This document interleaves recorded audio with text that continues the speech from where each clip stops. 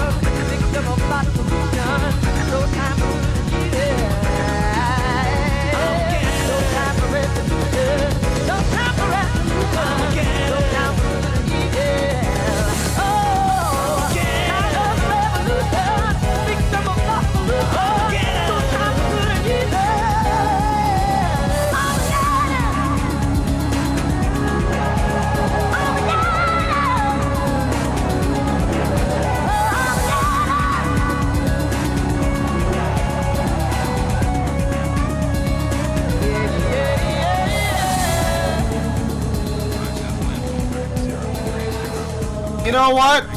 Fuck you. You get a second intro song, because hopefully today we're gonna get some more banger music. We've got a Jan Hammer Mind's Eye video to get to, but that'll come later. Let me cue this one up for you. This also originates from the first Mind's Eye video, folks. Get excited. You're gonna hear some fucking bangers today.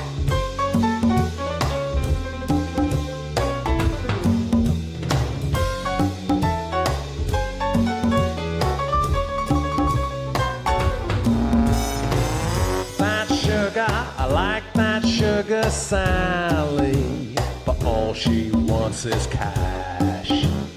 All she wants is cash. That Lincoln, he takes that sugar Sally, but Sam took all his cash. Sam took all his cash. George is on the TV. Shaking his booty,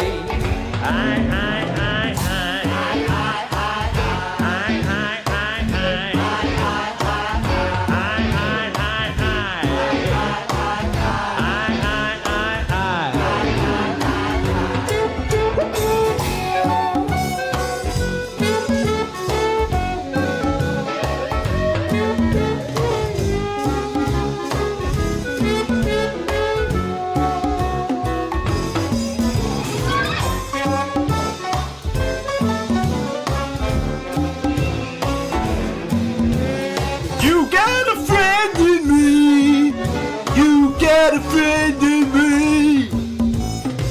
He's in a movie, shaking his booty.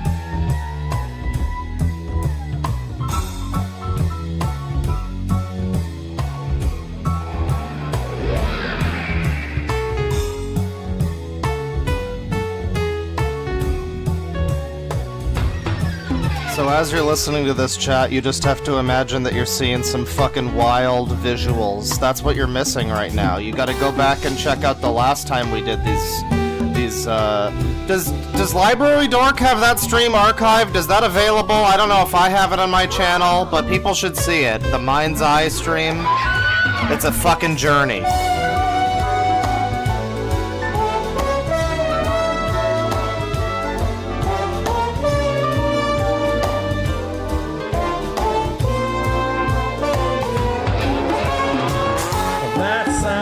She stole my Lincoln Town car.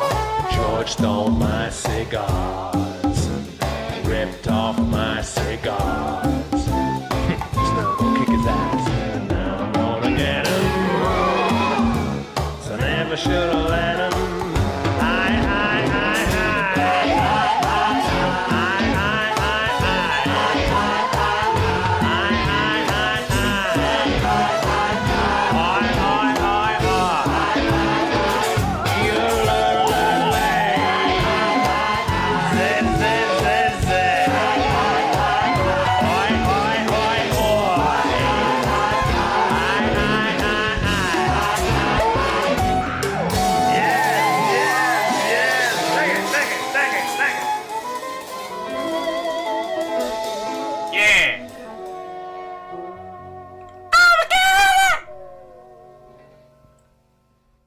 Well, thank you everybody for indulging me in the opening sequence of the stream.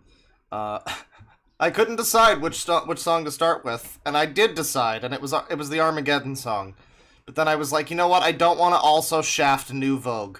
Those are both by Thomas Dolby. Again, if I don't have the stream on my channel, if Library Dork doesn't have it, I don't know. I might go back and cut it down or something, because it's a real interesting stream. I mean, I think I would need to cut it down because I think that was just part of a larger stream, which was, you know, otherwise also interesting, but it didn't have the same, it wasn't all thematically like animations or whatever. But on that day I swore, thus I swore, to do another stream, because there's a whole series of those Mind's Eye animations. If you were there for the last stream, essentially it's pre-Toy Story, early 90s, late 80s video, like computer generated videos.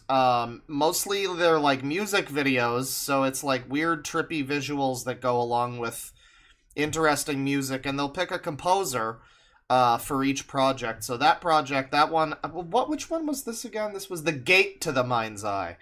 The other ones are like Beyond the Mind's Eye, whatever, and they are all done by other composers. This one was Thomas Dolby, and I was a big fan of it. And I was like, you know what, we have to watch more. But then, you know, in the time since, there's been other people that have suggested other channels and stuff, you know, other weird animation channels. So we might try to get to a few things tonight. Maybe we'll do a Mind's Eye, and we'll save, because there's like 3 other ones, I think. We watched one, and I think there's like maybe 4 in the series. There might be more, might be less. I don't think it's less than 3, but we have at least another one to watch. Probably another 2, maybe more. And other ones like that aren't technically part of the Mind's Eye series.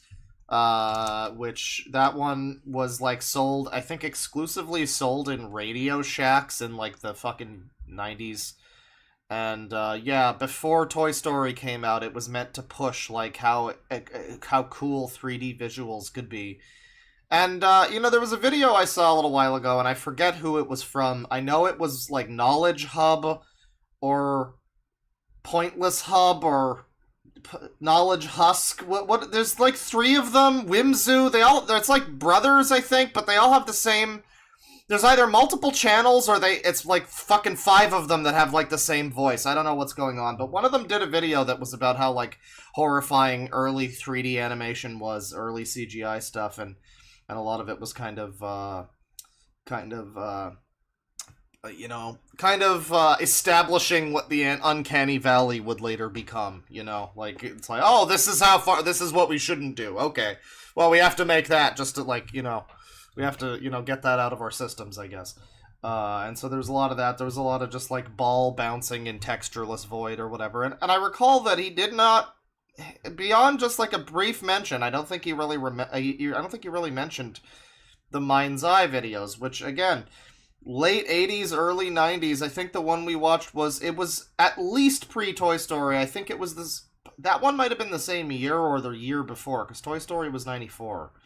That one was either 94 or 93, but there's I think one that comes out after Toy Story, and there was a few from before that. So yeah, it's pretty early stuff, and it's pretty interesting. And in addition to that, we'll probably be taking a look at some, user-generated animations, if you will. People on YouTube that have weird 3D animation channels or whatever. It doesn't have to be 3D, but that's, that would probably fit with the Mind's Eye vibe, so that might be, what I wind up going with. But before we get to any of that, however, we're going to do some commercials. It's been a long time since we've done a commercial stream. I always enjoy... Commercials are so relaxing. You don't have to think with commercials. You just get to chill out, watch some old... Oh, I remember that product. I never got that one. That's funny. And some people have been suggesting, like, maybe Japanese game commercials. That could be fun.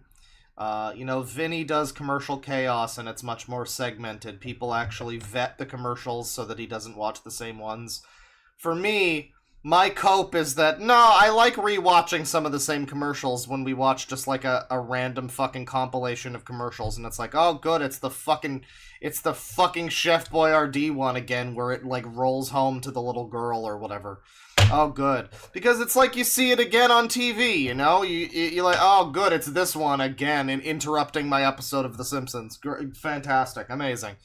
So that's my cope, that's how I choose to deal with the fact that my production is significantly less, it's a Slapshot display here, but we're gonna do some commercials, and yeah, maybe some Japanese game commercials could be good. People are asking what decade the commercials are, I tend to go for 2000s, but I've seen a lot of the 2000s. I think a lot of my audience skews 2000s or 90s. And we've watched a lot of the 90s too, so it's like sometimes it's good to go back to the 80s and the 70s or even further beyond to really get some idea for what was going on, because you see some like 50s commercials where it's just like the husband like bitch slapping the wife because she doesn't make him good coffee. And you think about like how far we've strayed as a society from what's decent, honestly. So we're gonna get into the that bitch just made some terrible coffee. You all judge the man for hitting her, but she made some terrible coffee. So we're gonna get into the commercials here, and I'm really enjoying. By the way, I saw this earlier. I guess it got recommended to me again. I've lost the. Okay, the soundboard is now missing. What the fuck happened? Oh, it's like it fell behind the thing. Oh, that's not good. Come on now. Don't stream for a few days and I wind up all out of sorts. Look at that. There you go. That's right. Yeah, there's a great video that I saw here. Oh, now the controller's getting in the way. Yeah, that's fine.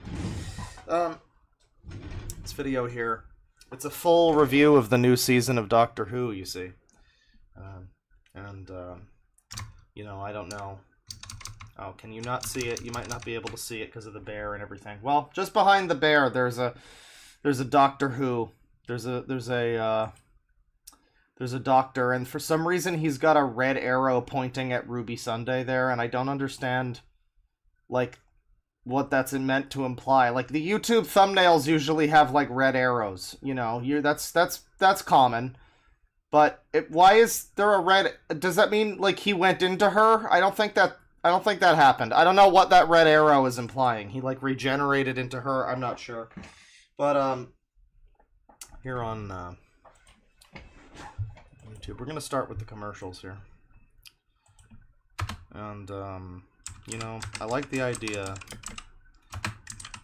of Japanese commercials, and we'll do 2000s.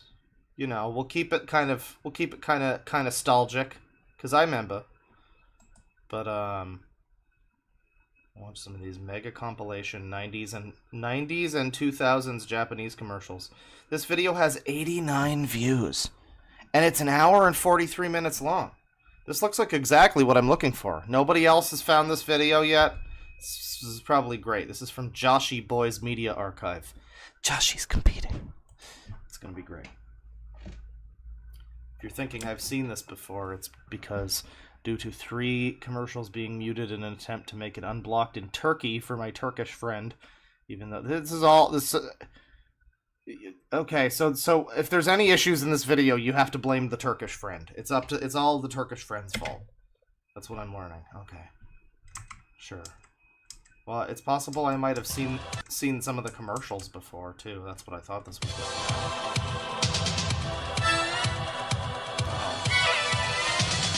So I mean, like I was learning Japanese a few months ago. I kind of strayed from the course. I haven't really been diligent in my studies, but you know, I have a feeling I'm not necessarily going to know a lot of what these products are or services, or perhaps people, maybe politicians. I don't know. I'm not sure I'm necessarily going to be able to know what the fuck's going on here, but we'll see what we can do. You know, it's like I'm going to be like you showed up in Japan and you're looking for your tour guide, and uh-oh, it's me, and it really shouldn't be. Uh-oh. Oopsie daisy.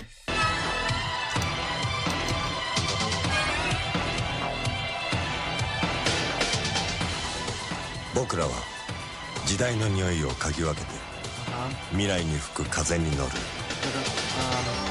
Probably knew one of those words, sure. At 時計 some より point, 早く動くコスモ証券 right. ゴミを減らすために So 私 that was a security company, you know, because the bird was protecting the whatever it is that they protect, I guess. All right. Well, we're off to a great... I like the commercials, too. It's like I don't speak the language, and it's gonna be like a fuck-off, abstract, weirdo commercial, and I just have to kind of fucking guess. And I don't want to do the thing where I look up what these companies are. You know what? As far as I'm concerned, it's bird security. It's security for birds. 私にもできること例えばハイパワーボーナスの詰め Okay, 替 well, this is some, like... えパックで小さく捨てる What is this? Some kind of cleaning liquid. 大きな差を生む小さな一歩です。 Right. Ippo this. 私は手のモデル This is not working out so well for me. You know, I should have kept going for another week. I would have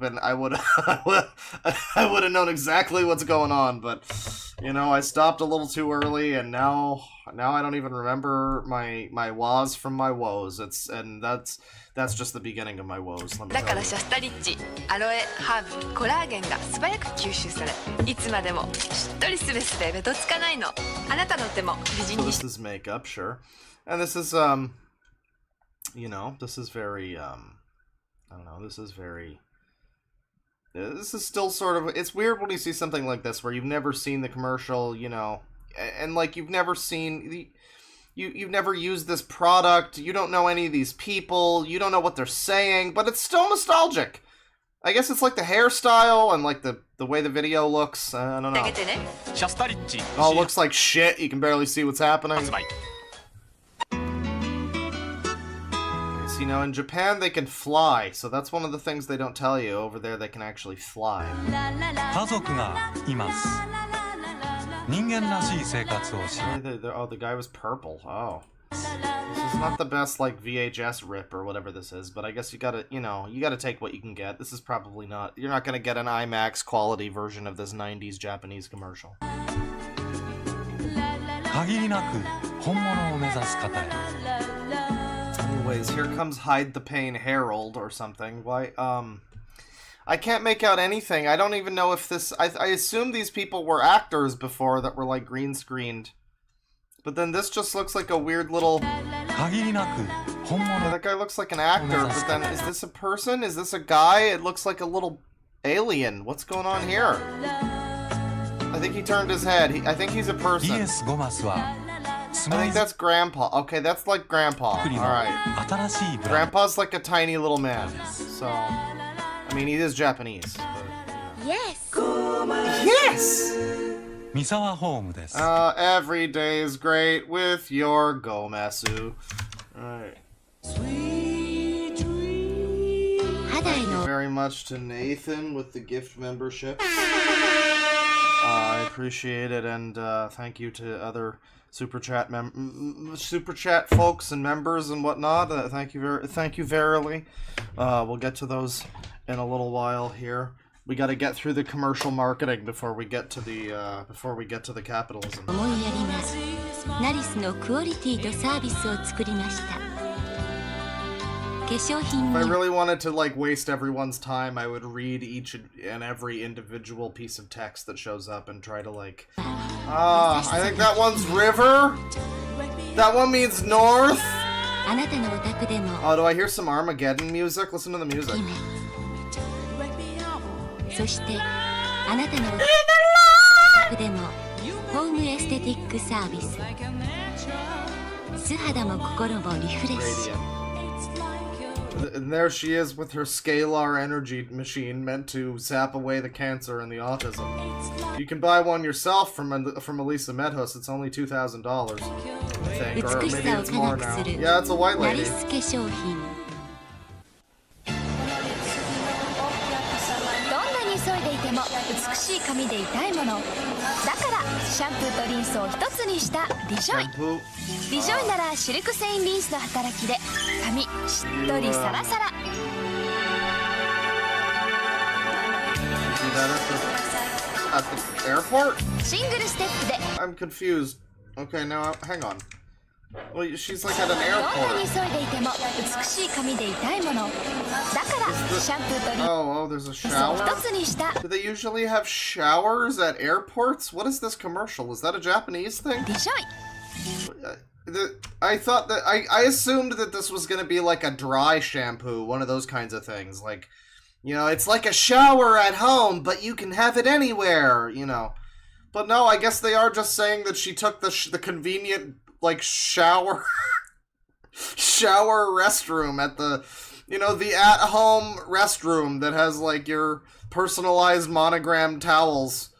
That's freaky. That would be a terrifying. That's like an SCP thing. You go to an airport and there's just like a you open a door and it's like your childhood bedroom or something. Dear God. いたいものだからシャンプーとリンスを一つにしたリジョ Who イ else poop リジ maxing? ョイならシルク繊維リンスの Apparently they do. 髪しっとりサラサラ I guess that's a thing in Japan. They have showers at their fucking airports. All right. Sure. シングルステップで髪しっとりサラサ Thought ラ it was bad enough going to the shower at the fucking Y or at like your school or whatever. Now you gotta at the gym? No. Try the airport, motherfucker. That's the real bastion of society and civilization. You're getting the good shit there. リジョイ P&G です T&G this. Yeah. More flying Japanese. 家族がいます人間 It's like a different commercial too. It's very similar to the other one, but らしい生活をします I don't know what they're advertising. 限りなく本物を目指す Something about sleeping? Grandpa's annoying dad? Is this the Japanese game Mr. Mosquito? イエスゴマスはスマ What are イ we 作りの advertising? 新しいブランドです Atarashi brando desu. Is this a house thing? What? For good and original housing supported by Misawa's advanced system. Gomasu. Gomasu. Yes 三沢ホームです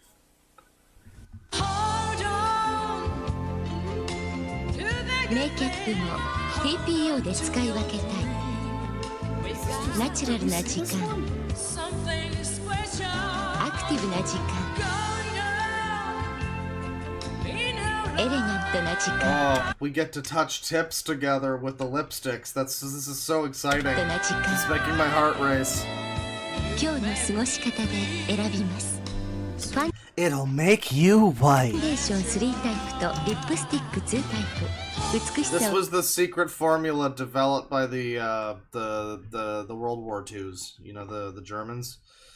You know, this was they devised a secret plan to Aryanize the whole world. It's actually it's devious. It's It's just frankly, it's just despicable, honestly. おそらくするなりすけ商品。おにぎり持って未来へ行こう。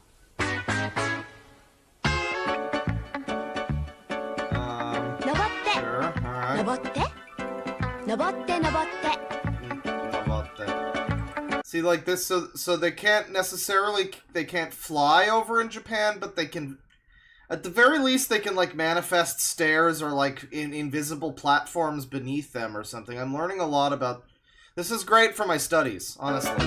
Because, like, you know, to learn the language, you gotta learn about a lot about the culture, so it'll make a lot more sense to me when I'm learning Japanese to be like, oh yeah, they can all fly and like, hover and stuff, you know.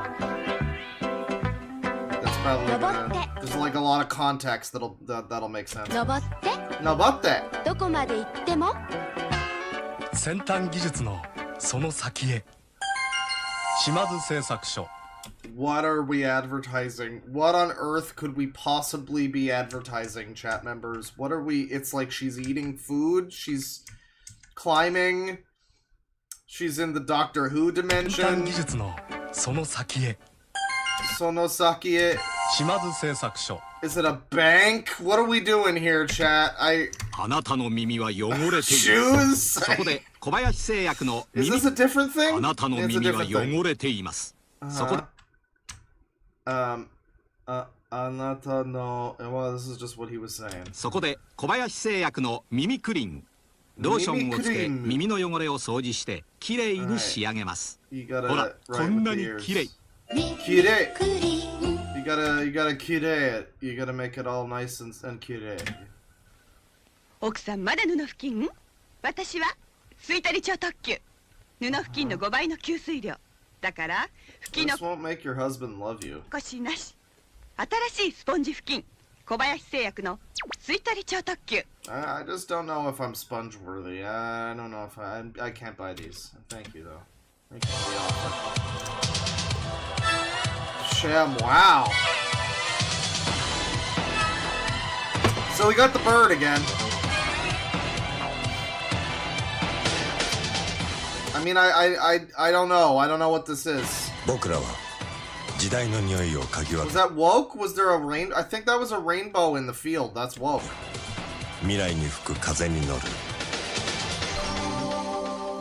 So there's like a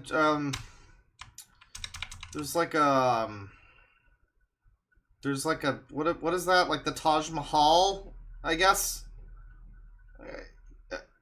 I'm no closer to knowing what this ad is, but thank you for playing it again. You know, this video's an hour and 43 minutes long. I think maybe if it's got repeat ads like this, that maybe it's, you know. 時計より早く動く Goku? コスモ証券 Is Goku involved in this? Is he part of this outfit? Okay. Oui, mon premier mari était cosmonaute. Nous nous sommes rencontrés. Okay, this is the saddest, most depressing thing that I've ever seen, chat. So this is a bad commercial. I mean, whatever this is trying to sell me, maybe it's this is probably on purpose, you know. It's meant to make me feel bad for this grandma, I guess. Did, like, the Japanese government cut off her lights or something? Did Godzilla destroy the power generator? What's going on? Sur la planète Deimos. Son mari était cosmonaute. She's French. Never mind, I've got no sympathy for this bitch. Nous nous sommes rencontrés sur la planète Deimos. C'était lorsque je faisais de la recherche sur le sommeil paradoxal. Yeah. D'ailleurs, on voyageait tout le temps. She brought this on herself by being French. Et She cette deserves misery. année encore, je vais partir à l'aventure en canoë ou en Oh, just moto. look at her. その不幸な身の上話は彼女の作り話でした。1000年 So 新し it's, く okay, it's a jewelry ad, okay. ステイゴ Well, ールド Japan loves the French, though. I mean, so that makes sense. They're gonna try to... It's elegant, everybody. But this lady's speaking French. Come buy our gold. Buy our stupid gold shit. It's elegant. She's speaking French. Très bien.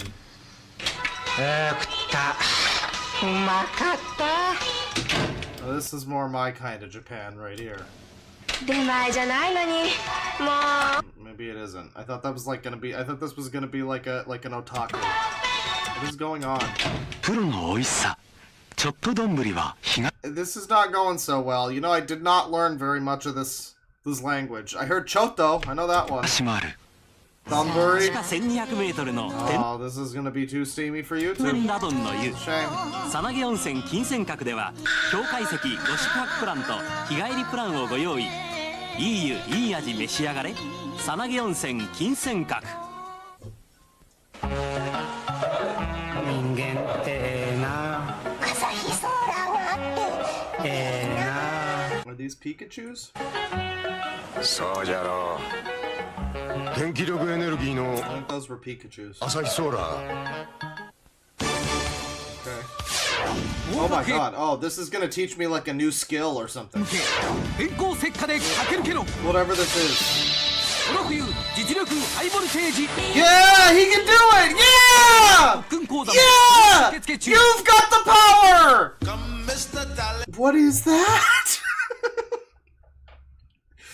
That's basically okay, so I'm assuming that what that is, it's like it's one of those like, you know, tighten up the graphics on level 3, like call up now, it's your cool college that you have to we have to advertise to people. We're not turning people away. That's how you know we're prestigious. We are advertising to people to come here. That's the most prestigious college. You know, one of those TBS ad kind of fucking things, like it's a vocational school or whatever, but it's like in Japan, so it's like a really cheesy advertisement that just looks like the actual in-game Yakuza like vocational school where you like learn stuff. And I think they literally do like a hip hip hooray, like they crowd surf Kazuya and Kazuga. They fucking crowd surf him like in that ad. That was great. That was a good ad. Salaryman School. あいつといるより気持ちいい。音響エッセイチタンとブラックで新発売。 Okay. Cat statue, I guess. Oh, this is a very fashionable woman. Japanese Saint Vincent over here. She's doing numbers. This is a Big Mac commercial? Okay, I guess that's what they were saying in the... I thought this was gonna turn into SOS. Diggy diggy, da da da, diggy diggy. Big Mac lunch! Big Mac lunch! マクドナルド。マクドナルド。 NHK 名古屋放送局ではテレビアンケートにお答えいただく。 Oh yeah, this is a good advertisement. This is like local Japan TV. Japan. Do you have any idea how small Japan is? That they have a local TV station for like some local region or something is very funny to me because like yeah, in terms of like populace, it's a big fucking country, but like in terms of geography, I think Japan's smaller than like Ontario. So having like a whatever this is, probably this feels like some kind of like local Hokkaido news or some shit. It's like, man, what a it's funny because it's just like wow, this is servicing like a 10-mile area and there's probably like 40 billion people in that area, but you know. ご家庭を募集しています。NHK が新たに開発 Japanese PBS. This is the propaganda station. Oh, never mind. I thought this was like public access.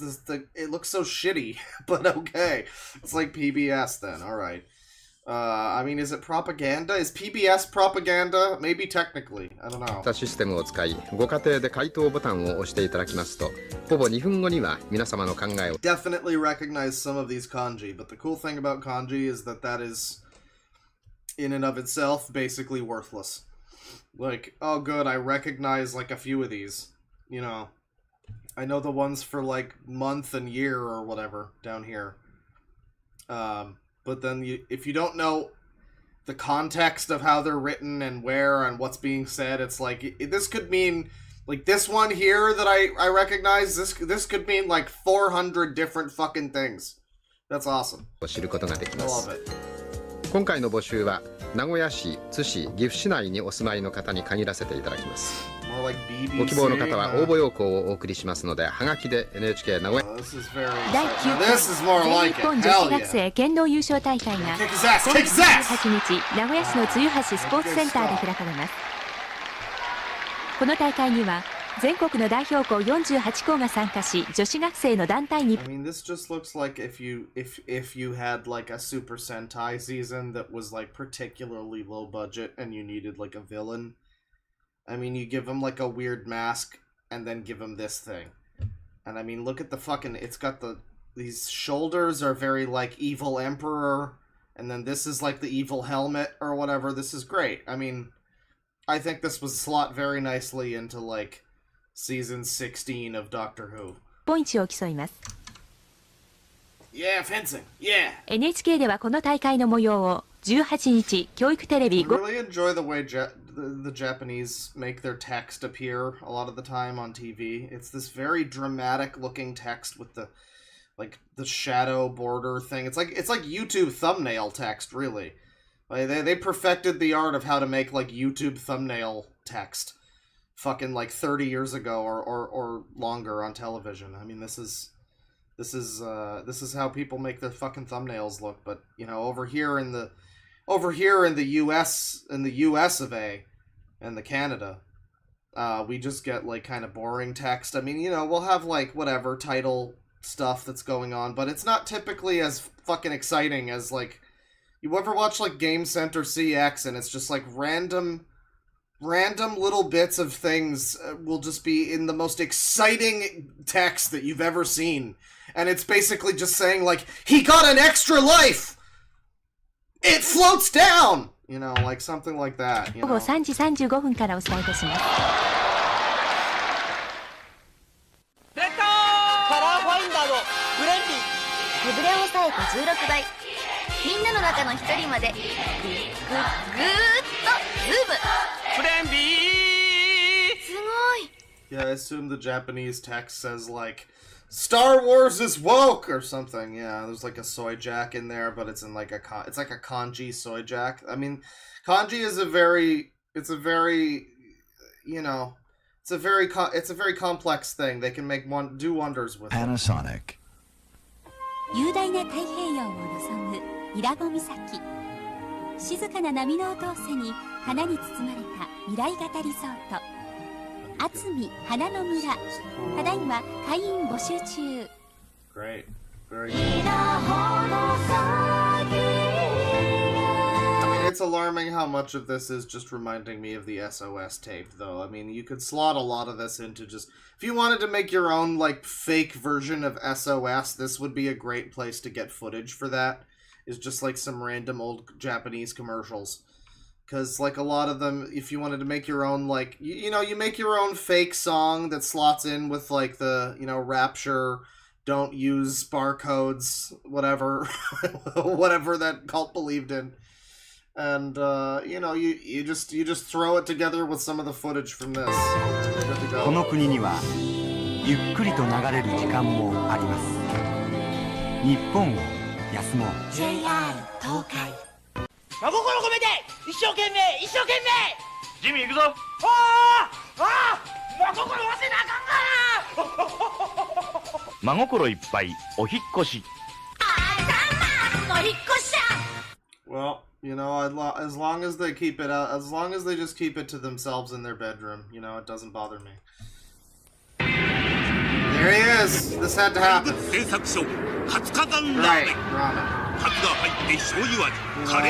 I mean, like, it's like you know, it's like if I cut from Godzilla to ramen bowl, someone would call that racist. You know, they'd be like, "What are you doing, Claw? You know, the stereotype of Godzilla attacking Japan or whatever."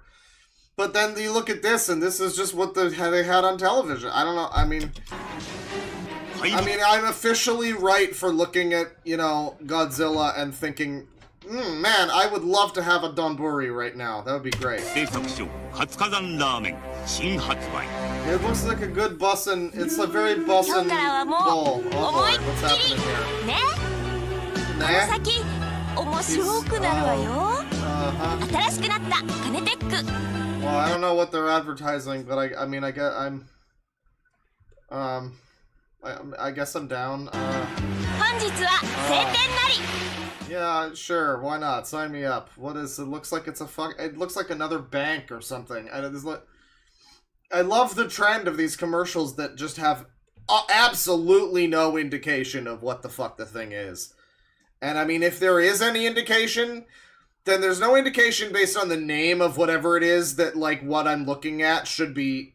Like, if this is beach-related or something, or, like, sexy girl-related or whatever the fuck, I mean, like, what is the name of this? Kane Tech? Probably Kanatech. It's Japan. Yeah, I don't know. I don't know, man. Sure. Why not? ダメなのよね、秋は。なんかこう肩にはまっちゃって。なんでだろうね。リンゴの季節になりました。カネボウ季節のデザート。Sure. フラットワン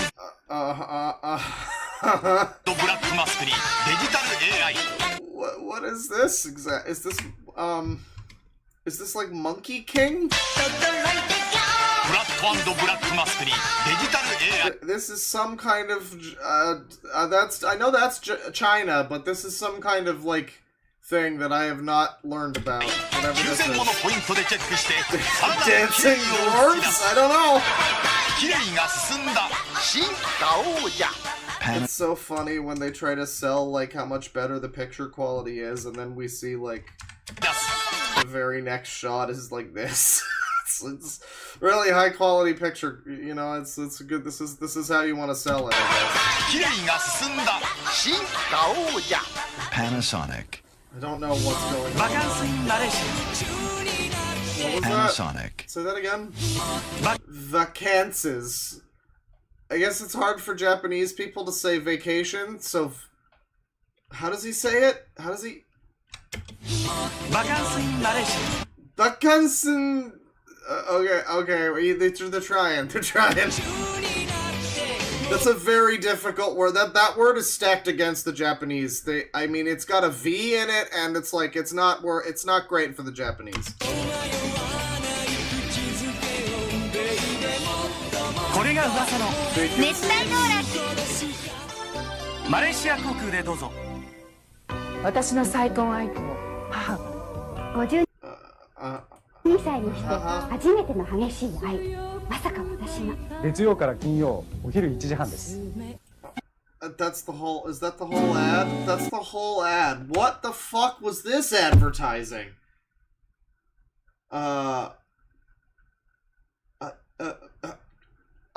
It's whatever it is seems extremely boring. I hope whoever went to this event got killed. The news? Maybe. That's the news? Okay.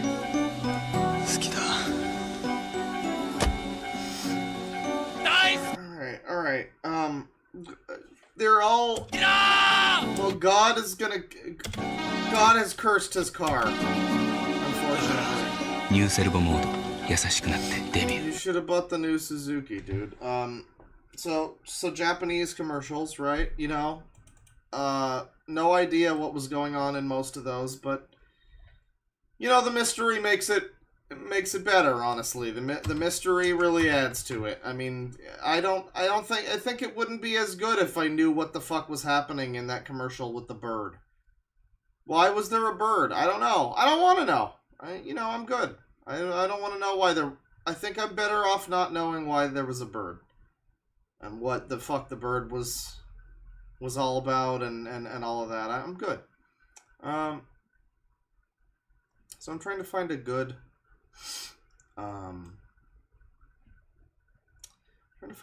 like, video that'll have some good commercial stuff. And, there's a lot of these. But I guess I'm gonna go with this one. Let's see. Yeah, this seems... Who is this guy? Who are you? What's your channel? Are you okay? Well, this channel seems fine. Okay. I wanted to look... I'm just like... This seems like a familiar channel, but it's not necessarily. It's Dave's Archives. And he's got a... Is this gonna be... Are you... You better not be talking over these. And a cast of thousands. No, we got an FF7 ad here, though. That's cool. 70 minutes of decade-defining 1990s TV commercials. FF7 is one of them, so that's awesome.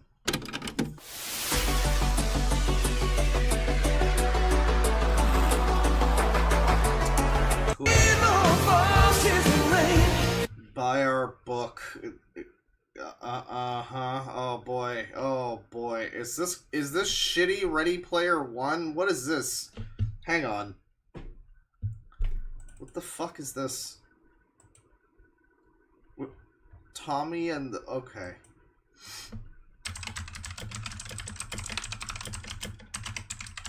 I gotta, like, see the Amazon or whatever. I gotta see what's going on with this. It's got a decent rating. With 44 ratings, it's got a 4.4, so that's pretty good, I'd say. It's $32 to get the hardcover tomorrow. What is the plot of this? When life supplies 11-year-old Tommy Grant with some unfavorable circumstances intruding on his otherwise tranquil life in Ohio. He's in the Riz capital, everyone. He retreats into the spellbinding order of cosmic champions. It's a TV show or something. Righting wrongs, waxing nostalgic. Okay, well this sounds more original than Ready Player One at least, so I'll give him that. But boy, this sounds like it could be a pile of hot shit. I don't know. A new novel set in the 1980s. Dude, I love John Hughes movies and arcades and pizza and the Ghostbusters. I love the 80s, dude. That's awesome. Alright. Stand up. Awesome. More than buy the book. I'm sure it's great. 200 animators and programmers. A multi-million-dollar production. So more importantly, here's a commercial that horribly lies to you about Final Fantasy VII because they didn't want to show you how silly it looks. Still a great game, but for whatever reason, they were like, you know what? It's gonna undercut the thing if we let them see that it actually looks like a bunch of shit. Over 2 years in the making, and a cast of thousands. They said it couldn't be done in a major motion picture. They were right. Yeah, they were right. They tried doing a Final Fantasy movie a few years later, and it didn't go so well for them. Final Fantasy VII. At least they gave James Woods a job, you know? That's the important thing.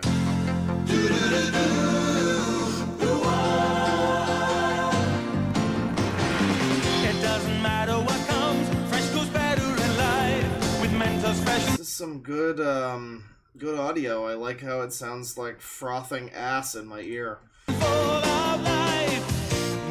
You know, I've heard Mentos is the breath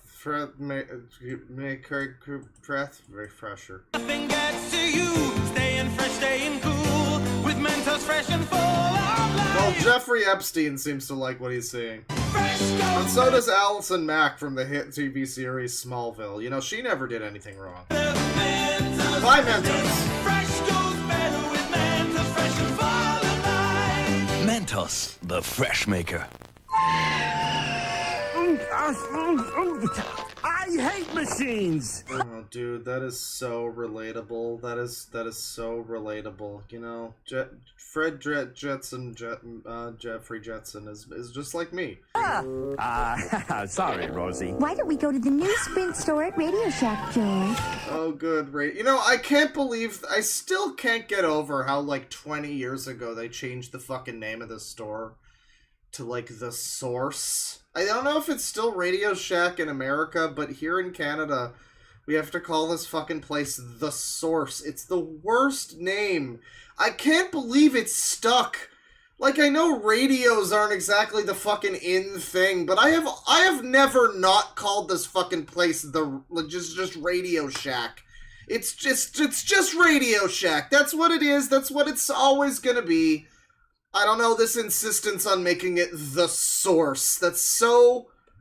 It's objectively dumb. It's a terrible name. It's just like how the Ayreon album, The Source, was kind of a fucking terrible name for an album, because it's a pretty good album, and it's an extremely generic name that tells you nothing about what's going on. Compare The Source to Actual Fantasy, Into the Electric Castle, and The Universal Migrator. That's a very different kind of vibe, you know? It's very sterile, and maybe that's the fucking point, actually, given the content of the album. The point is, The Source is not a great name for your store. I don't feel compelled to... It's not memorable. I don't know what the fuck they were thinking. Is it still called that in the US? The Sauce? Vaguely ominous? Yeah. We have to go... I have to go to The Source to pick up another auxiliary cord for my audio setup. Yeah, dude, that's cool. I also have to stop by The Source to get a phone case. I picked up a new phone recently, and I looked online, and apparently The Source is the only place near me that actually has one that fits my model and looks good. So, yeah, I mean, I'm pretty sure I'm heading over to the Freshco. That's like on the way to The Source, right? Because like I gotta go to the Fresh. Yeah, I'll hop in. We'll split an Uber. Sprint's easy-to-use products. And the know-how of Radio Shack. They even showed Astro how to use his mobile phone. They could even help you, Mr. J. Astro has a mobile phone? Oh my god, Lois, this is just like that time I was in the future. Oh, Rhonda. Oh my god, Brian, this is just like that time you were in the future. New Sprint store at Radio Shack. She's got the red, she looks like Lois, and then there's a talking dog. How much is the Jetsons like?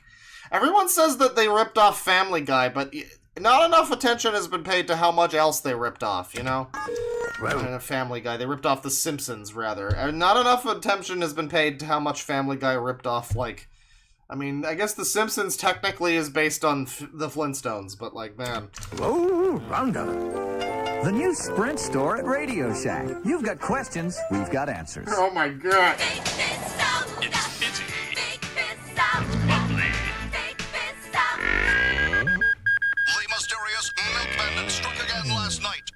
Several more local... The Big Fizz! It's the Big Fizz!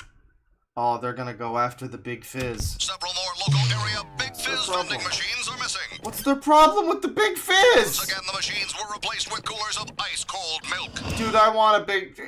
Okay, so the cows... my headcanon is they don't really give a shit about, like, us drinking milk. This isn't beneficial for us. This is just... They just want the Big Fizz. They recognize that the soda's better. And they're trying to fucking shaft us by giving us their fucking cum. As in earlier incidents, look at this. This is a good thing. Bear the now infamous slogan, milk. This is the good. The cows are actively ominous in this situation. As in earlier incidents, there's spooky laughter. Why would children ever want to drink milk? The coolers bear the now infamous slogan, milk. It does a body good. It's literal cow propaganda. This is disgusting. Give us back our Big Fizz. Remember what they took from you. Witnesses were reported. Listen, I love Big Fizz, and I will not fucking take any shit about Scub. I am a fucking Scub enjoyer, and I won't stand for any Scub haters. Here's new Talkboy tape recorder. Now you can be as clever as Kevin. Stop drooling on me. As clever as Kevin, huh? What year was this? Oh, 1993. Home Alone 2. Right. Okay, it's an official tie-in. I thought they thought they were being slick with a little, just like Kevin. Kevin who? I don't know. It's whatever. Stop drooling on me. Tiger's new Talkboy tape recorder comes with audio cassette. Batteries not included. Talkboy. You're an American. I'm sorry. Wait. Hang on. What's the toy? Is this just spy? Is this just how to like covertly film people like a voyeur? With Tiger's new Talkboy tape recorder, now you can be as clever as Kevin. Stop drooling on me. Stop drooling on me. Tiger's new Talk... I see. You could be a little shit. Well, I mean, I do enjoy how many toys were made throughout history that were basically just encouraging people to be like, not maybe very respectful of other people's privacy or personal space. You get those like comic book advertisements that are just like, you can see up women's fucking skirts with these glasses. Buy them, kid. This is record your family members without them knowing. Isn't this how like the movie Witness happens? I don't know. Tape recorder comes with audio cassette. Batteries not included. You're an American. You're an American! You've got the right to play bingo, the right to monster truck rallies. No bingo today. And the right to big, juicy burgers. Oh, man. Where did America... This is like, again, like, where did... Why do stereotypes exist? It must just be, like, stupid people and bigotry. No, it's because of... It's the Japanese people shoving Godzilla next to bowls of ramen, and this American guy talking about how he just loves eating fucking burgers. I'm reminded of the old, I think I referenced this recently, too. The old 4chan threads where it would be like, you know, there'd be a picture of a bald eagle or whatever, and it would be green text, America level burger music plays. You know, I mean, that was kind of the advancement of the original thread was like, desert level, you know, India music plays or whatever, but eventually it became corrupted by burger music, and then it turned into just like Europe level breadline music plays. But I mean, like, it's pretty accurate if you think about it. What music is playing here? Because whatever it is, I think we have to agree this is burger music. You've got the right to play bingo, the right to monster truck rallies, and the right to big, juicy burgers. Someone slaps. That, like, Piccolo fucking song. What was that, like, Bingo was his name-o or whatever that was. That's the burger music. That's official burger music. It's a low price on a fried little burger and calls it a deal? Okay. That's un-American. You have the right to go to Burger King. The right to get a Whopper, plain broiled, not fried.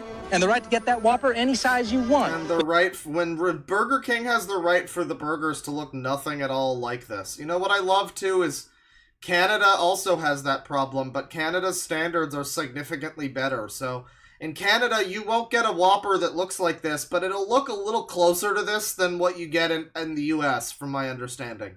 I mean, I guess you could maybe get, like, a really good Whopper, like a really good Burger King or something.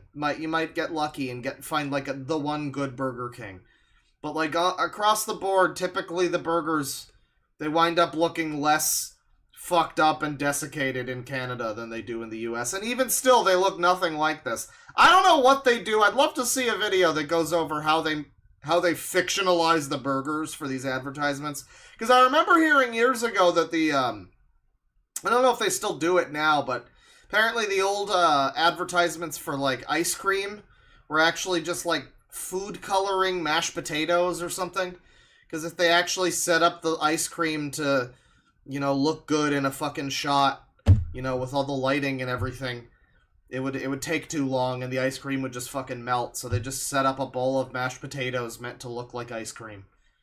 And, you know, they probably do something. This is probably not even anything close to edible. This is probably, they might be using, like, forced perspective. We don't know. I don't know how they're making this burger look decent. With fries and a drink. Starting at just $1.99. It's like pizza with blue, It's all there in the Constitution. Look it up. Burger King. Get your burger's worth. Halloween Monday, NBC takes you into the scariest home in the country.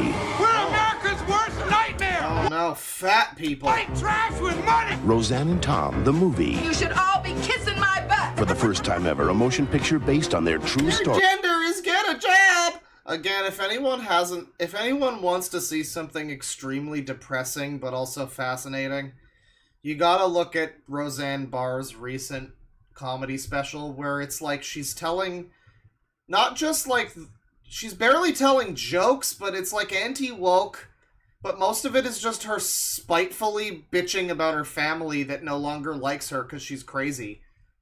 And, like, no one in the audience is really even laughing that much. It's a surreal fucking experience. I mean, like, you'd think the audience would at least be on her side, but no, they don't even really find it funny. She's just, like, dying up there. And she got a whole special out of the fucking thing. It's genuinely embarrassing and sad to watch. It's like she used to be like a comedy legend, kind of. Well, like, you know, she was a big time comedian of TV. Roseanne, big deal TV show, right? Yeah. So the fucking star has fallen. Nothing is gonna shut me up. Roseanne and Tom, the movie, the greatest Halloween ever, is on NBC. In a distant corner of our galaxy, an invincible alliance has been formed. Engage! Let's go! Jack in the Box and the new Paramount motion picture Star Trek Generations team up to give you a free Star Trek Generations movie collector's cup when you Galaxy... Red Letter Media needs to use this clip for something. I don't know. This just feels... This feels like it would fit in line with some of the... You know... Some of the promotional bullshit that they show off for some of these things. The fabled Titanic theater cup or whatever. Any supreme value combo. Oh yeah. See, the good thing about Jack in the Box, that doesn't even look all that good. I mean, they probably didn't have to try that hard to make that one look appealing. For just 39 cents more, beam up to bigger fries, a larger drink. Collect all 4 limited edition cups. It's a stellar deal for just 39 cents more, only at Jack in the Box. I love Jack in the Box. This guy never complains.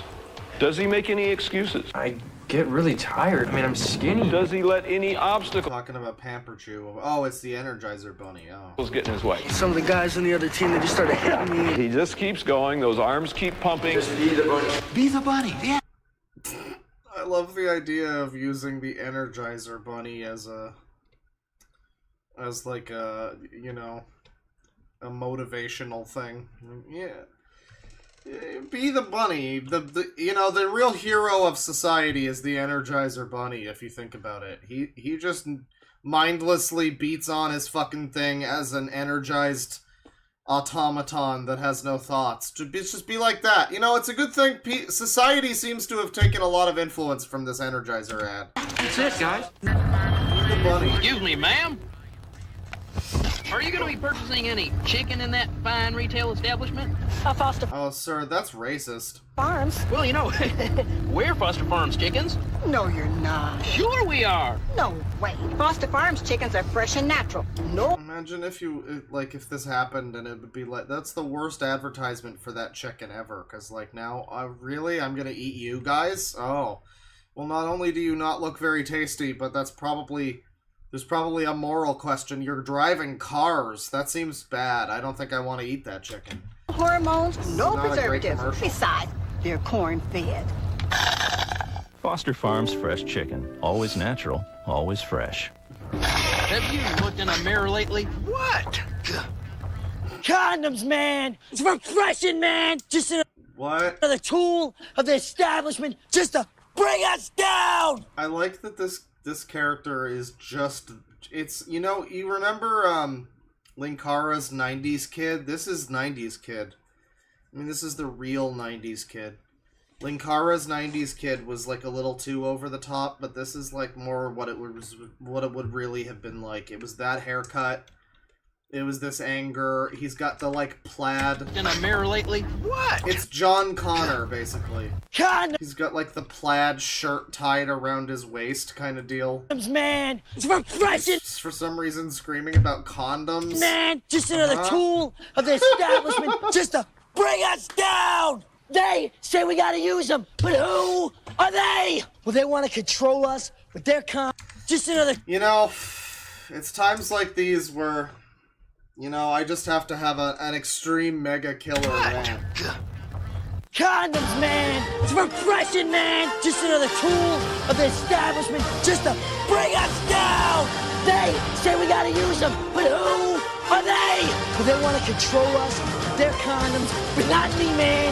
No story, no motive, no reason, and no background check! Seriously, are you normal? I'm about to say some super harsh things! It's an extreme, mega, killer rant.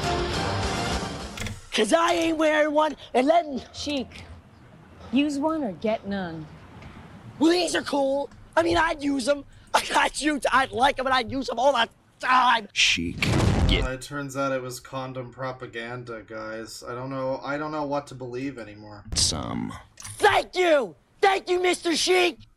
Something of this scale, I mean, more than 20 new bands at a shot. That's a fair bit of work, am I right? I mean, it's like Mick always says to me. We do it for the love, man. Zep, of this scale, I mean, more than 20 new bands at a Colin Jacks, right? shot. That's a fair bit of work, am I right? I mean, it's like Mick always says to me. We do it for the love, man. Zep in 72 was nothing like this. It's sort of like vintage Bowie, you know? All shiny and unexpected, like. Dude, I've never heard of this. This looks great. No, I want to see more of this. I want to see Launch. Does anyone have a video about Launch? Wait, where's the LGR video? Where's Vinny exploring Launch? Hang on. Launch. 1990. I mean, what year was that? Launch the CD-ROM magazine. Alright. CD-ROM magazine. Oh, hell yeah. Well, this is a different thing. This is a very different thing, actually. There's another thing that looks very funny that actually might slot in with tonight's entertainment, in fact. Whatever that is.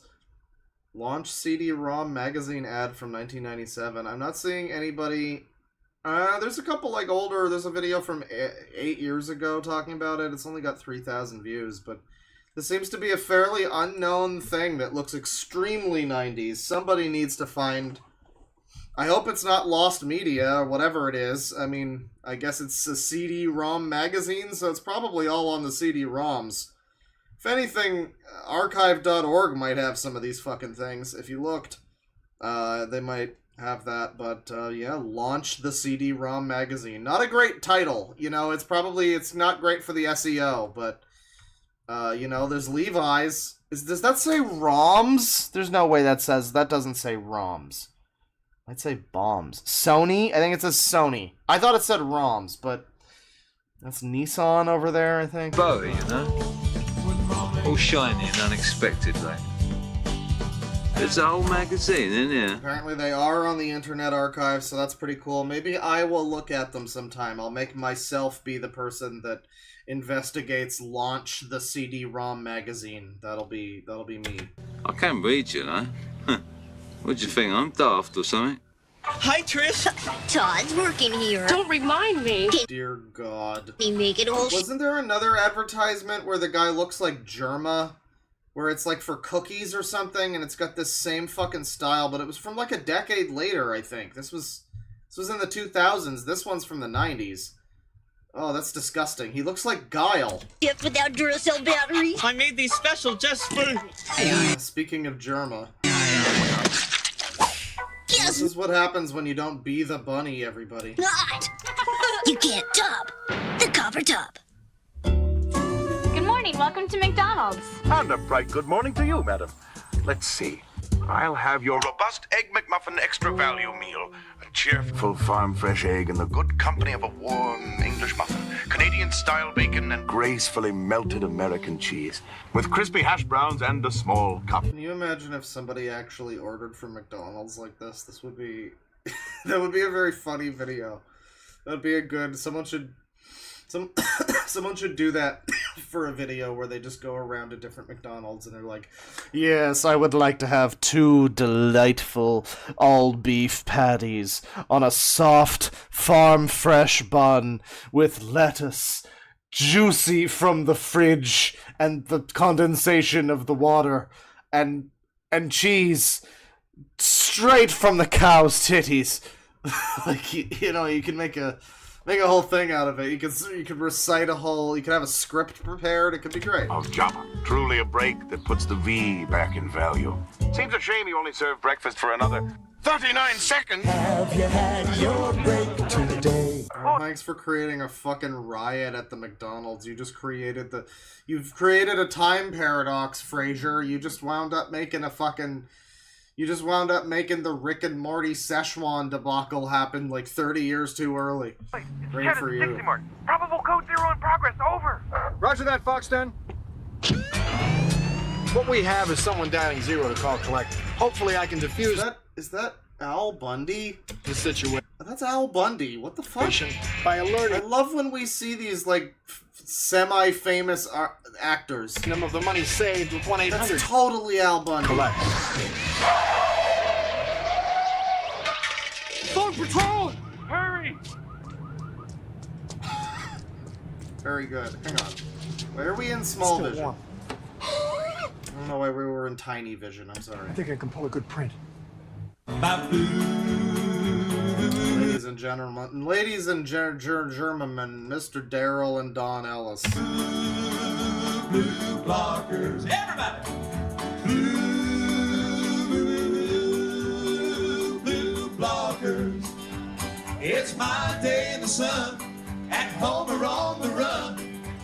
I know for me, there's second to none. Everybody! My blue. It might not sound like it, but this is the last good radio country song. Blue blockers. Available at leading drug and discount department stores everywhere. Have you ever heard the wolf cry to the blue corn? This summer, Burger King celebrates Disney's Pocahontas. So now, only at Oh yeah, that one we're not allowed to watch or talk about anymore. Burger King, a Pocahontas hamburger kids meal is just $1.99 with one of 8 magical toys from the movie. Disney's Pocahontas, a legendary tale of discovery, friendship, and... It's not only that it's like apparently, you know, the Twitters have decided it's racist or whatever, but also just it's apparently very boring. That's what I've heard, is that Pocahontas just is a sucky movie that's boring. So all the way around, I mean, it's not one that I'm rushing to fucking watch. and living in harmony.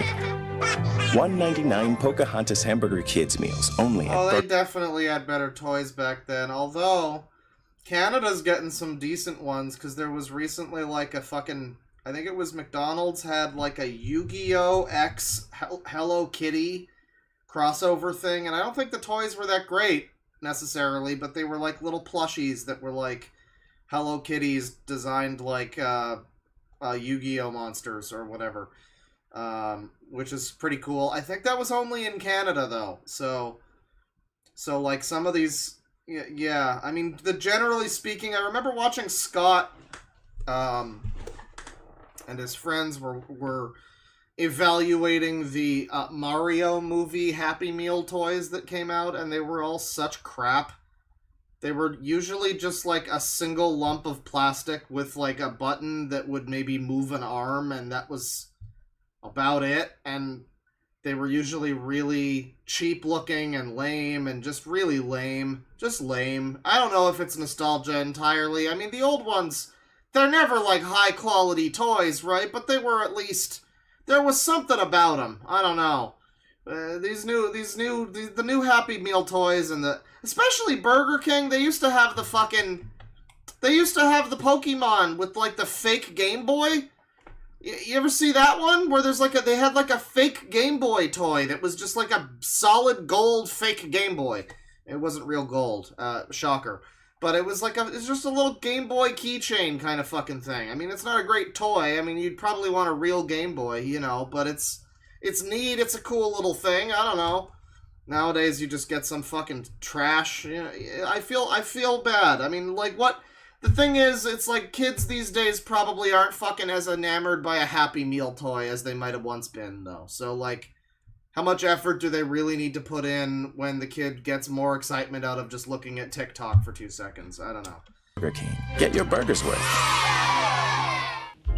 Thomas Bond? Yes. I just want to be sure that you understand your Dutch too. I want to see if I could track down the, I had this, well, I had a couple when I was a kid, like the Happy Meal kind of toys. I had one that was like a Buzz Lightyear, and I really enjoyed that. And then there was, I think I had like a, what was it, Beast Wars? I had one of the Beast Wars toys, one of the like transforming animal robots. I forget, I think it was the gorilla guy, I'm not sure. But it was a guy, and I'd like to, for my like collection of nostalgia bullshit that I have, like my Rodney Copperbottom Robots protagonist action figure from the movie Robots from 2005, which is a very good action figure, by the way. It's made of like really good materials. I mean, I say that, mine has a fucked up broken leg a little bit, but it's fine. Made of it's like solid die cast, but no one gives a shit about that movie, but I needed to have that figure in my collection. I want to try to find a couple of those Happy Meal toys that I had. That'd be kind of cool. Are right on the street luge course. Luge course? Yeah. People are racing downhill. Aluminum boards, Snail little wheels. Furby. Getting up to 70 I miles. think they give away Tamagotchis sometimes in the Happy Meals, at least in Canada. So, I mean, like, sometimes it's not so bad. An hour pulling upwards of 6 Gs. What are we doing, like, luging? Is that a lot? Oh, yeah. Oh, yeah. That's a lot of G's. Wait, what was this? What is this called? Hang on. This was, Oh, this is for Extreme Games. Is this for the X Games, then? Is this before they called it the X Games? It was the Extreme Games? Fun thing about Extreme Games, by the way. You guys remember Extreme Games? The Content Mill brothers that made, like, slop YouTube trash, algo trash, who pretended that they were gonna die because they had, like, acne or something. And then they got saved by a combination of chiropractic and Jesus. And now they're saved. They're healed. But they were gonna die. They were totally gonna die. Well, they're still around. They've definitely shut down their production, but like they have recent videos that are trying to cash in on Blop 6. The new Call of Duty, Black Ops 6. They're trying to cash in on that for some reason. That's like the new ticket, apparently, for Extreme Games. Not today, but we're totally gonna do an Extreme Games visit. Somebody mentioned them on the Discord, and I saw it, and I was like, I wonder what they're up to. And I really didn't expect them to have uploaded anything in the last 2 years.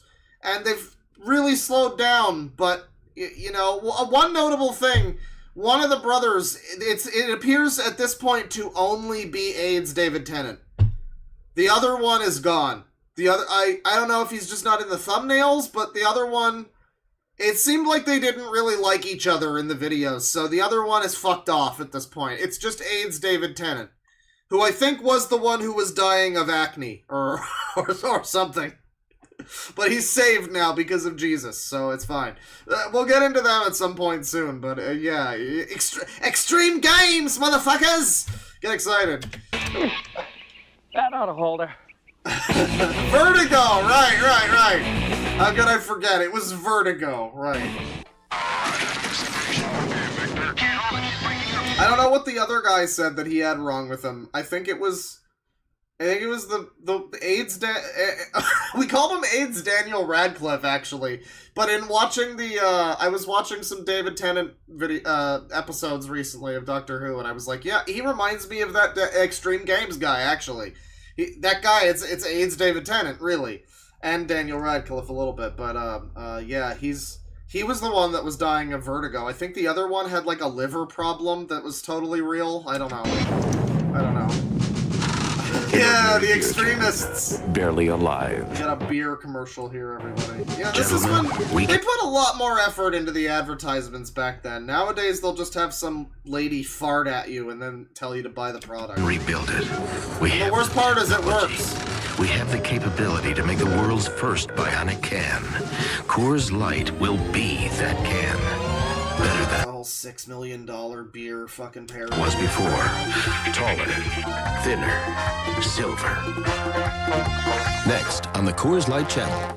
Polaroid. Yeah, and I saw a video recently. I forget who made it, but it was a really great video that was talking about how, you know, it's nothing new, it's nothing original, but it was basically just like, boy, you remember how things used to be like more interesting and everything had color and there was some character and personality? And now, like, every brand that you see is just, like, you know, every app is, like, a single color. The icon for every app is a single color with a letter or a symbol or something. You know, it's like everything has just been kind of homogenized into like, the McDonald's brand of itself. And you watch some of these, and it's like, yeah, I mean, I don't know if they still do advertisements for Coors Light. It's probably just, like, a fucking, like, Instagram ad telling you to swipe right on this cool beer or some fucking shit, you know, some horrible shit.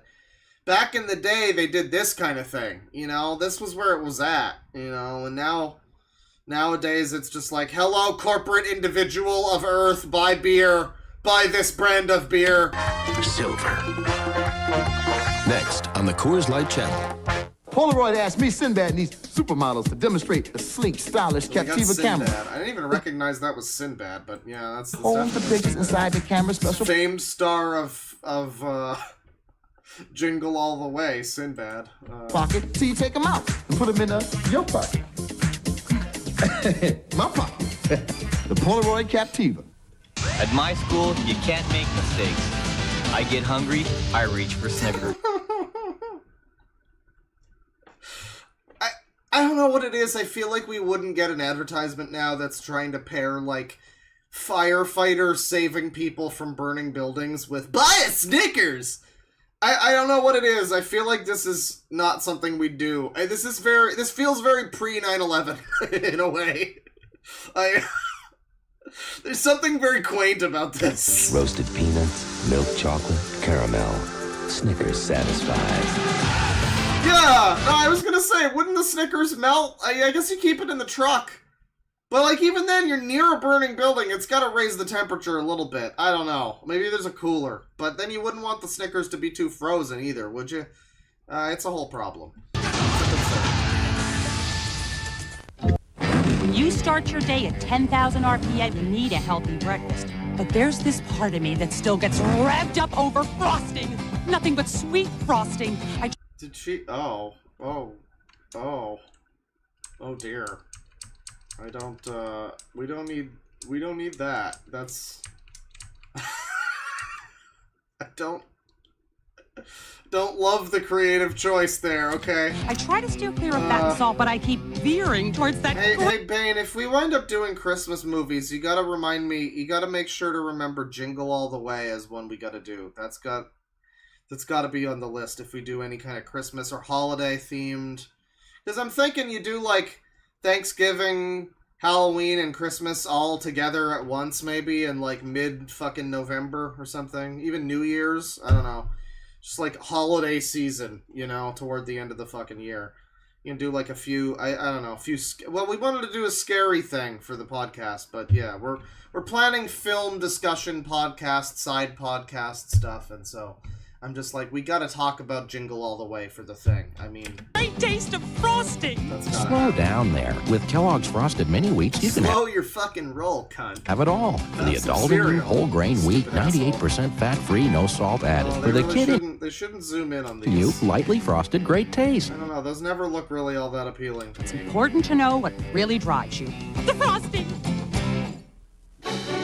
So many phones. So many places to use my calling card. So why is it no two of them take the same cards or charge the same amount? Will I become a hit and run victim on the information? Chat members. I'm sorry. Let me just indulge me for a second here. Hang on.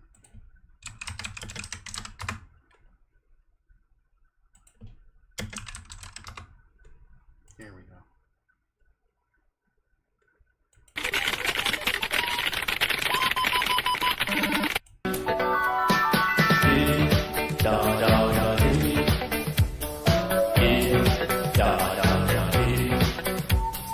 Everybody's gone.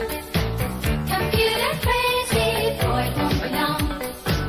They'll be replacing man with machines that talk and can think. Everything is cold and calculating, far away from where. It fits! Love originated. What can I do?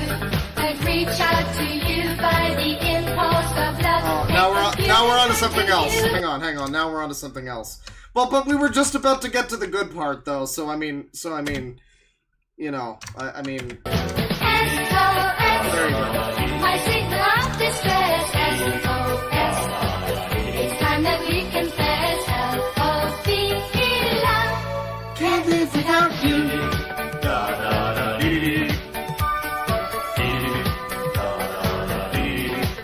It's a great song. It's a great song. I love it. It's great. 1-800-COLLECT on TV. Here's how it works. Thank you for calling 1-800. It's uh-oh. Oh boy. Oh, I did the wrong move right there. Where was I? That was Canadian commercials. It was like down here. Fuck, I watched that one. Oh jeez. Oh god, Lois. Hang on.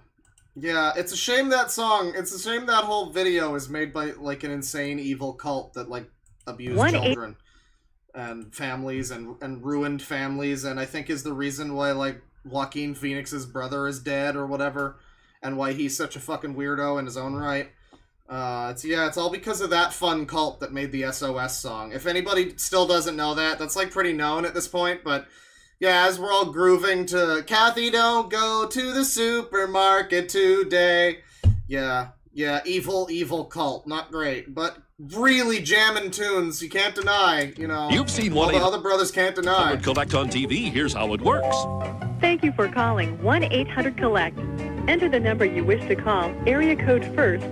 Say your name. Chris. Please hold while we place your call. 1-800-COLLECT. Dial it today.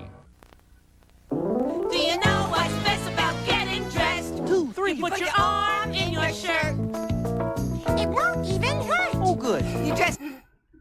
Just cut off your arm and throw it in the barn and put your arm in your shirt. Goes over your head. We hope you heard what she said. And that's what's best about getting dressed. You put your jacket on right. And zip it up tight. Put your legs in your pants. You'll be doing that Is dance. that Rosie and Barbara Streisand? Is that who that is? Come to Kmart for the whole line of Sesame Street clothes at Kmart's everyday low prices. And that's what's best about getting dressed. Whoever it is, they're there. They're certainly doing it.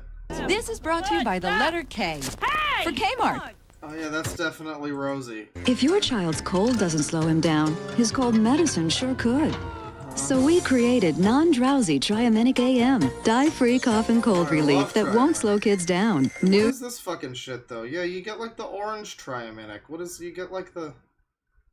Is this like flavorless Triaminic? You get them the orange Triaminic. Triaminic AM, relief without drowsiness.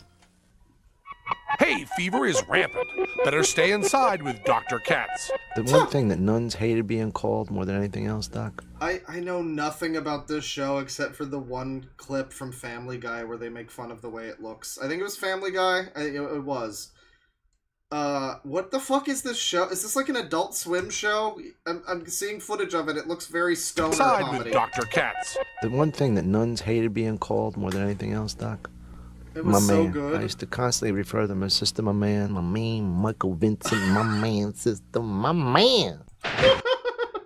Well, it looks very stupid, but in the best possible way. I might need to check that out. That looks pretty good. Big man, pulled by obligation. Oh, was that the Home Movies guy? Ah, it was Edge, dude. I love Edge. That's great.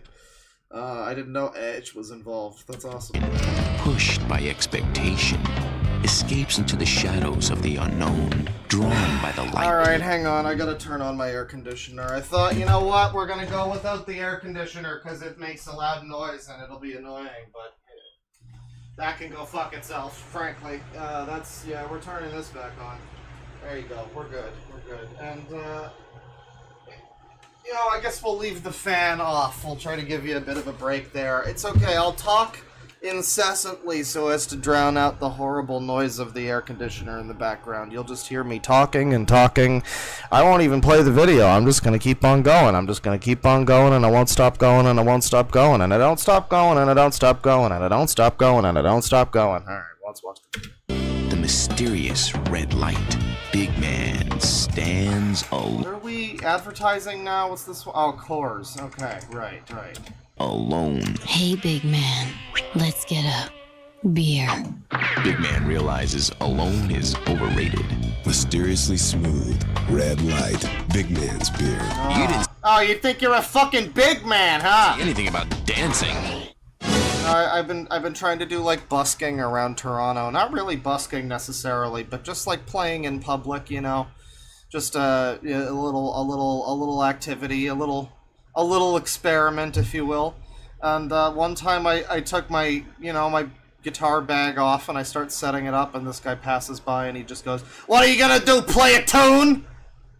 And I was just like, "Yeah, I mean that's the idea." And he kind of stood there for a second, and then he was like, he wasn't interested in the tune, unfortunately. I really thought I was gonna like warm his heart. He didn't seem interested in the tune. It's a shame. It's a shame. It might have changed his whole outlook on life, but The criminal in question. His accomplice in crime. A woman in danger. A partner in training. A hero in black. The adventure begins. Val Kilmer, Tommy Lee Jones, Jim Carrey, Nicole Kidman. This movie is so I would argue this movie is worse than Batman and Robin. Everyone hates Batman and Robin. Dogs Eating Dogs 6 hates Batman and Robin. But Batman and Robin is like an anomaly. It's really fucking special in how bad it is. This one, it was like still trying to ride the line where it was like they kind of wanted to still be the, you know, the Michael Keaton Batman or whatever, the Tim Burton movies. So it wasn't full comic book stupid bullshit yet, where everything was like bright neon toy colors, you know. But it was almost that. So it was like the worst of both worlds. This movie, and Val Kilmer is like the worst Batman. Chris O'Donnell. Batman. Wait, this. Yeah, Batman Forever. Rated PG-13. Now playing at I got confused for a second. I'm like, wait a second. Was this the other? No, this is Batman Forever. It's no good. It's no good. Val Kilmer. Is it still Tim Burton? I guess. Why was Mazzy Star and PJ Harvey in this movie? Oh yeah, and it had Seal. That's right. It had like wasn't there like a scene in this movie with like Kiss from a Rose or whatever? U2 with the Offspring? Really? Amazing. I'm just imagining fucking Fade Into You in the Batman movie. This is great. Great. Good soundtrack. One of the ways Ryder makes your move easier is by having a 24-hour number so you can call us with any questions that come up along the way. At least Batfleck looks like Bruce Wayne, you know? He got terrible movies to deal with. It's like he's like the Colin Baker of Batman. Well, he also probably didn't give a shit, so there's a bit of a difference there. But I mean, you know, he could have been a great Batman if he got like, if it was him in The Dark Knight instead of Christian Bale doing that horrible voice. I think that would have just made the movie better. Frankly, I maintain that those Dark Knight movies are like kind of insufferable to watch at this point because for some reason they just let him do that awful Batman voice, and I don't know what they were thinking. I mean, it was a little better after the first one, but you watch Batman Begins, good God, it's cringe. It's so... The movie's good, but every time he speaks, holy fuck, cringe. Oh my God, the cringe. So much cringe. Every time. 60 run through Phoenix. Ryder, we're there when you need us. Your son is a three-letter man. And everybody started doing Batman voice like that. It was terrible. It was so terrible. Have a Haagen-Dazs. You just found out. Have another. Life is full of moments for enjoying the world's finest ice cream. Now, is this real ice cream, though? Because now I don't know what to believe. I said earlier that they'll have, like, fake, like, advertisement ice cream where it's actually just, like, mashed potatoes that are meant to look like ice cream. But is this real ice cream? I don't know what to believe. Because it looks like it's just an ice cream bar. It looks good. I want a Haagen-Dazs right now. Is one Haagen-Dazs just like a Haagen-Dazs? I don't know, but I want one. Bars. Haagen-Dazs. It's just perfect. Haagen-Dazs. The world of rock and roll, drug-induced theatrics, gratuitous violence, sex-starved movies. Oh my God, this is like what we're about to get into. You won't find them here. The VH1 Honors with Boyz II Men, Vince Gill, Whitney Houston, Annie Lennox, Bette Midler, Smokey Robinson, and the King of Pop, Michael Jackson. What is with this ad? This is a bad ad. This was the 90s. Rock music was still very popular in the 90s. I can understand maybe, well, I like clowning on boomer rock, but this is like the negative version of, like, this is like the reverse of that the Green Day album that was like, no Swedish songwriters, no trap beats, just rock. And it was like the worst Green Day album, you know? It's like the reverse of that, basically. It's like, no stupid rock band, just pop! Like, this is the 90s. You probably want, like, Soundgarden and Nirvana there, don't you? Okay, I mean... With hosts Lisa Kudrow and Jennifer Lisa Aniston. Kudrow? Friends. Okay. The VH1 Sure, Honors, Friends. A great concert for Right. a good cause. Thursday at 8 Good cause? What is this, some Christian pop orchestra? What is happening? Eastern, 5 Pacific on VH1. Introducing the new scent from Raid. I smelled the smell. Liar, you only smelled yourself. Raid is now unscented! Unscented! Oh, see, this is wonderful. Look at these look at this. We're already getting funny bad animations. I mean, bad is subjective. This is pretty good.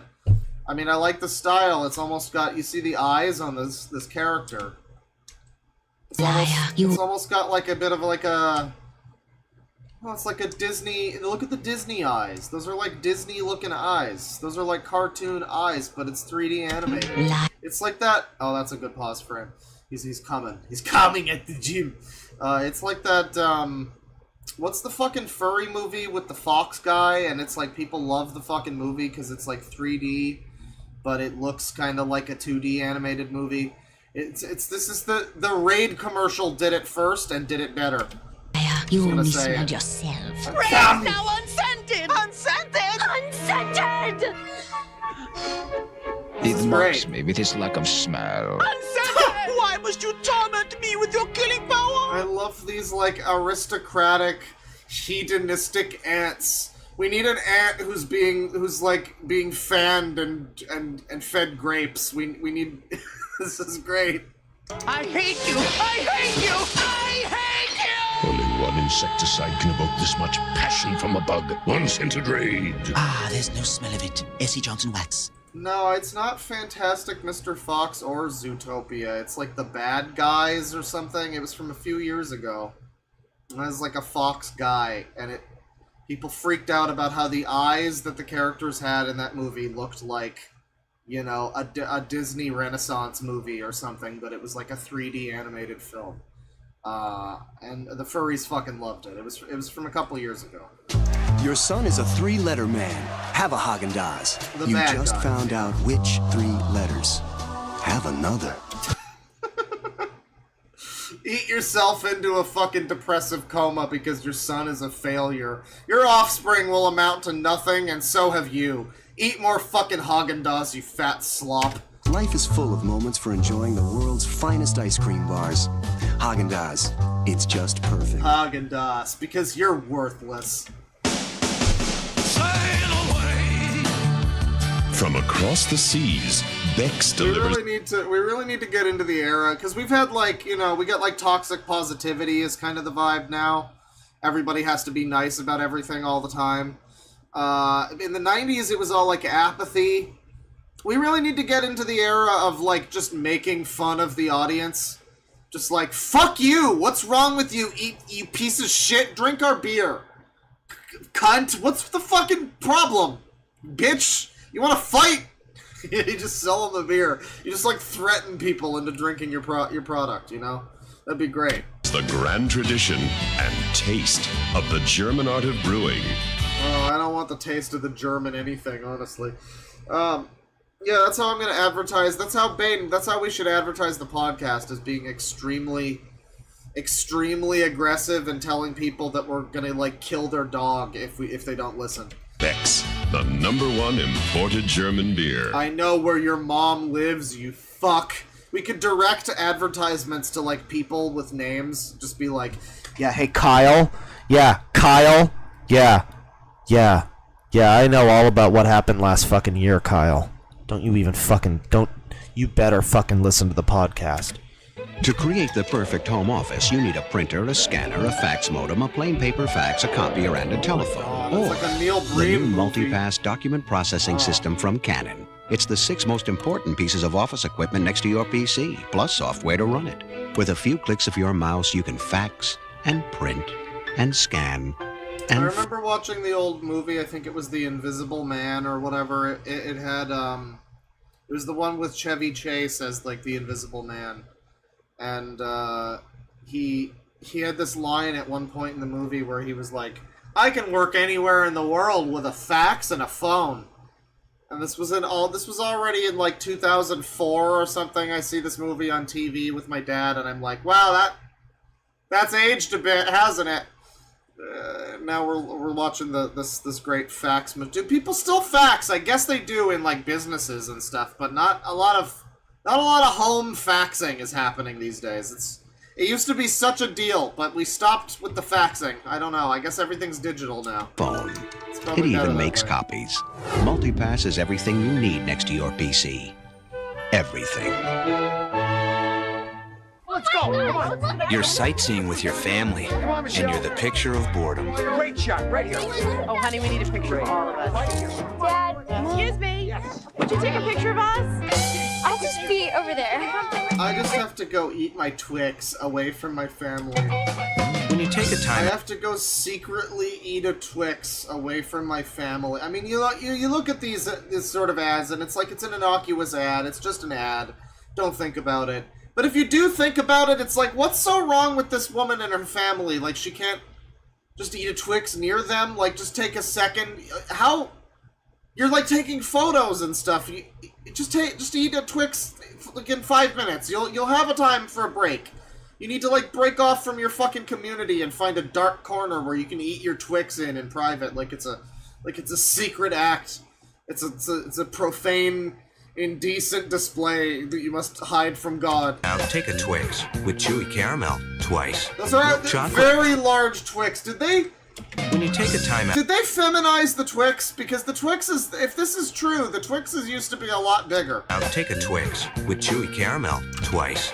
Milk chocolate twice. Shrinkflation. And that great cookie crunch twice. Yeah. So take a time out times 2. Let me show you. Time out for Twix. Where's Michelle?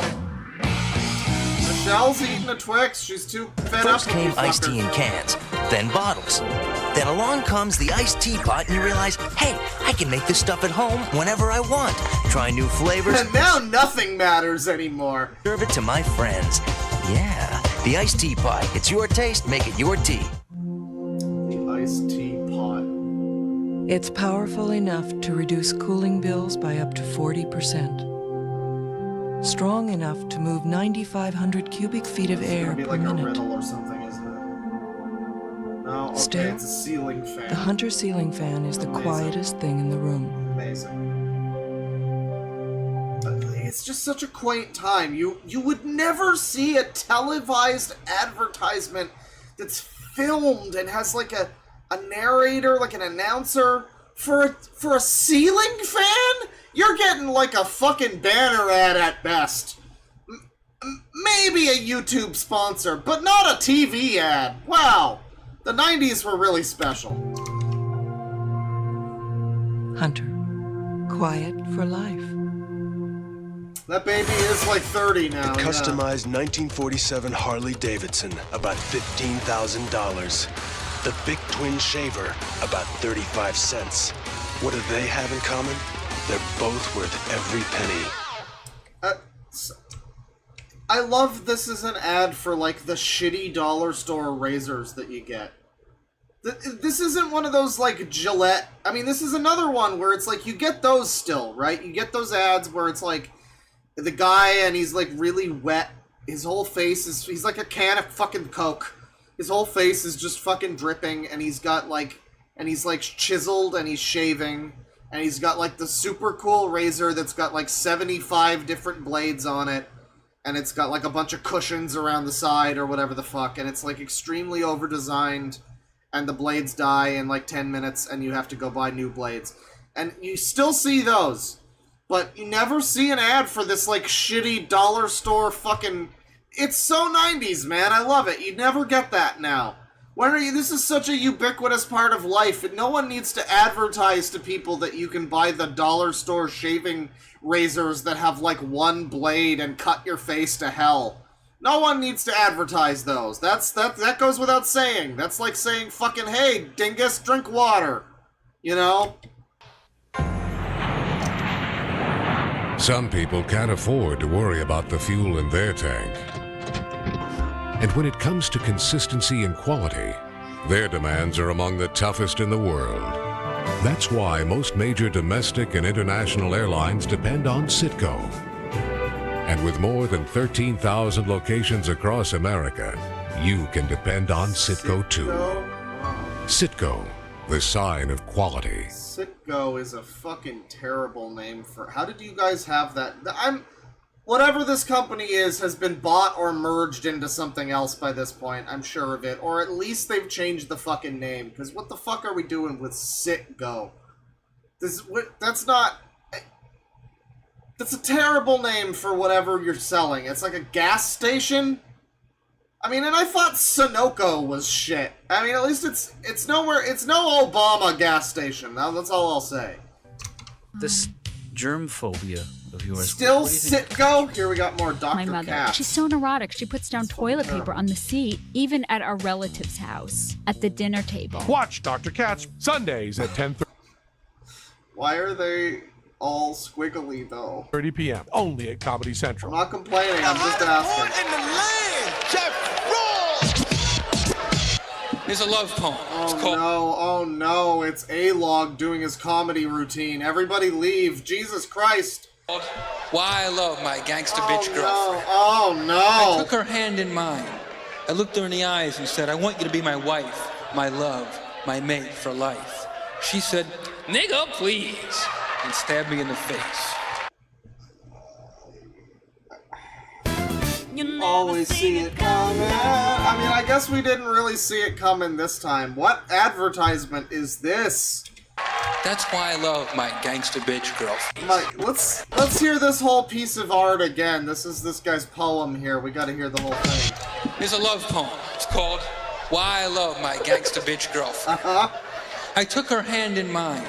I looked her in the eyes and said, I want you to be my wife, my love, my mate for life. She said, nigga, please, and stabbed me in the face. That's why I love my gangster bitch girlfriend. You could have made it rhyme and said, like, stab me in the face with a knife. Rhyme knife with wife.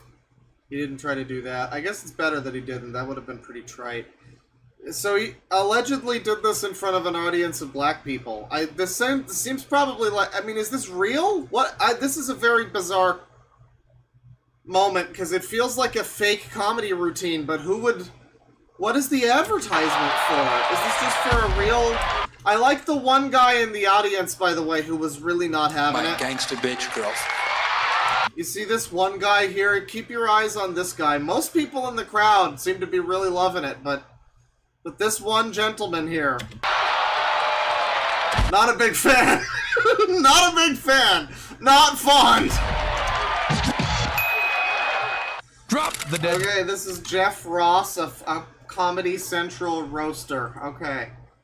Yeah, that probably is, like, not a real... It's probably fake audience footage, right? Because it doesn't feel like a real stand-up routine that he did, but... Donkey. A funeral for... What was that advertising? Was it just for him? It was just a general Comedy Central ad, I guess. Okay. It really wasn't very funny. I mean... You know, I mean, whatever, mean words, but it was... I think the only part of it that was supposed to be funny was that it was a white guy saying the word.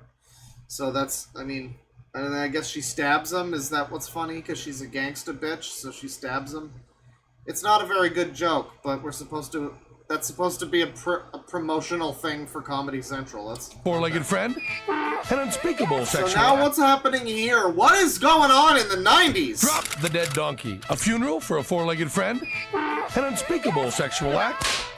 Comedy Central's newest sitcom. From the network that brought you Absolutely Fabulous, it's Drop the Dead Donkey. Watch it. Who the fuck?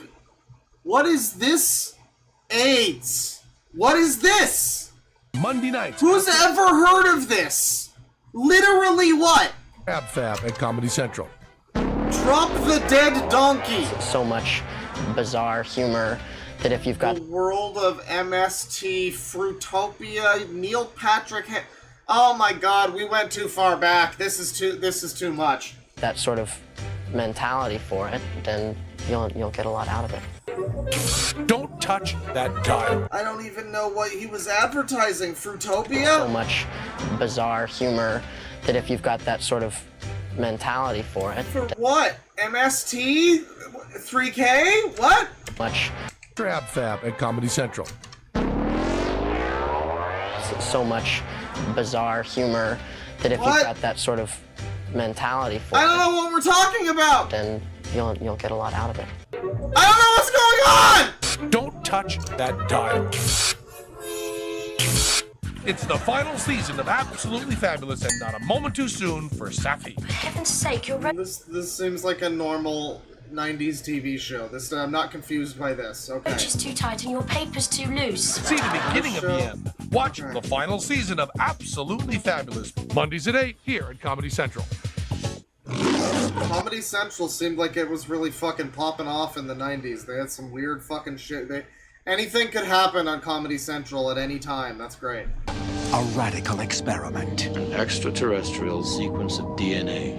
A scientific achievement. This growth is amazing. A military cover-up. escaped. Contact. Monumental threat. You created a monster. Alien now you want 3? to kill it. Of our time. Oh God. Twister? Species. Oh, Species. Okay. Sure. Starts Friday. Who's in this? Michael Madsen. Oh, it's got a real cast to it and everything. Wow. July 7th at theaters everywhere. How about that? One of the ways Ryder makes your move easier is with a computerized reservation system that makes short work of paperwork. Because the sooner you get your move started, the sooner you're finished. Ryder, we're there when you need us. Ryder, I barely know her. Julia Murray is doing something her allergies and the pollen never let her do before. She's watching one of the finest 9-year-olds ever to play the game. Thanks to Benadryl, the histamine blocker. It actually blocks the histamine that triggers allergic reactions. It is funny, it's just like, again, there's some of these things that have just become so ubiquitous. It's like people, I guess generally speaking, everyone knows. Enough people, maybe, I guess, know what an antihistamine is.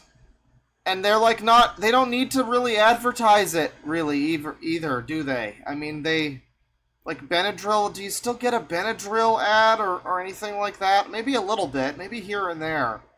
But it's like, I feel like that, you used to get a lot more of that kind of thing, and now it's just kind of like, people are gonna fucking buy an antihistamine. They're sneezing, they're gonna go buy a Benadryl. That's just the way it fucking is. It's like, I don't know. But I guess you still see advertisements for Lysol and shit like that, so, I mean, do you think everyone would kind of know that, oh, Kleenexes? I can blow my nose? Oh, wow. Take Benadryl and take back your life. And try Benadryl Dye-Free, the allergy medication with no artificial colors or dyes. You're watching Mystery Science Theater 3000, the comedy set. Yeah, MST. Okay, so I guess that would have probably been Neil Patrick Harris commenting on behalf of Fruitopia, I guess. Talking about MST 3000, I guess. Sure. Sure. I guess that was on. Man, this is a banging fucking... You watch Saturday Night Live, you get MST, you get another Saturday Night Live, you get some stand-up, you get Benny Hill. Damn. What the fuck's on Comedy Central now? 78 reruns of South Park? Central. At 2, relive the 70s with a classic episode of Saturday Night Live. Hey! Your plane landed on time in Chicago.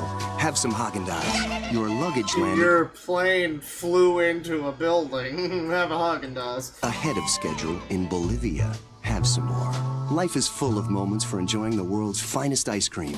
Haagen-Dazs. You see that right there, chat members? You see that right there? Delicious spoonful of mashed potatoes. That's what that probably is. Or maybe it's like eggs or something. I mean, what do we think that is? It's probably mashed potatoes, from what I've heard. It's definitely not real ice cream. That much is sure. But it's like, it's probably, maybe it could be like a rice thing? I don't know. It's whatever it is, it's a disgusting fucking abomination that's meant to trick you into thinking it's real food.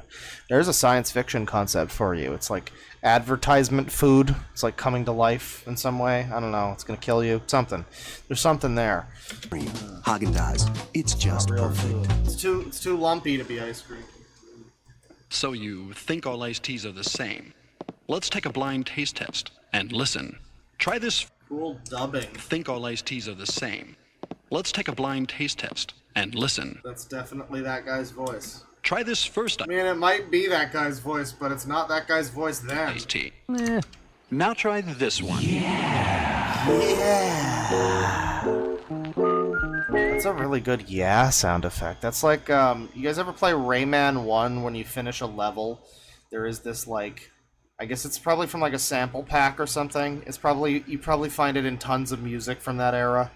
But it's just Rayman going like, yeah! You need some brains, you need to do something with this yeah. And listen. Try this first iced tea. No one... Now try this one. But yeah, you get this fucking iced tea, and this is what it's all about. This one. That transitions nicely into some kind of song you could start where you like fuse it with the fucking, there's like some E-piano happening there.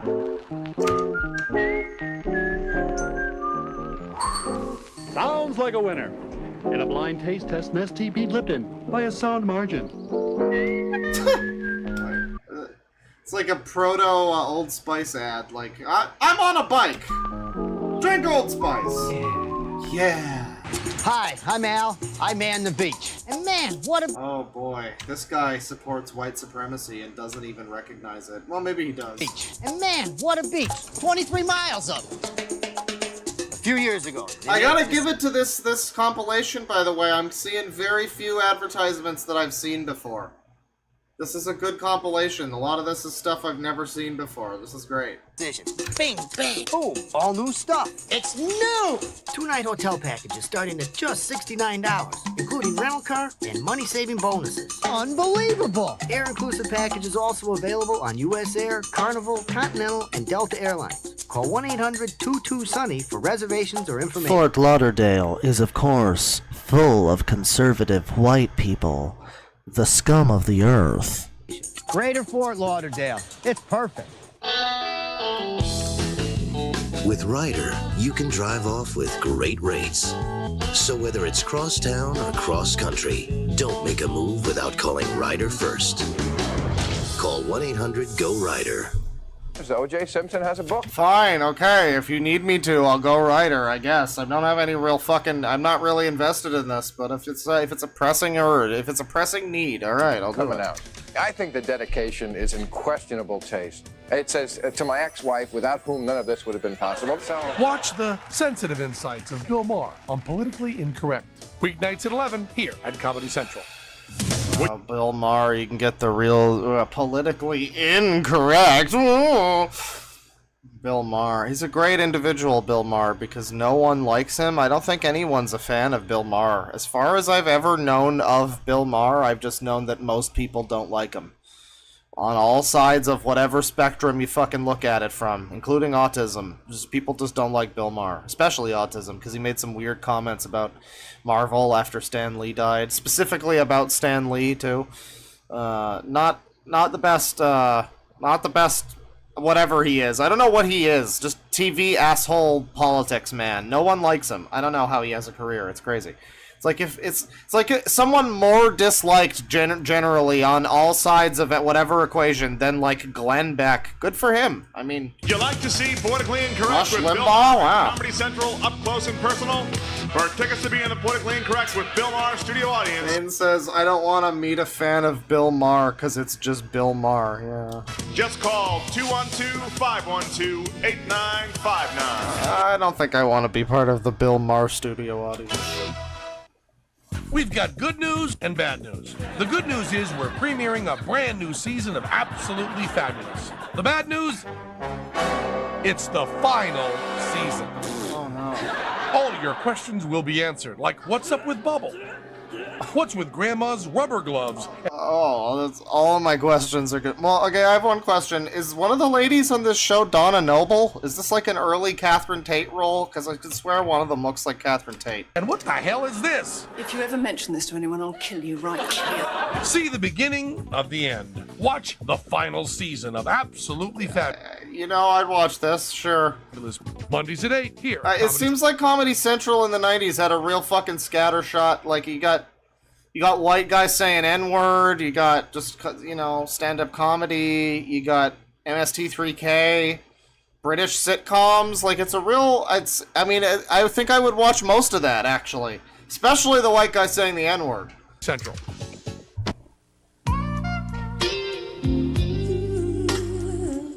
French and Saunders? I don't know 6 that. months ago, Joanne Spears broke her leg playing soccer far from home.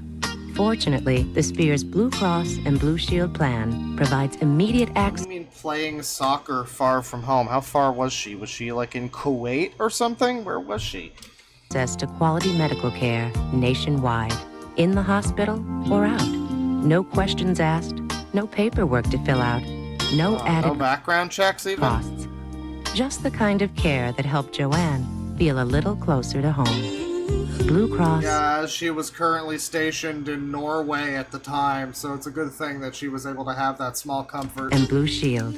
Local plans with healthcare options as diverse as their communities. Accepted coast to coast as America's unrivaled symbols of healthcare coverage.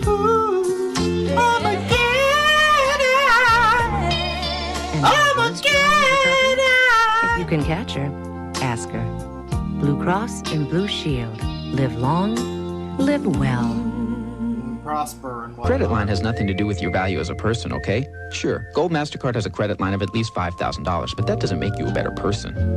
Well, I don't know. Maybe it does. I mean, if knowing that no Gold card is more accepted on the planet lets you relax and just have fun, then yeah, I suppose it could have some effect. I like this commercial that's basically directly telling you you will be a less worthwhile human being if you don't buy our product, if you don't have our card. If you don't get our credit card, you're a worse human being. That's what this commercial is saying. It's great. This is what I'm saying. This is what we need more of, is just directly, you will never have children or have anyone who loves you if you don't buy, and if you do have kids, they're gonna die. Buy our product! Buy our shit! You can use your Gold MasterCard at cash machines all over the world, so you can get money in drachmas or lire or seashells, so you can tip generously. Which any waiter will tell you is the true measure of how good a person you are. Gold You see, exactly. Exiled Postman with 1174. There's something soothing about watching old obscure media like this. It's like going to visit Grandpa for the afternoon and listening to him talk about the old days, and suddenly you hear the N-word. Yeah. Just randomly, you just get a little N-word action, MasterCard. It's more than everyone likes a little bit of N-word action. Card. It's smart money.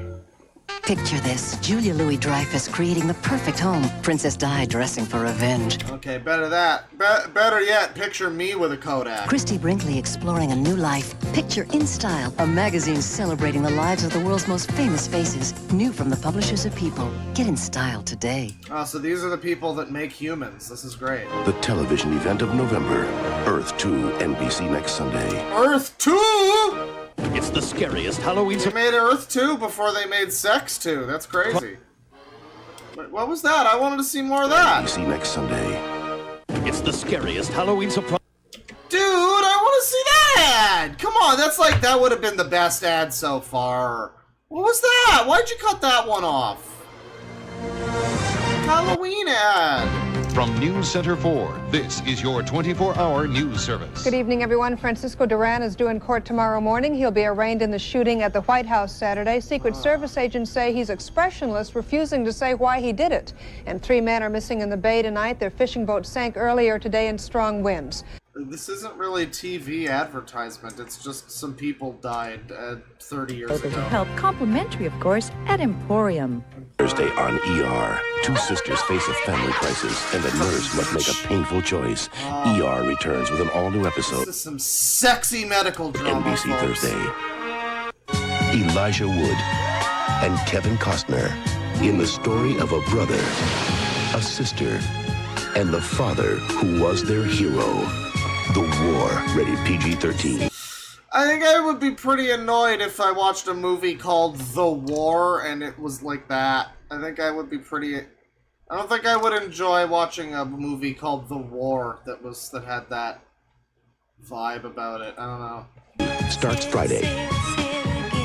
The War. My mom goes to work and I go to school, so we're real busy in the Mom goes twerk? morning. Sometimes I lose stuff, but we always find it. And even when we're in a Except my dad. hurry, we still make instant Quaker oatmeal. It's really fast. Mom likes it because it warms me up.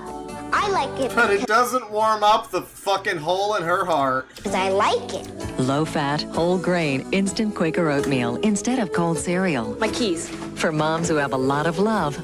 Here, Mom. But not a lot of time. Every company has an Edwina, the planner, the organizer, the one who Someone says Alex Kingston, the daughter of Doctor Who, was in ER. I don't think that's exactly who that character is, but it's pretty confusing, so I don't blame you for not necessarily understanding that. I think it would be pretty fucking weird, actually, if that's who that character was. However, David Tennant is in real life married to the daughter of Peter Davison, the Fifth Doctor, and that actress is also his daughter, allegedly. Not really, but in an episode she plays his daughter, so it's weird. David Tennant is currently embroiled in some sort of bizarre Doctor Who themed, like, I don't know, incestuous Illuminati thing. It's very odd. It's your packages. very odd. Only today, she's out sick. If you think about it, he is his own wife's father. If you think about it, it's not good. And you have to track them yourself. Luckily, she uses UPS. Just pop in our tracking software and you'll know when your package Thank God she's not a fucking thought. She uses UPS. was delivered and who signed for it in seconds. Now, if only you could use it to find the bathroom key. This is what happens when Mulder and Scully leave their boss alone. When you're the eyes and ears of a million people, you can't let your stomach get in the way. So I carry Snickers. Roasted peanuts, milk, See, chocolate. I mean, it doesn't, it's not this one's not a great ad either, but it's probably a little bit less weird, and it's not even like it's insensitive. There's just something about that ad where it was firefighters saving lives and then hard cut to Snickers. I don't know what the feeling was. There's something off about that, though. This is, like, not a great ad, but at least it doesn't have that. Caramel, Snickers satisfies.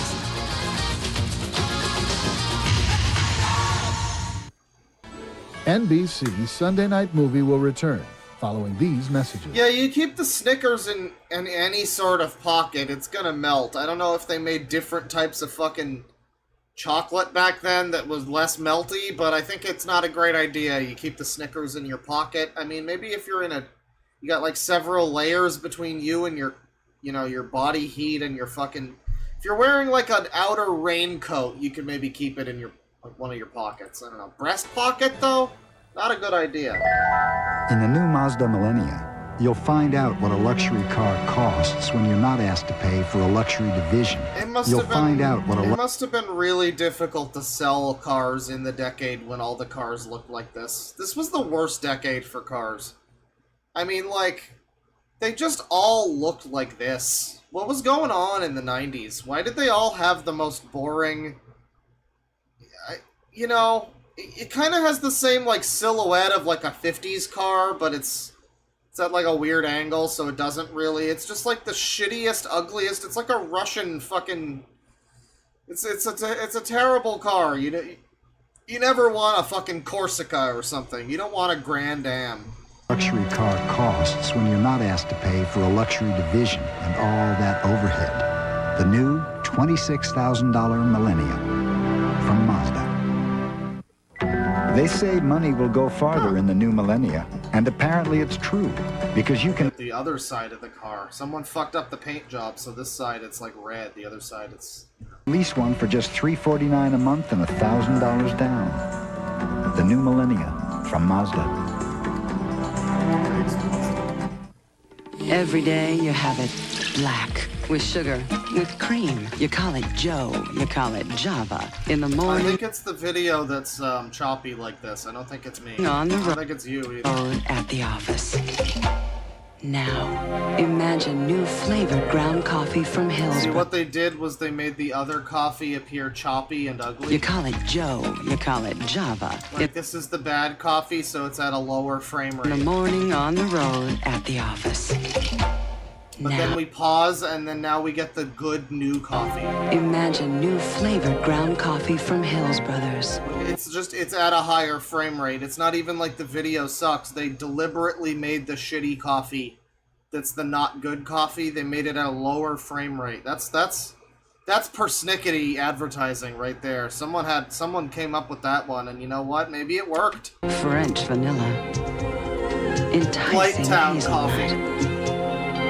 Rich Irish cream. New Hills Brothers flavored ground coffee. It's everything you imagine coffee could be. Nice music. Lately, Mike and I have been driving around, trying to find the perfect house. It's going to have a fenced-in yard and a little garden. And inside, we want lots of windows, hardwood floors. Hopefully no ghosts. And a big brick fireplace. And no ghosts. And just know we're going to find it. I know it. At Fannie Mae, we're the nation's largest source of funds for mortgage lenders. Call us for a free guide to get you started on the path to home ownership. Well, yes, welcome. This is a lovely house. No one died here. The all-new Mazda Protege has God, they're all so... This is multiple different cars, too, and they all look the same. Path to home ownership. I mean, you could say it's all just Mazda. The all-new Mazda. But, like, look at this fucking... It looks exactly the same as the other two Mazdas. The Protege has a remarkably big interior. The advertisement is even the same. After all, it's bigger inside than a Honda Civic. It's bigger on the inside than it is on the outside. Wow. Bigger than a Nissan Altima. Even bigger than a 5 Series BMW. In fact, the only thing that's small about the Protege is its introductory lease price. The all-new Mazda Protege. Lease a well-equipped... I don't know why it's in a church. I don't know why it's in the cloister room. Protege DX for just $179 a month and $1,000 down. The Senate race and a new poll. The story at 11. It's 1954 at the University of Milan, and Literally 1954. a young man... You know, there's a great video I saw recently. I think it came out the other day. Someone posted it on the Discord, and they were like, I bet Claw would like this video, and I saw it, and I was just like, indeed. It was from Raymundo 2021-12, as in the Rush album. I don't know if that's related, but it was about the word unalive, and how we need to stop talking about unaliving oneself and committing toaster bath and all these super cool things that we say now. And it was a cool video. It was a little normie, though, so at one point it makes out as if, like, so there was this book called 1984. It was released in... It was like, man...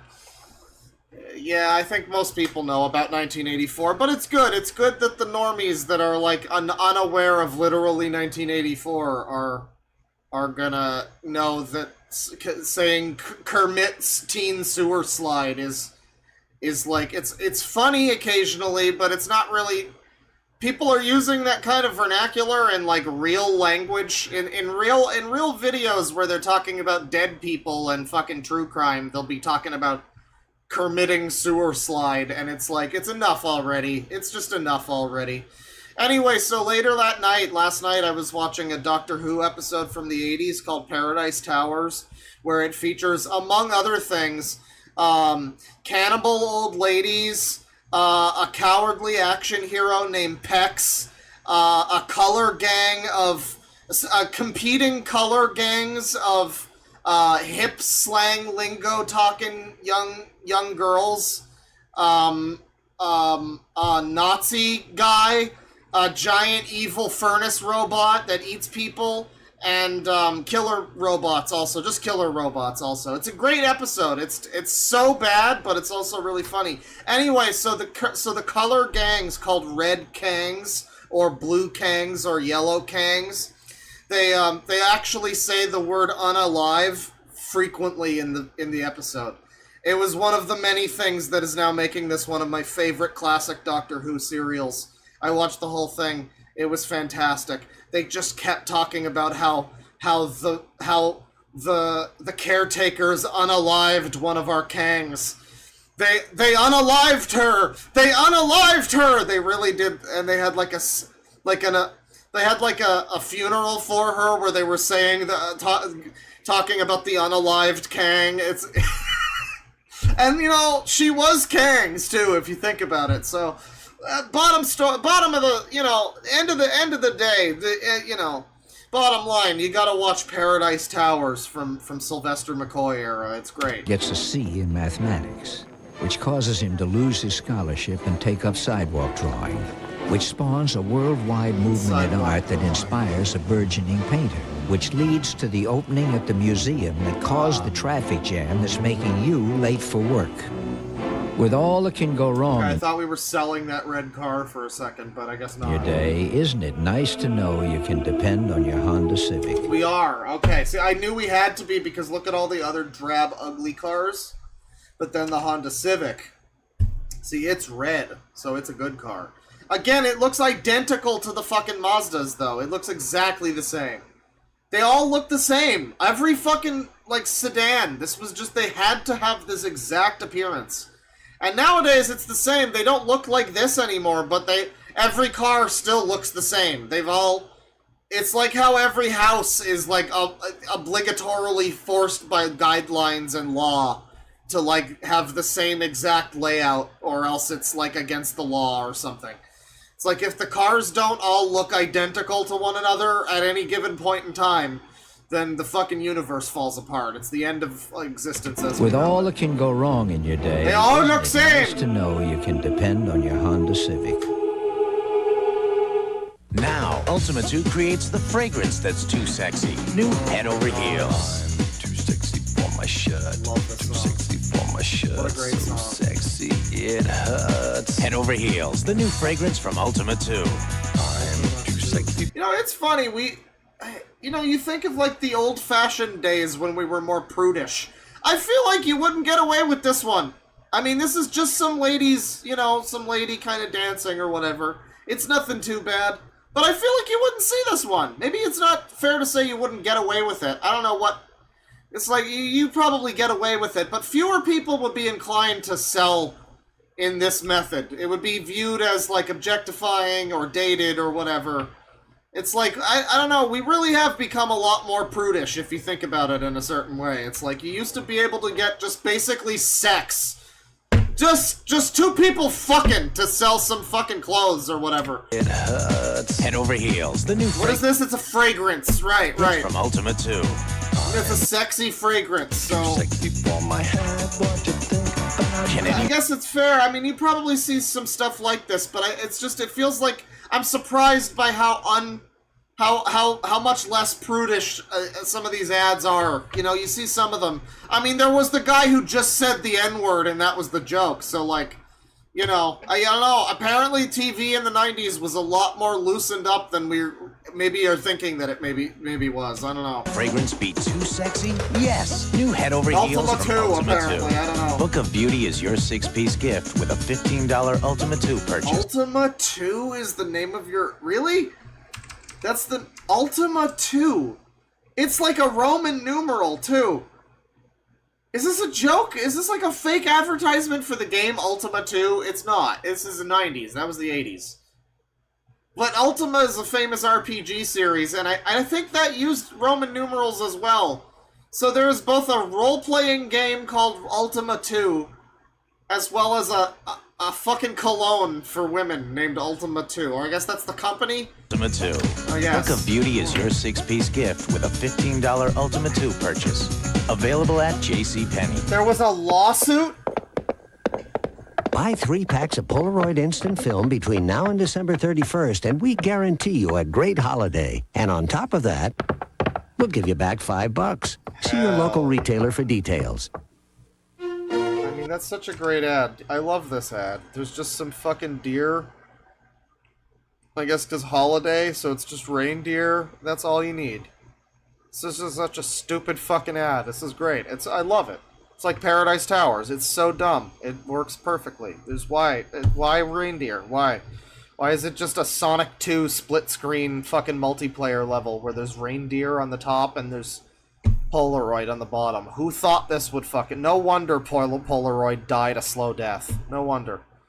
But I love it, though. It's a great ad. I would buy a Polaroid. I mean, the stupid plebs wouldn't, but I'm smart. I would buy a Polaroid. We'll give you back $5. See your local retailer for details. They're bucks? Oh, I get it. They're $5. I get it. They're $5. That's so, I guess that makes more sense. I guess that does. Do people know about bucks, though? I mean, yeah, I guess it's a buck. It just looks like a fucking reindeer. Is this not a holiday ad? Buy 3 packs of Polaroid Instant Film between now and December 31st, and This is a holiday ad. It's a terrible holiday ad, actually. This is fucking horrendous. I mean, yes, I'm stupid and I didn't get the bucks pun. That's fair. However, you've conflated bucks with reindeer now. I'm thinking holiday. I'm thinking reindeer. I don't know fucking... I don't know deer fucking physiognomy or whatever the shit. It just looks like reindeer to me. I see ribbon down here. I'm like, oh, this is a reindeer thing, but it's a bucks joke. You've really mixed up your. They needed to tighten up the graphics on level 3.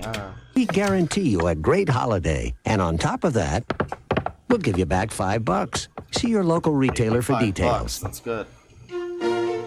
I was shocked to learn that most ordinary credit cards charge interest from the moment you buy something. I hope this lady's a better person because of her credit card. If you carry a balance as little as $1. Thankfully, American Express has introduced a new credit card called the Optima True Grace Card. You get the Optima too. Interest-free grace period on each new purchase, even when you carry a balance.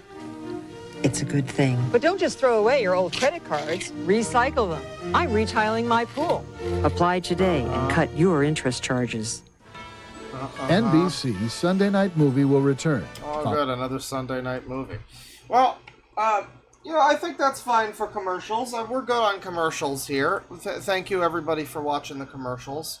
I'll catch up on a few super chats here, and then we're going to get into some strange animations. We'll watch another Mind's Eye, I think. I think it's high time for a Mind's Eye.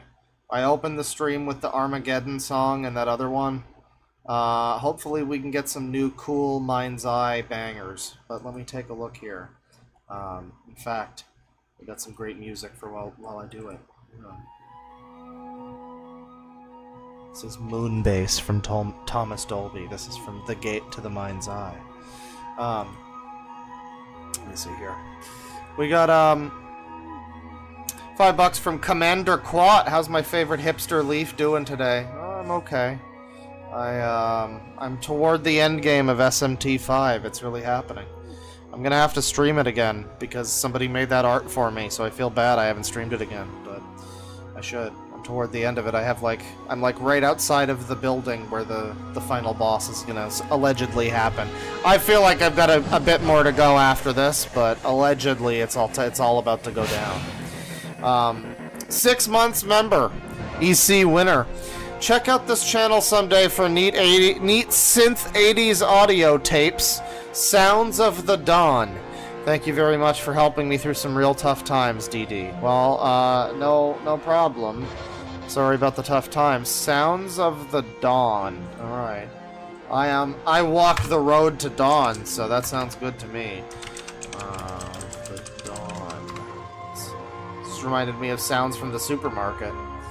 Sounds of the Dawn. Oh, it's like Terminal Passage, but for like new age ambient stuff. Is Terminal Passage the name of it? Hang on. Is that who I'm thinking of?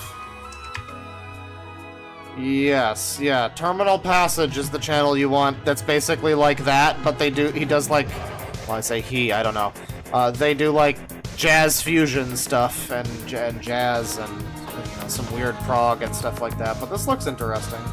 I mean, I don't know. I'm not necessarily jonesing for, well, some of this sounds cool. I mean, some of these albums, you see them and it's like, wow, the album, I'm being sold on the album. Because honestly, I've been watching so much classic Doctor Who lately, I'm looking for more weird synth bullshit. That's kind of like, Tangerine Dreamish, like 80s Doctor Who theme kind of feeling. If I could find something like that, that would be just tops. So this seems a bit like that. 9 months member Folger Kelly, thank you very much. Claw, I'm out to dinner with my mom tonight. Please, you cannot forget my pride. It's so fucking funny. Well, I don't know if we'll get to that one because I want to focus on the Mind's Eye stuff, and I don't want to go too long tonight. But I've got a lot of options for shitty animated stuff. There's YouTube channels, there's stuff like this. So we'll get to it eventually. That's a popular one. People have talked about that one. Like that one's got a lot of views on it. It might still be good. I know that Our Drawings or whatever, that one was also pretty popular. There was a few videos about that. That was a worthwhile viewing experience. Although to my understanding, you did lie to me about it having pirate action. But yeah, at some point we can look at that. 3 months membership from Arachnidroid, thank you. £2 from Niall Scott. Hero Quest UK ad is a hood classic. Who wireless? I saw hood classic. I thought hoot. You know, not this time, but I'd like to do more like this at some point. This is such an easy-going kind of fucking stream, you know? This needs to be worked into the rotation a little bit more. $2 from HG Mick Cartoons. I do animation on my channel. Please don't watch them. Alright, you got it. $2 from Tivy2Vs. You need to watch Dorbees and Gaithor's Pond. That's on the list. Yeah, the what is that, like the racist, Veggie Tales or something? I saw it on your list. I'm familiar. Frenchy French with the $5. Sushi, but it's in hiragana. I can read those. Thank you. $2.94 from Exiled Postman. The source will flow. You know, it really will. The eternity courses through our veins. So that's the important thing to remember. $2 from Dr. Grubius. Why aren't we watching Canadian commercials? Because I feel like I've done Canadian commercials before. That's terribly boring at this point. We needed Japanese and weird 90s commercials from like local channels and from Comedy Central or whatever. This was a good mix of commercials. I don't think I remember a single one I saw tonight. These were all new. I was really anticipating getting another repeat of the fucking girl with the Chef Boyardee. But I love Chef! That girl is going to have mental problems. She's going to be in a fucking asylum.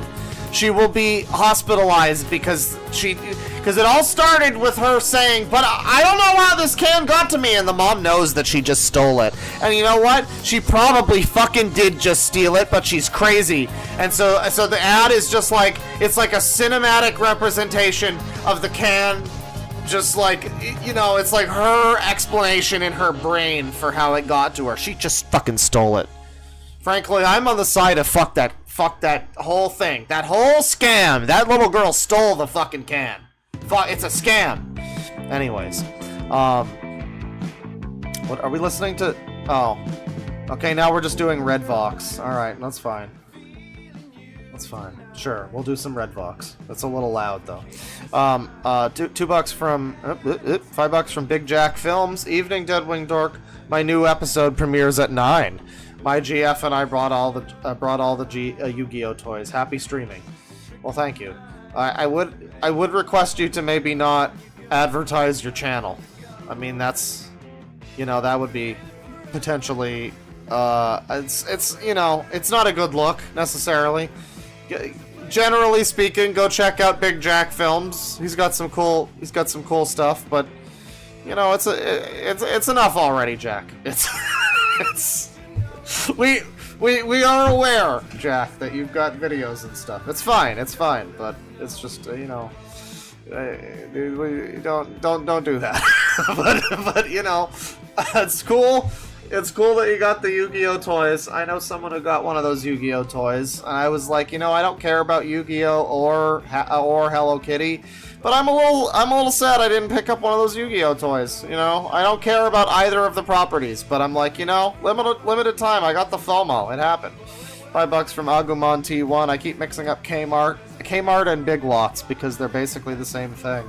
Well, I mean, as a non-American, you know, I don't know, I never got any of these. It's the same with the fast food. It's like, I don't know, Jack in the Box, Checkers, they all kind of fucking blend together. And then some of them are the same, but they have different names from, like, state to state.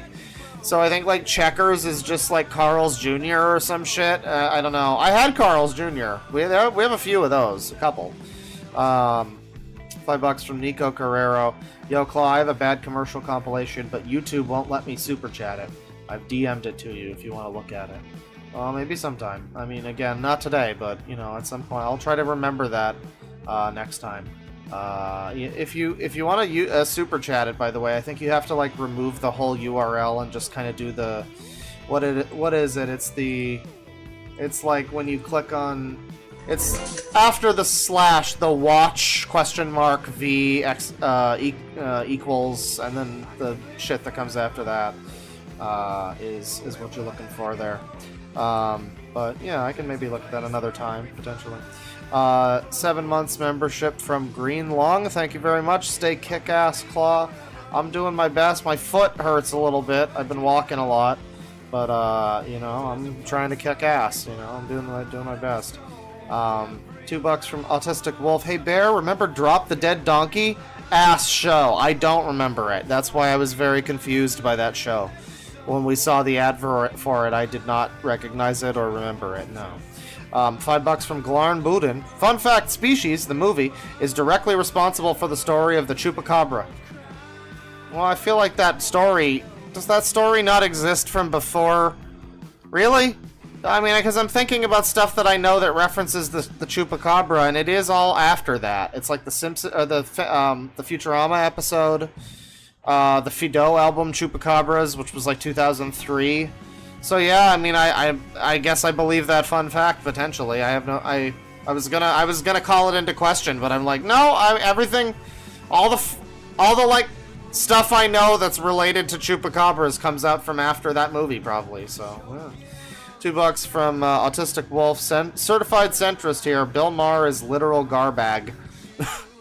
I mean, I think I'm also sort of a certified centrist to some extent, and well, maybe not that certified. They don't let me keep the card anymore. But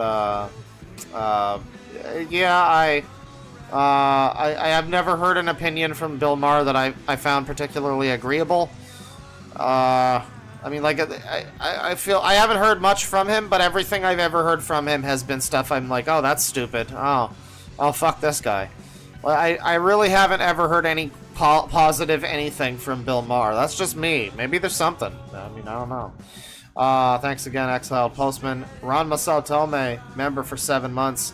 I want to second the super chat that recommended Gaither's Pond and Dorby's. We might do that after a Mind's Eye. That sounds like a good thing to pair with it. 750 ISK from Baneblade. Believe it or not, Claw, but I sell a lot of Polaroid cameras at the tech store I work at. They're back in style, apparently. Well, they are now, because the hipsters brought them back into style, yes. They're definitely back now. But...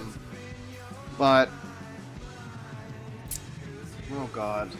Oh boy. Uh-oh. There might be another funny, terrible video. Uh-oh. Oh boy.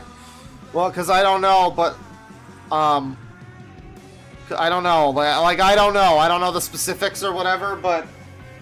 We got this video here. The Lore Lodge's terrible Killdozer video. Oh, I guess he, like, plagiarized it. Okay, it might not be that terrible. I might watch this video and get an idea of what's going on here, but I just saw that pop up, and I'm like, oh boy. I'm so ready for another white guy with a bad video. I'm frothing at the mouth for it. I'm so ready for it. But yeah, no, I mean, Polaroids were out of style for a long time, but they were struggling. I don't know if they ever fully went out of business, but like they were struggling for a long time with weird bullshit. I remember, we're listening to Red Vox right now. I remember Vinny at one point, he looked at, I think it was Vinny, somebody I watch, I think it was probably Vinny, looked at like a Polaroid plug-and-play console, which was not really Polaroid, but it was just like a, you know, shitty plug-and-play that Polaroid had licensed or whatever. So they just, you know... They just slapped their name on some, like, you know, 4001 NES game console thing. And, you know, that's probably not the sign of a company that's doing all that well. It's just my opinion. But that was, like, in the early 2000s. I'm sure they've made a rebound since then. $2 from Slug Boys, Black Brains. Really cool stream, Big Claw. Love JP commercials. We gotta do more of that at some point. I thought people weren't enjoying it, because I'm like, I don't know what I'm looking at, and none of the chat knew what they were looking at. I thought it was just confusing for people. We could do some more like that. $2 from Genova. OG FF7 and a Claw stream? Hell yeah.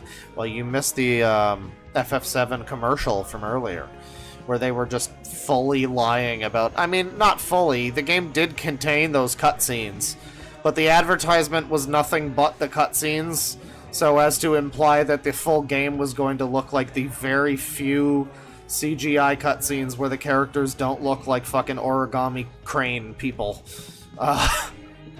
Which is what they mostly do look like throughout most of the game. So it's a bit conspicuous that the advertisement shows none of that.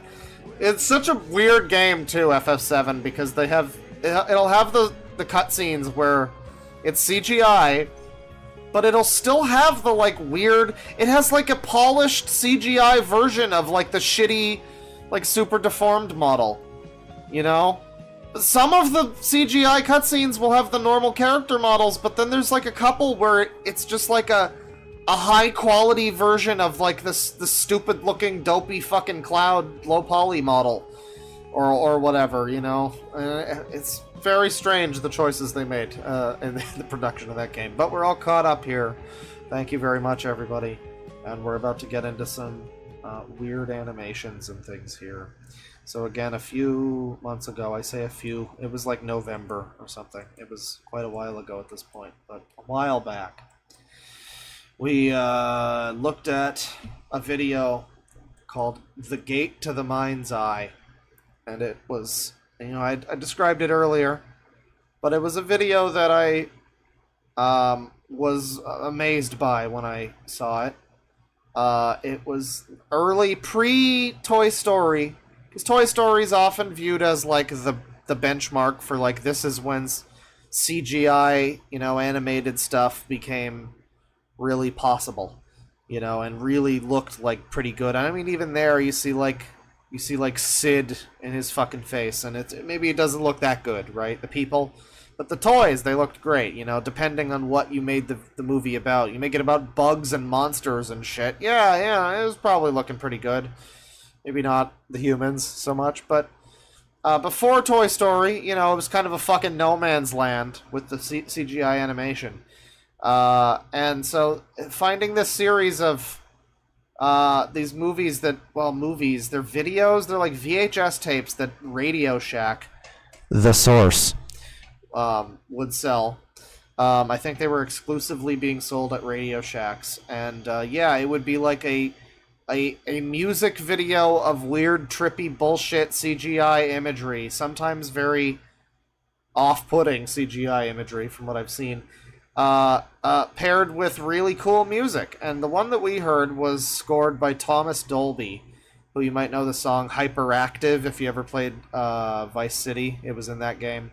It's a fairly popular 80s song. He's got some other fairly popular 80s music, but this was like the early 90s, mid-90s, something like that. And yeah, it's a little like dated, obviously. You get some of that Armageddon, but like it's like a little, this is definitely of its time. But who doesn't love music that's of its time? That's the kind of shit you don't get anymore. That means it's vintage. That means it's special. People act like, oh, this is cheesy. No, dude, where out? You're not getting. People have artificially deemed Armageddon. Yeah. People have decided that that's cheesy because they're stupid. So like, you can't make a song that sounds like that anymore. But like, you listen to it and it's good. Fuck off. Like, it's good. And so yeah, it's a really cool. So not all the songs are bangers. Some of it's fucking boring. There's some of it's that's real boring. In fact, the title song for The Gate to the Mind's Eye, real fucking stinker. I mean, it's apparently like the most popular one on the thing. Maybe it's just me. It's like a real slow pace, like, love song. It sucks. It just sucks. There's some really good ones on there. It has a broad variety of genres. And so we're gonna look today now at another one in the Mind's Eye series. I would like to look. I'm gonna look at what's available.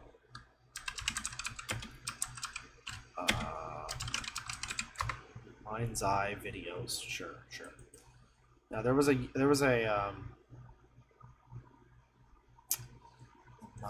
Mind's Eye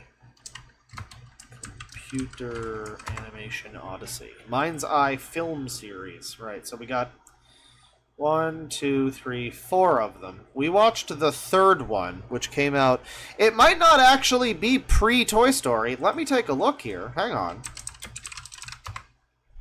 Toy Story was...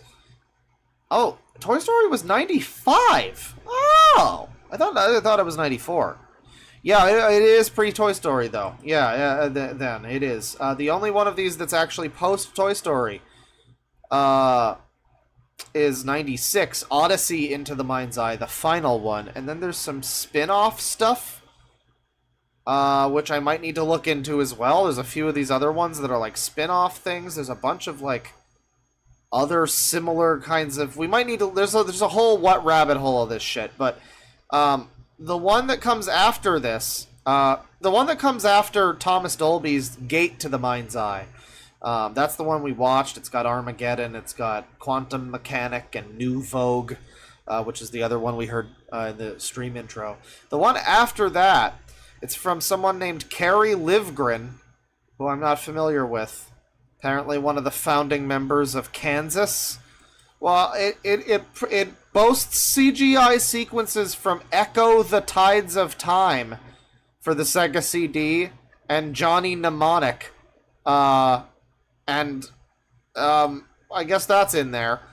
The one that I'm interested in looking at, though, is the second one. From another musician who you might know if you played Vice City. Jan Hammer.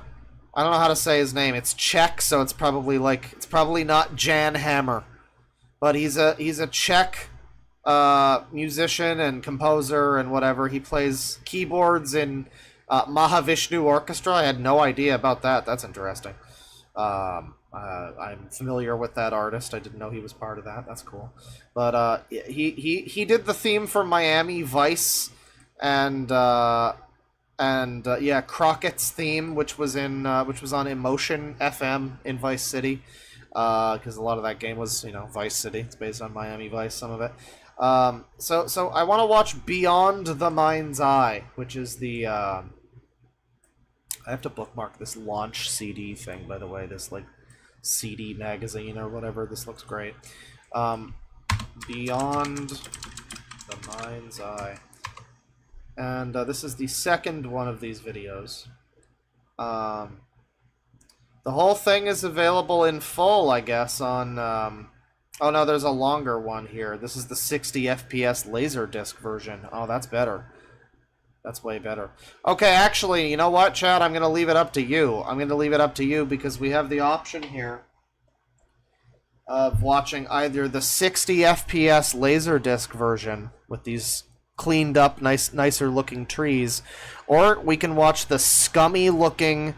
This one's also 60 FPS, but it's 1992, a Radio Shack version, and you can see it's a little less clean looking. I think this channel actually has I think there's a few of these available that are I don't know, do we want to watch the scummy 90s version, or the, slightly cleaner version? I think these are actually the same version. Hang on. No, hang on.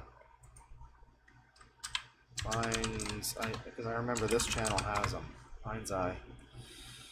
Gate to the Mind's Eye. Valley. Odyssey into the Mind's Eye. Okay, never mind. I think it really is just two versions of it. It's the 60 FPS and...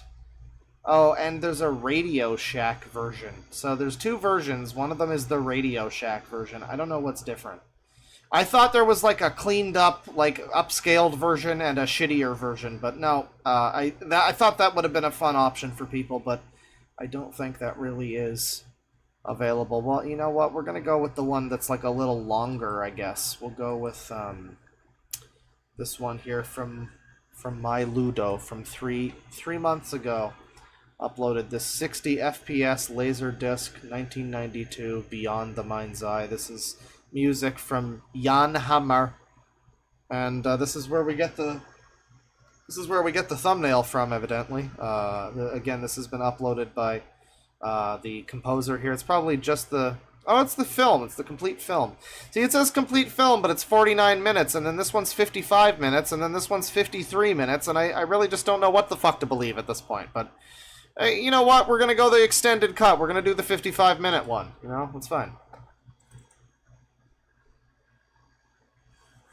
Careful, guys. Copyright. Don't redistribute this wealth at all. Don't do it. It's bad. It's going to get you in trouble. It's the Nut Shack. Yeah. The sauce. It's the special fancy Radio Shack version. We sure got this for a long time. Wow.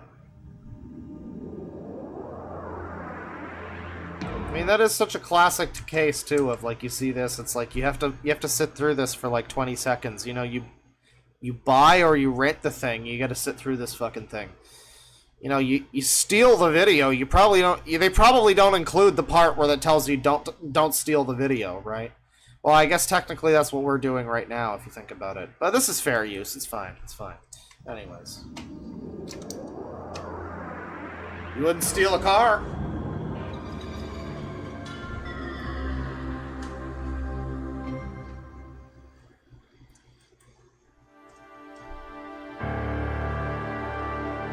Oh, Miramar. That's great. You know, it's great because it's like a mirrored image of its own title, so it calls itself Miramar. It's good. I've been so excited for another one of these. This better deliver. So you got to expect, by the way, this one's going to be a lot worse than the previous one we saw. Gate to the Mind's Eye is like, that's bordering on Toy Story level of like animation. Not quite. It's not quite there, but it's like, it's almost, chronologically, it's almost when Toy Story came out, and animation quality is like, it's getting up there. It's getting pretty good by that point. This is a few years prior. So you got to assume this is going to be, I mean, we saw the preview was just like some really ugly CGI trees. So this could be real bad. I'm looking forward to it. It's going to be great.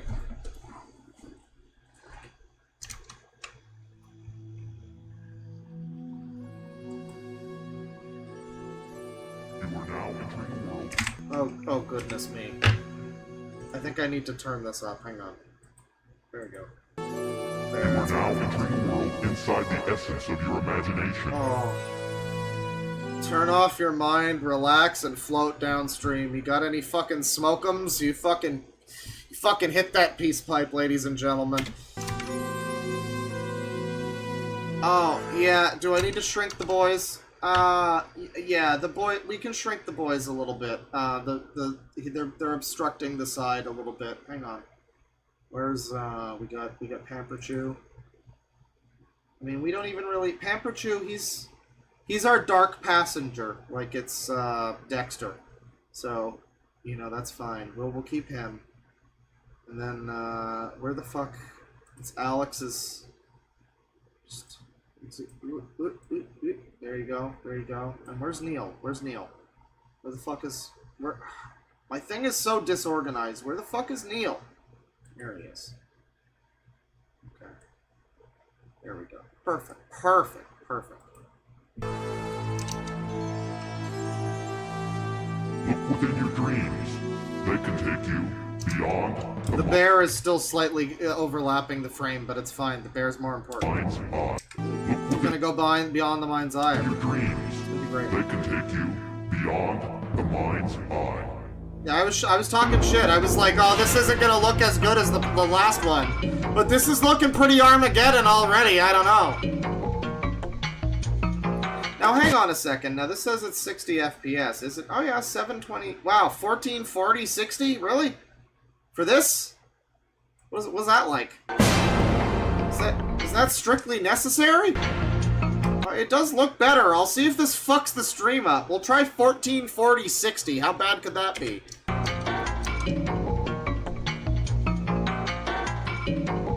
That was a Mama Max voice. That's true.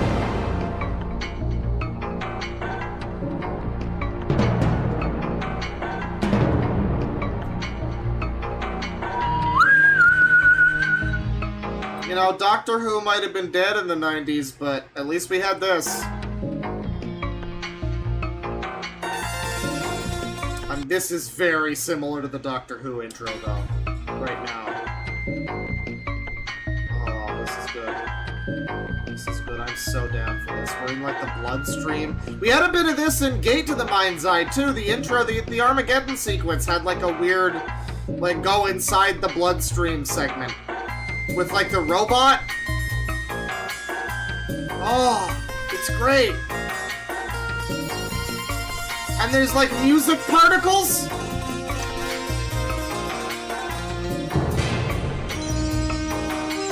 And now we're in Mega Man Battle Network dimension.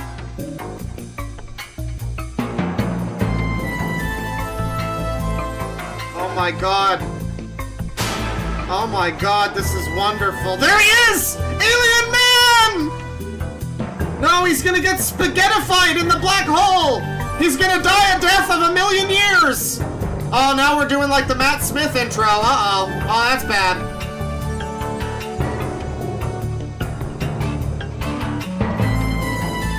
Jelly beans? This is great.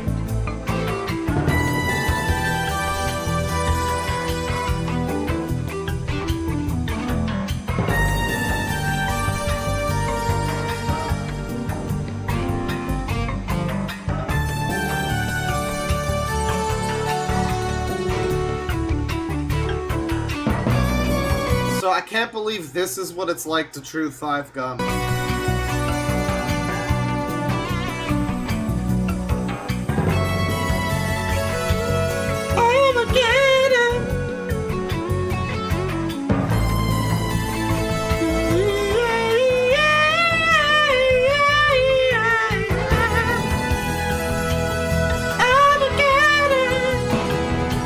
What are they doing? Oh no!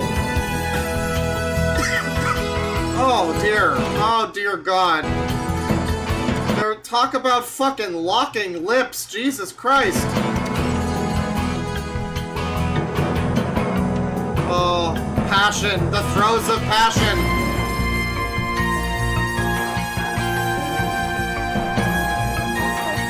Yeah, this is a Gray Leno moment.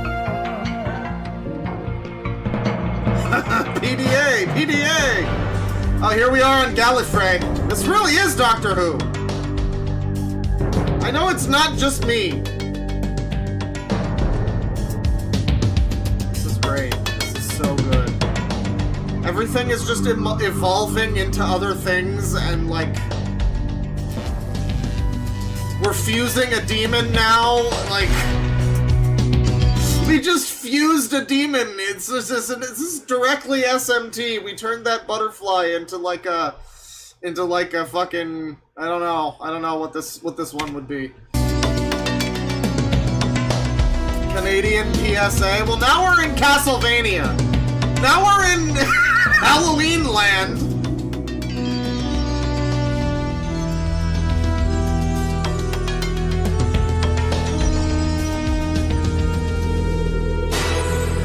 Oh my god, he hit us. It's Ridley. Hey, Samus, still falling! Ah!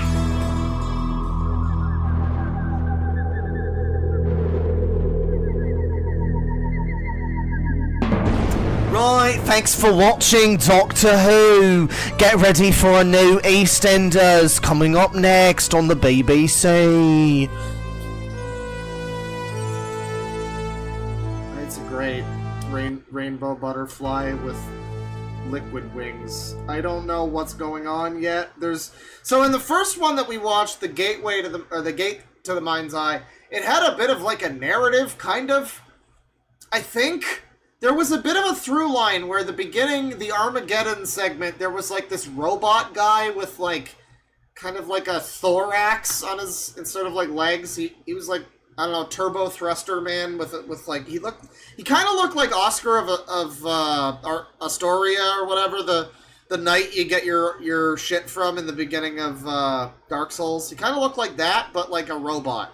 And so he shows up in the beginning, and then the whole fucking rest of that animation happens, and then the last one, he shows up again.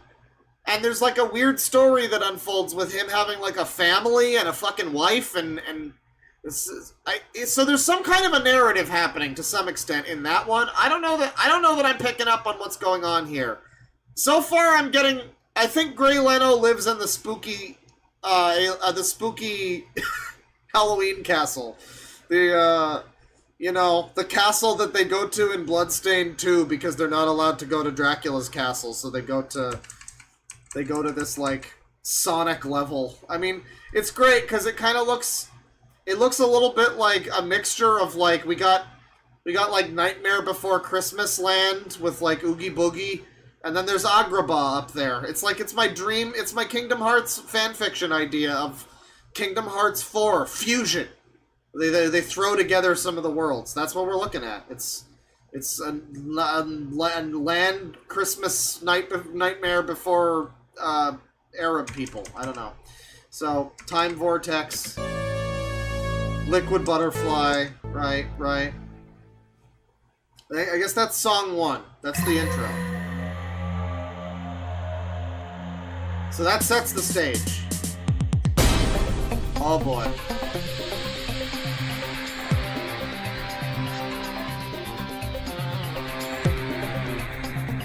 Sunflower seed? We peopled your planet to experience your emotions. Such feelings lost to us eons ago. It's a seed. So is this literally just gonna be the Arion storyline? Is this gonna grow into humanity?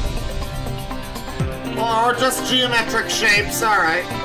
They couldn't do humans yet. That's as good as we can do.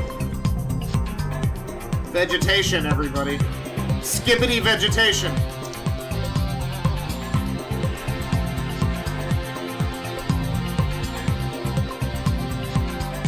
Yeah, the song's pretty kickin'. Ooh. Oh, I really like this.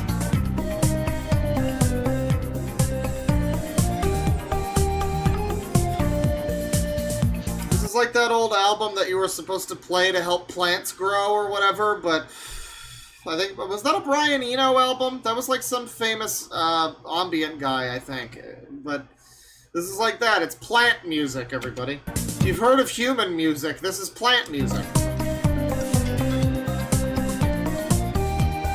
Yeah, Plantasia. Mort Garson. Right. Oh, this is the silly trees. They don't look that bad, actually, in this. I mean, definitely you can tell the era. Why are we in, like... But I love this, though, because it's, like, liminal 90s animation where we're in, like, there's a skybox. I guess it's a sky, kind of. It's just kind of a color. It's like a gradient. It's not really like a sky. But then there's, like, grass, but there's no land. We're just in, like... It's like a Roblox level. You're in an obby, basically. Garden of Eden? Oh, the plants are driving.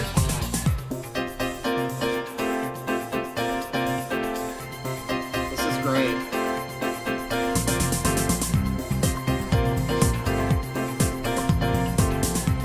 Hey, Brains, you're not allowed to flip this one. Well, you can, but I call dibs.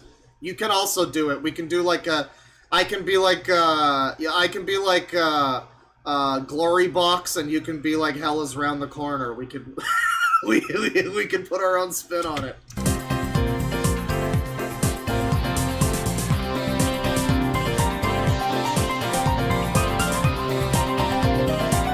Oh! No, I'm sorry. We're hearing that keyboard solo one more time.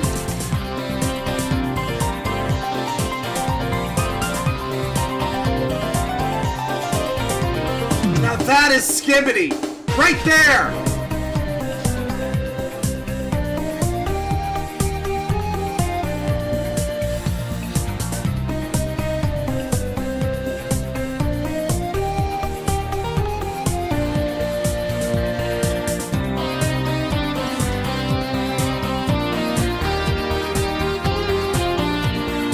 That fake guitar synth. That's like the same one you hear in Chrono Cross.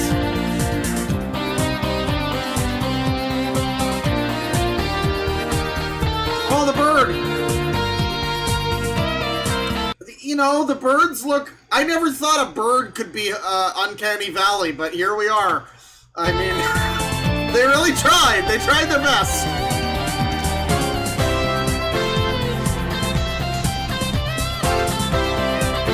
Oh, that's great.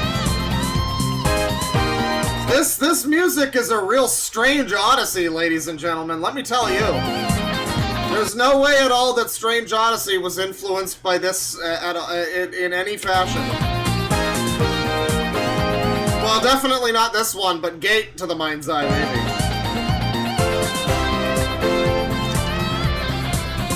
Uncanary Valley. Ah, that's good.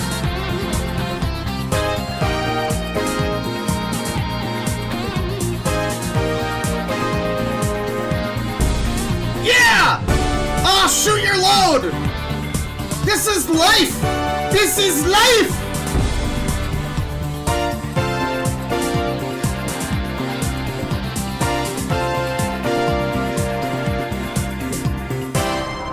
Warning, incoming game!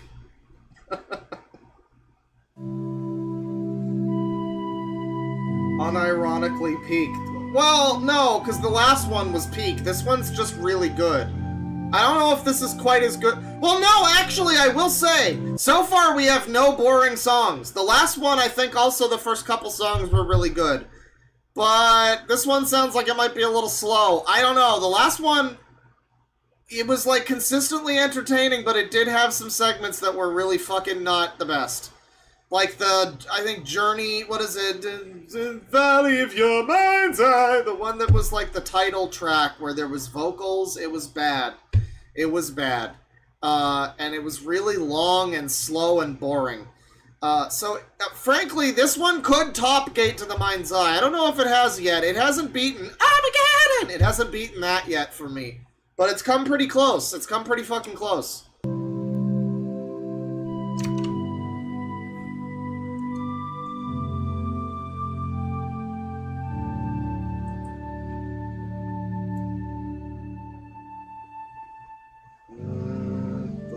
This one might be a skip. This one might be a slumber. Never mind, Big Fish! It's Tuna Tuesday! Oh, it's Fishy Friday, everyone! What day is it? It's Thursday? It's the Fish Thursday! I don't know of a fish that starts with a TH, so...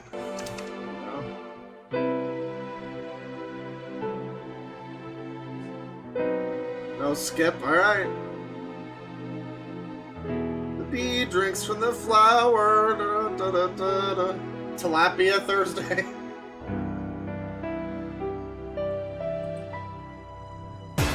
Ah! Oh! Yeah, we're still happening! It's still going!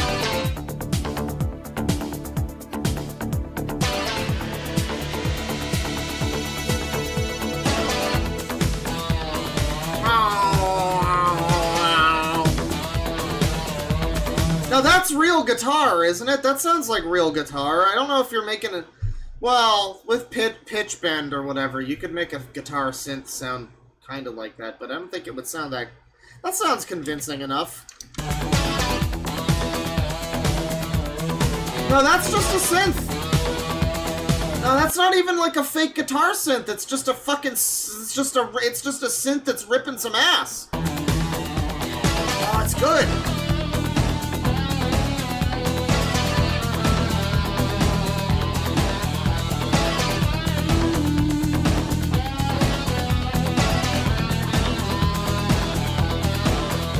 This one's interesting because I guess it's just like filmed footage of a forest or something. I mean, this isn't all computer generated, but they, I suppose, keyed in these insects, these bees or whatever they are, and certain other elements. This is really interesting. This is a very interesting one compared to the Gate to the Mind's Eye, where they didn't do it. I don't think they did anything like this. Maybe this was easier to do with the limited CGI options, but it's pretty cool. It's pretty cool.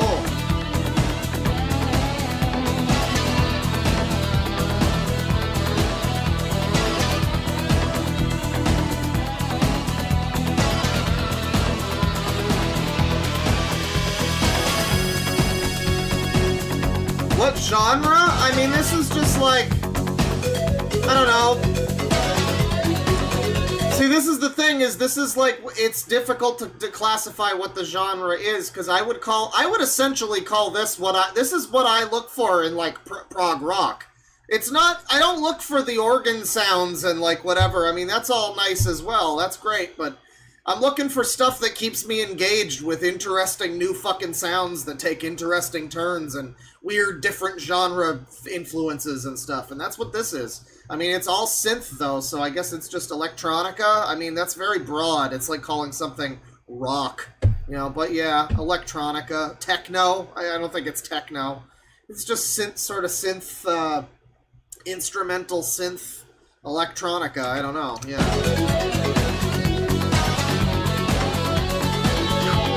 Hopeful Millennium World MIDI Rock. Yeah. Something like that. Oh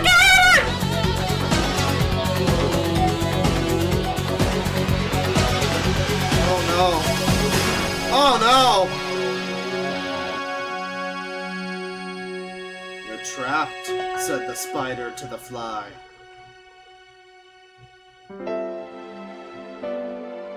Oh, that's a CGI tree. They put a fake tree in there. Is that a fake? Is the whole field fake? It's hard to tell. It's probably fake. I think it's CGI, but it looks pretty convincing for a 1992 computer-generated field. With, like, the video compression and everything, I mean, I would be willing to believe if you told me, depending on, like, you could maybe convince me this is a real image. That one tree looks pretty fake, but, like, the rest of it, though, it's pretty convincing.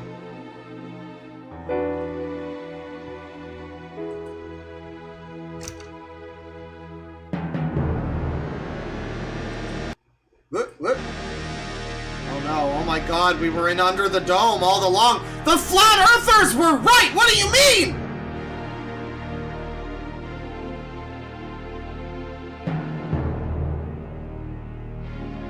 See, this is the establishing shot you get, and then it's just 2 hours of people talking in cardboard set rooms. It's very dishonest. This is what all of Blake 7 is like.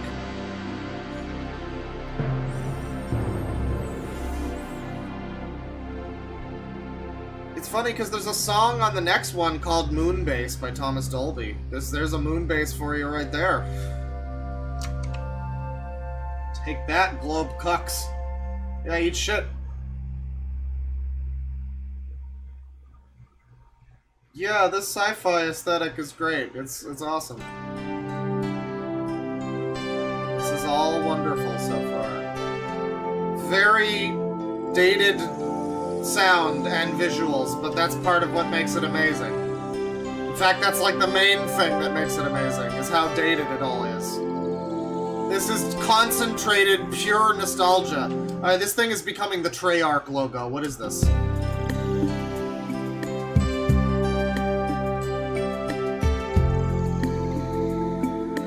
Oh my god, it's Sevius.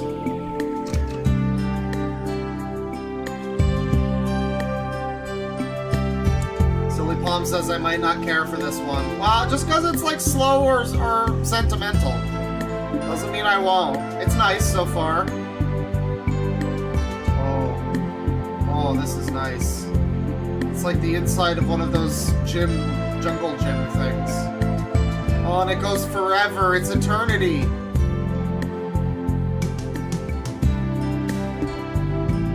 This is just like optical illusion video. Or something. This is cool.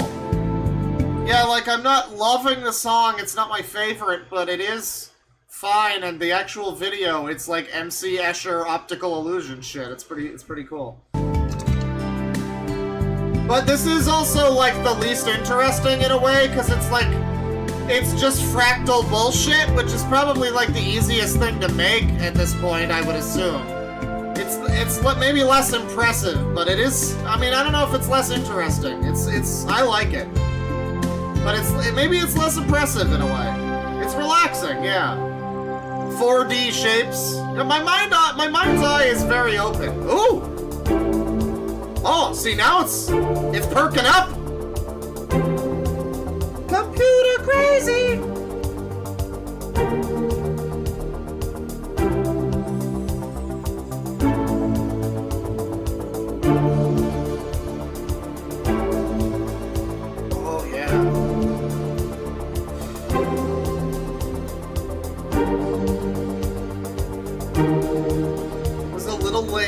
like a minute.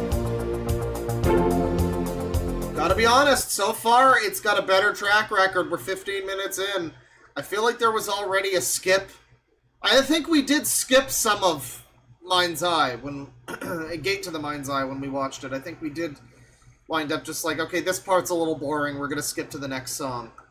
But so far, no skips. I mean, I don't plan on skipping anything, but nothing where I'm like, I have the urge to skip. So far, this has a chance of being better. This is very solid.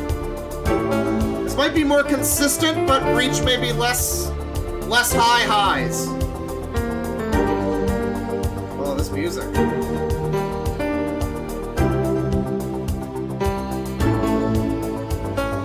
I love how MIDI this is. And what is this editing? This is sort of garbage and weird. I mean, what are we even looking at, for one thing? It's just kind of bizarre shapes, and then for like 2 frames, it cuts to like an overlay. What's this? And then it immediately cuts away from... It's like a weird alien operating system or something, like a window on alien, you know, Mac OS or something, and then it just cuts away to whatever this is. This is fucked. I like it. I mean, I'm very confused. It's the Borg things? Oh my god, I want one of those!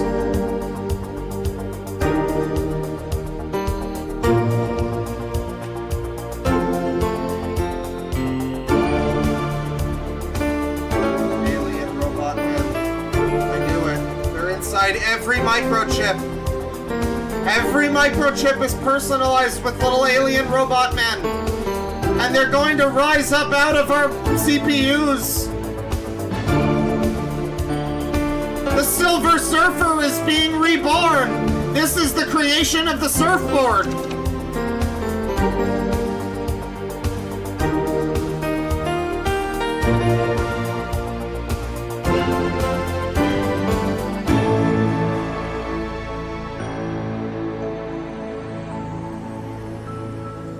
Chris Chan's CPU goddess. Yeah, CPU goddess, that's true.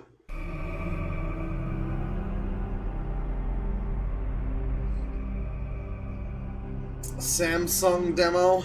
Yeah. Not quite as horny as Samsung Sam, but, you know, I could still jerk off to it. Speaking of jerking off, look at these sexy automatons. We're in the clock level. Oh no, it's that area from the end of Attack of the Clones with all the lava factory, I think. Aren't these like the Robax commercials? Isn't that the name of it? It's like a back pain medication thing that I should probably get because I'm old.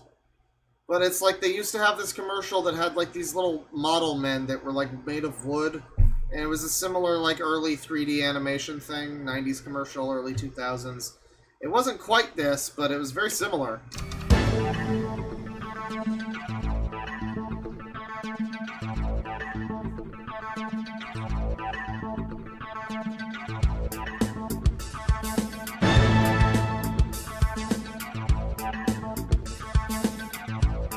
Another computer city. Oh my god, it's a Gundam!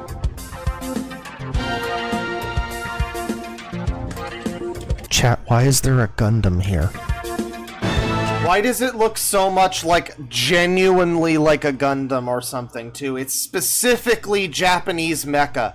It's not even just a cool robot. It's specifically like something that would fight Ultraman.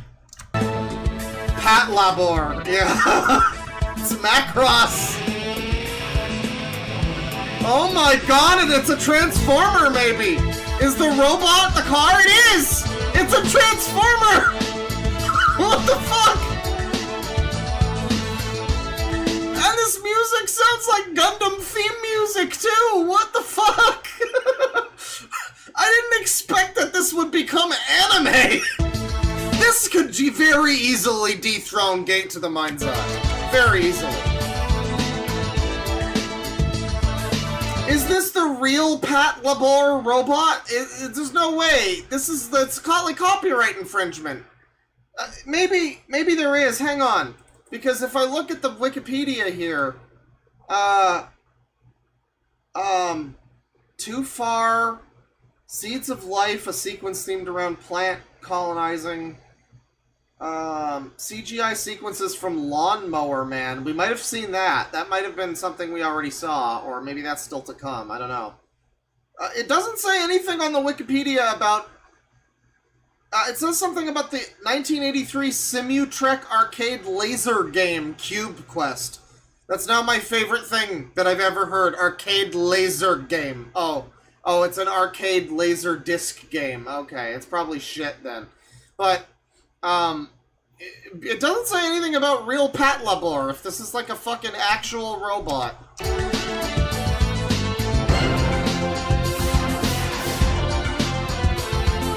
I don't think Jan Hammer did the animating, he just made the music.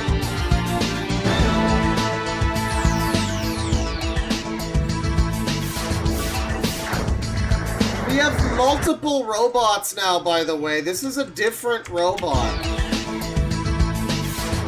This is like a completely different robot. This is like a Fist of the North Star goon.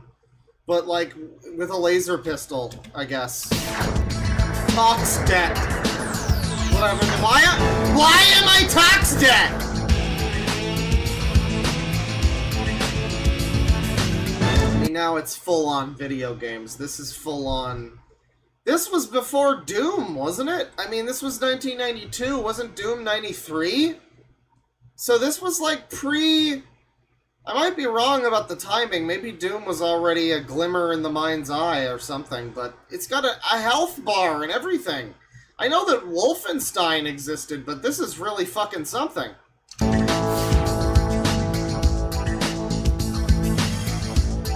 Doom was 93, so this is a segment that's like directly, not even just like we're first person in a guy or whatever. There's like a robot arm. It's like Metroid Prime. There's like a health bar here. And the health bar starts flashing because he gets Tox dead. Oh, the threat, and he's doing dodge rolls.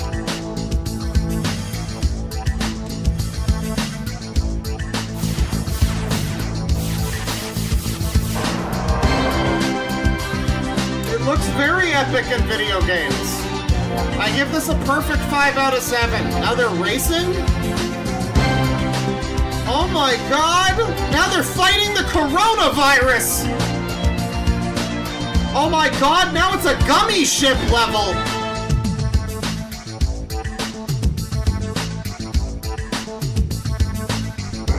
Oh, I thought it had like a Seaman face for a second.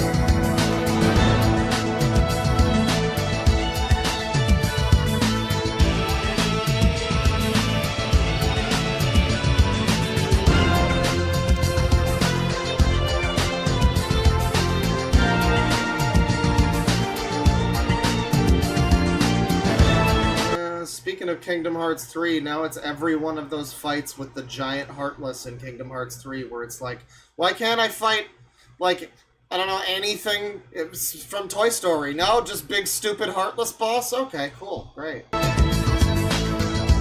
we're here.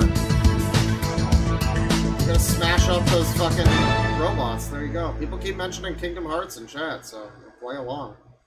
Yeah, that was a good one.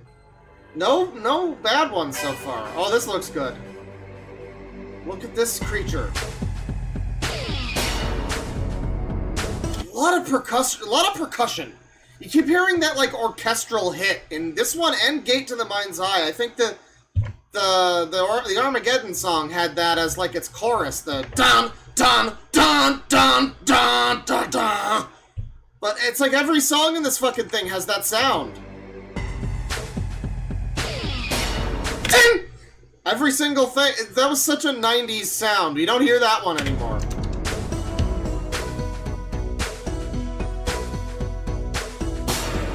Ah! Dire Straits music video. People are saying this came with their computer as a kid or something? What?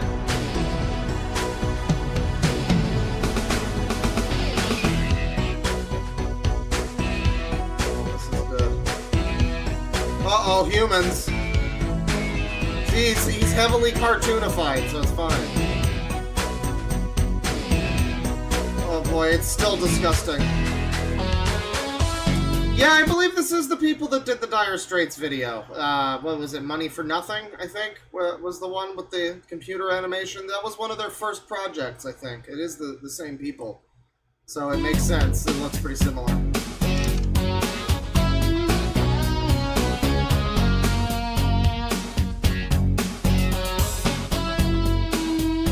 Wait, no, wait, was this not them? Okay, no, I might be thinking different. Yeah, because it's the reboot people. They're the ones that did it. If it's not them, I would be surprised. Like, there has to be some overlap. This, like, between reboot and this, these are the true pioneers of 3D animation. Fuck Pixar.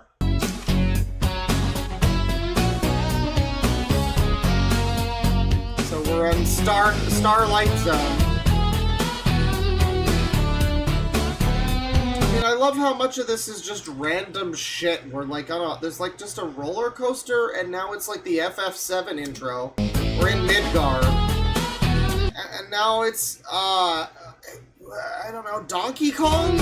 There's robots. You see this robot for like less than a second, and he shoots another robot that you see for less than a second. And now he's a boombox robot. Okay. Light lampshade robot. Okay.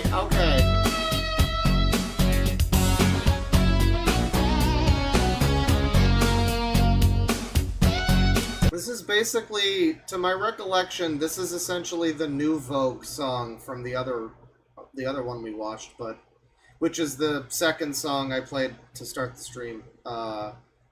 Georgie's on the TV shaking his booty, that one.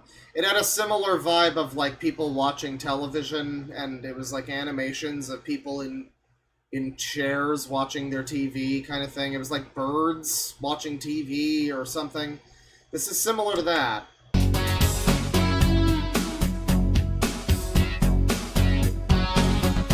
Oh god, where are we? Okay, we're at maybe the worst animation so far. Just like this flat, omni-textured fucking... This plane of textures. And there's like every now and then a single spire mountain, and there's a dinosaur, I guess? God, Demon Ruins really sucks. Lost Izalith is the worst part of this game.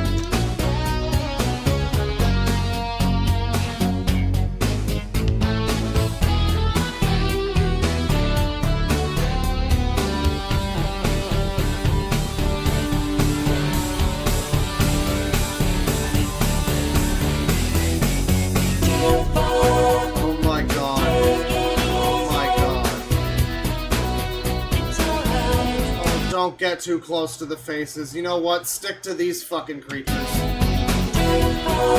Oh my. What are you? What? I'm sorry. What the fuck is this Zelda boss? What are you? This is like a kaiju from hell. It's got like spikes and so many different colors and like a weird shell. I say Zelda boss, it looks like Dodongo from Ocarina, but then the shell thing makes me think of the armadillo thing you fight in Donkey Kong 64. Whatever it is, it's a horrifying monster. It's got like a toilet brush for a midsection.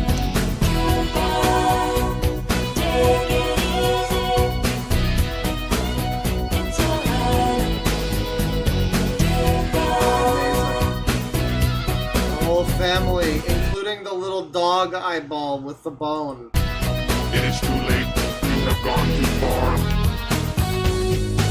What the fuck? This is insanity. I mean, this is schizophrenia. It doesn't even make any sense, really. I guess this is like the Rick and Morty bit about like interdimensional TV or whatever. I guess like this is a program from this is people in another universe watching television, and it's just a glimpse of that, and every now and then it's going to be some clip from a TV show that we don't understand because it's their universe's television. So it's just like 2 seconds of like a scary robot named Mega Fright, like threatening the audience, I guess, with like gem eyes. And now this is happening. You know, sure. No complaints here.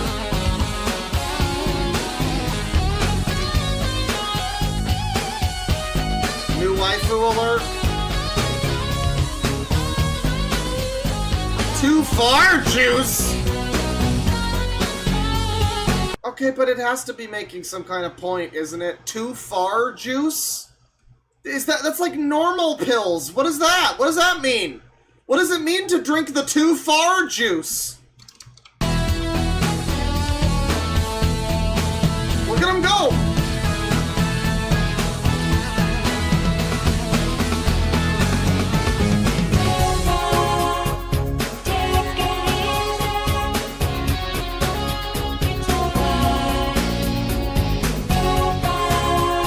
Oh my god, Lois! Oh my god, I am freaking out! Oh my god!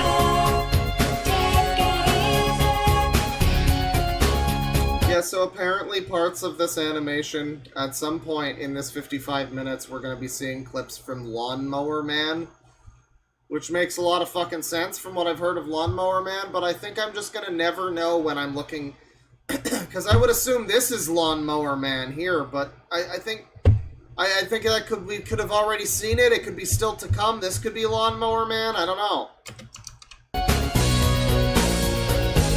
It already did. Okay.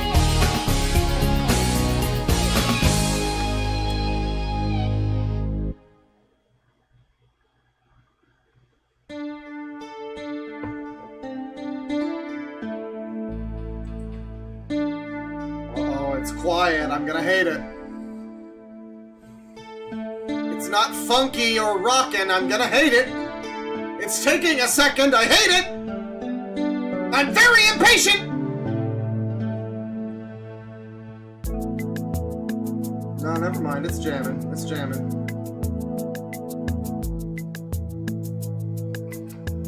We're gonna go all night long. Oh, yeah.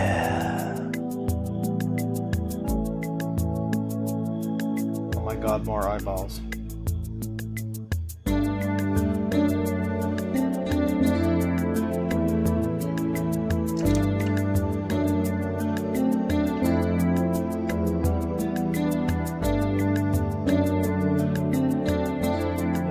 Not enough booba in this one. The Ultrix point never covered. Okay. Definitely liminal.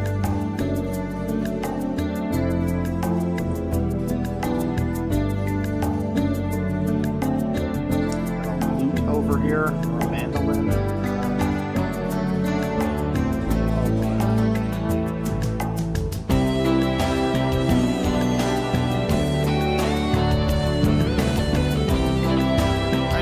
Just a bunch of fucking shit spinning and moving around, I guess. I mean, just, you know.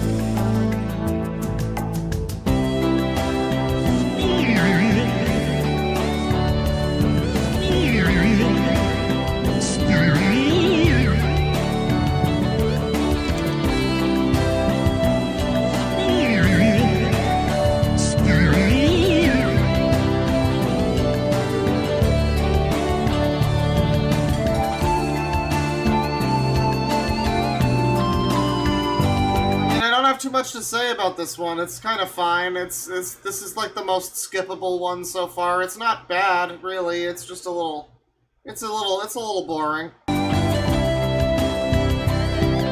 It's okay. The song's pretty good.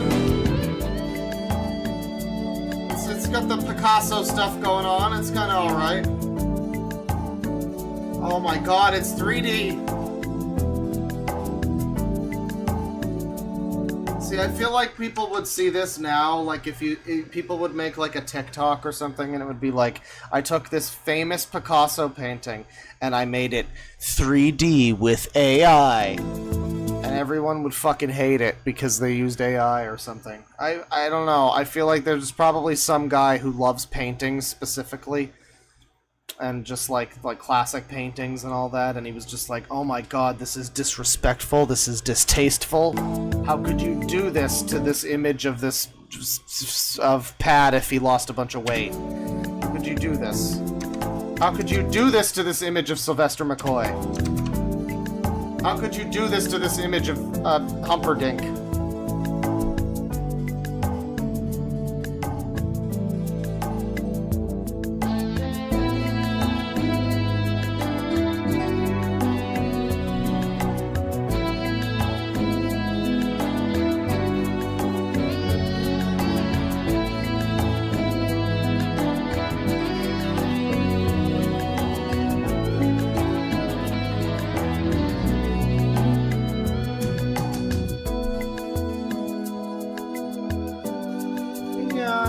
Okay. It's very fine. It's aggressively okay. I don't know. I feel like there was one in the Gate to the Mind's Eye that was also kind of art-themed, and that was one that I also didn't care for. I don't know. I don't think it's the art part's the thing I find cool about it. It's just something about it that's like boring though. But I would, if we stuck to like Picasso art and doing weird shit with that, that would be neat. AI will never live up to this. I mean, depending on what you're looking for. Come Down soundtrack. Happy birthday. See you at 7. Arturo. Who is this? What's happening? Oh no. Oh boy. Oh no. Oh, what? Unfortunate. Unfortunate breasticles right here. This is an unfortunate boob.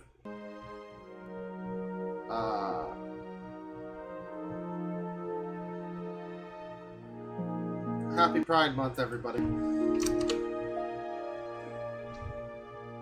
Is that Arturo? Yeah, it might be. Oh, maybe that's Lotta. Lotta Vagina?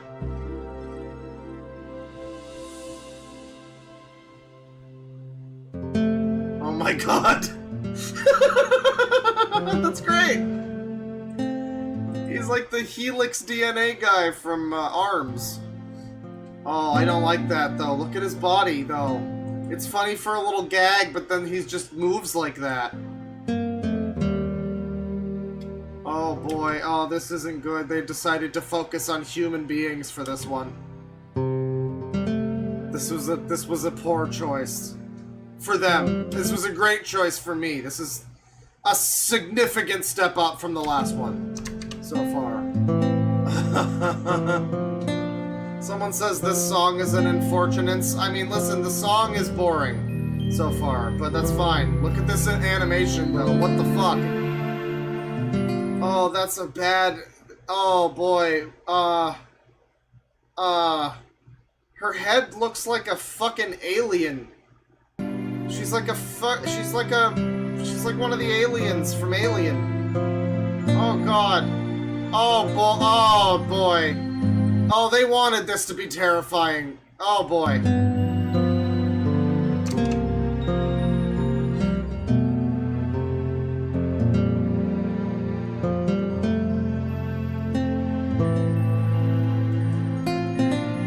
What is this, like piss liquid? Is it mercury pissing? What is that? It's like a holographic cube of wonders. It's his confession dial. I don't want your sculptures. I love you. There's dialogue. Oh, his heart! I don't care for this. But I do like it a lot, though, but I don't care for this. Why is he dressed like a superhero? Oh, they spiral! No! No! Ah! Okay, that was a very short dose of body horror and freakazoid Romance. That was horrifying, but it was great. Music wasn't great though. Music wasn't the best. So the chat message that I saw that was like, who cares about the music? It's just about the visuals. No, retard. The whole thing is about the person that... It's literally like 4 releases that are each denoted by who fucking made the music for them. It's, if not more about the music than it is even about the visuals. It's very music focused. But you can like something independently just for the visuals also. Like that last one, the song wasn't great, but the visuals. You got more plants in this one.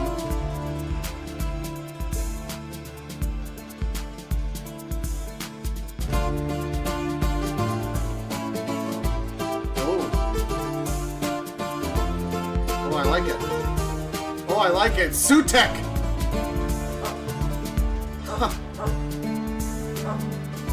Jesus Christ, the dog. I mean, is it a dog or is it a freaky, like a freaky fucked up alien creature? Who could ever know?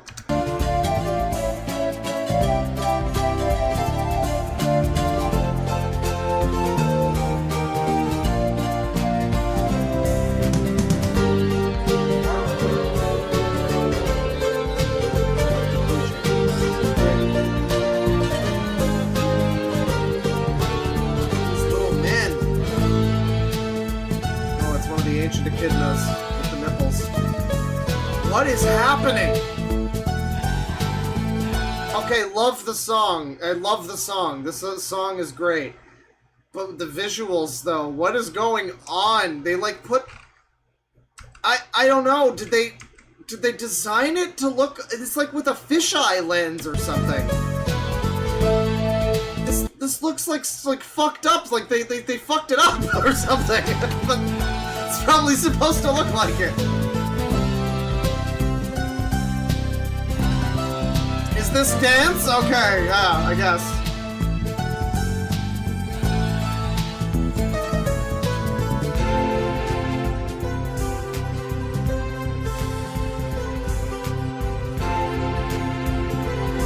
Just get some random visuals, alright.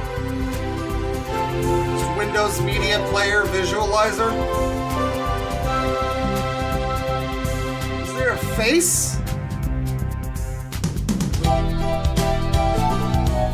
Oh, this is good.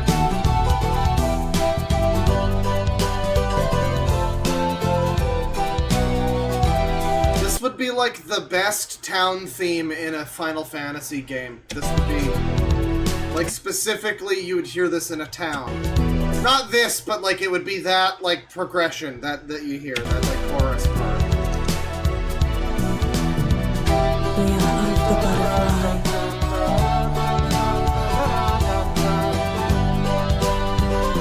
These are some good PFPs, yeah. Oh, I like her as a PFP. That's a good one. Leopard Lady, yeah. Zebra Man and Leopard Lady.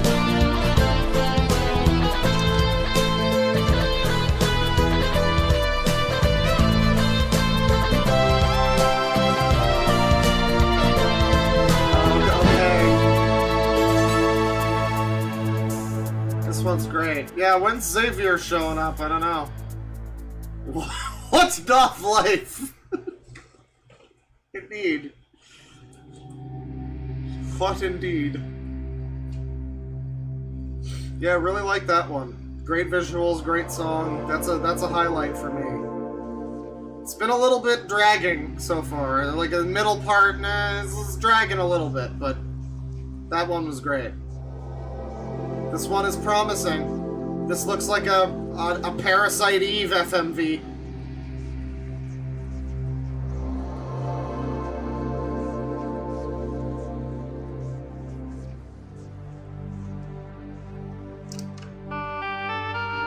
Oh my god, the dudes! Hell yeah! Hell yeah! Okay, I'm sorry. Allow me to just ruin this for a second. Just give me a second here. I'm sorry. Just allow me to ruin this real quick. I just need to.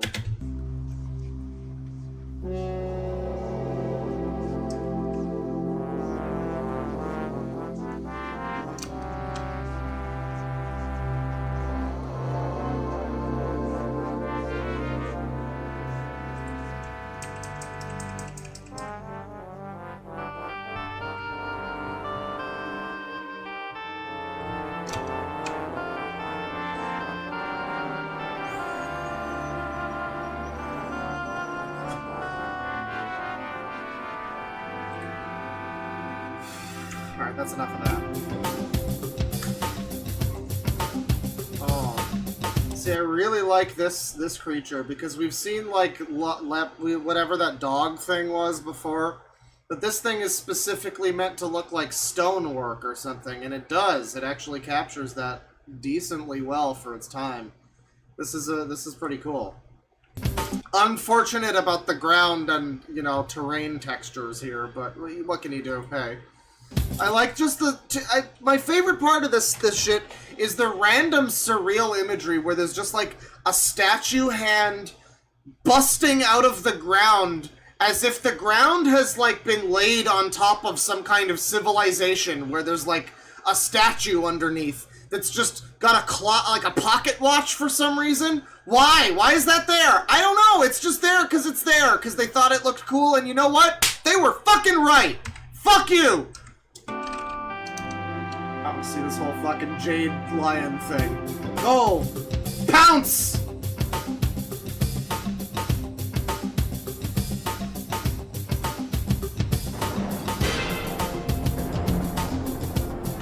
Pillars of Eternity. I played a little bit of that. I didn't get enough into it, but it was pretty good.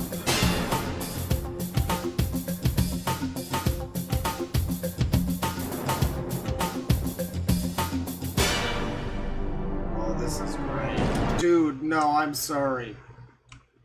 This is an album cover. This is excellent.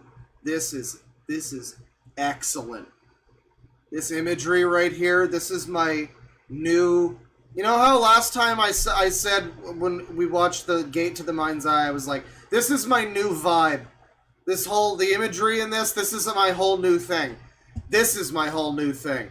Right here. Is like whatever this Opeth album cover ass shit is right here. This is great.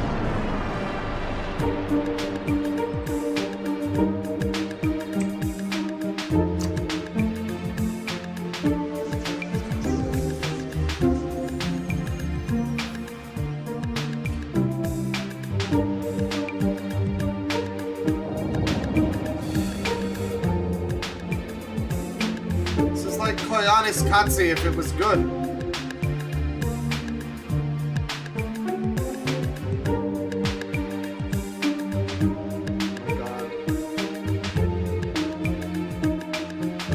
Machine gun lady.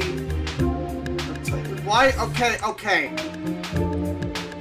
My question to you all, chat. My homework for you all is to devise for me an answer for why this silver horse mohawk punk humanoid has tits.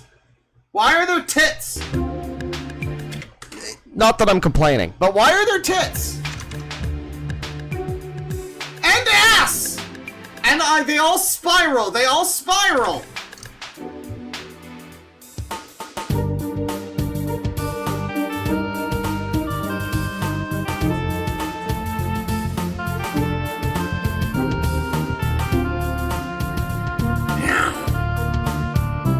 Like the lion snarl effect.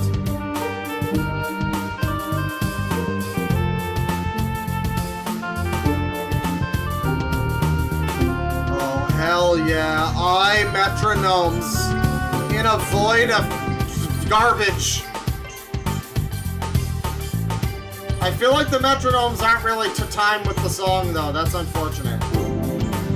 That's not even like a for the time thing. Like, they could have synced up the metronomes if they wanted to. Maybe they didn't want to. But it's good. This is a good one. And now we're in fucking space with the Golden Dragon. Dude, where's Emma Memphis? This is the Golden Demise. It's like a... Oh, I love it. Oh, I love it.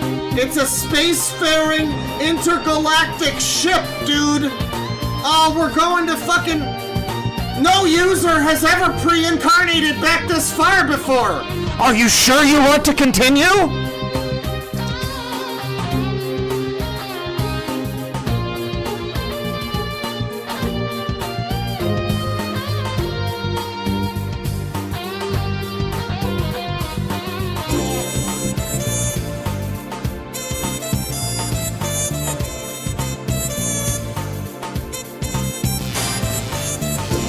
A sperm? I didn't notice.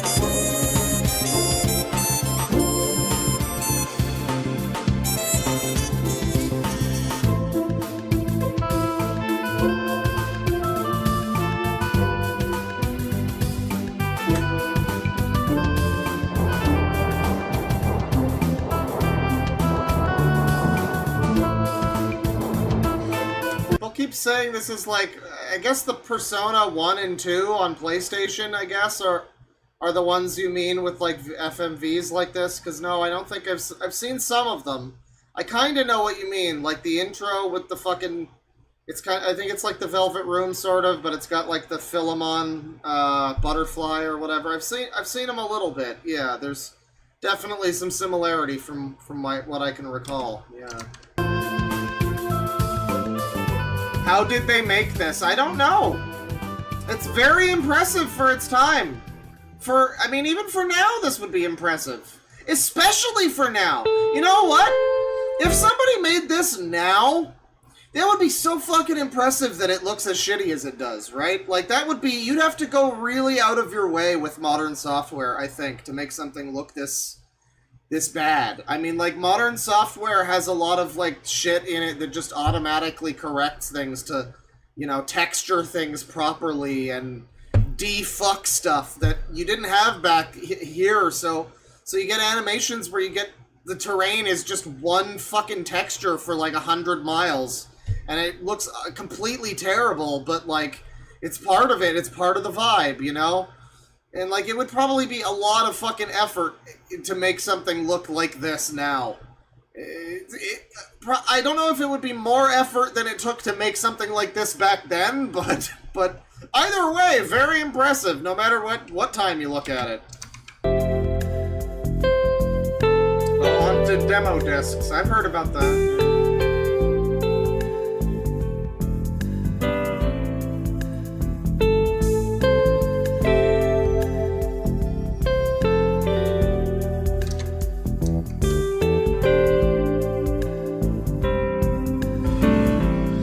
I looked at some anime music. I think they were playing a Rush song.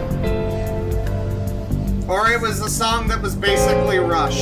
It was either they were covering a Rush song or it was just a Rush song. Like, fake Rush. I don't know, but it was really good.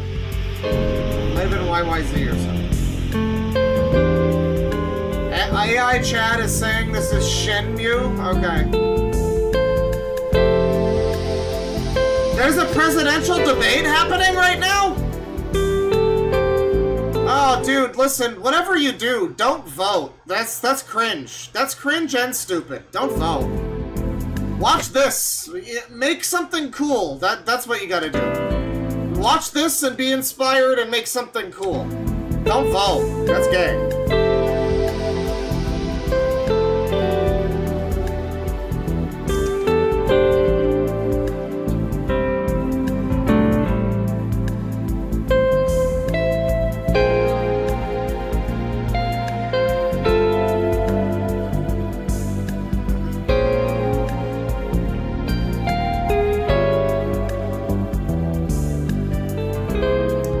Very chill. This one's just vibes.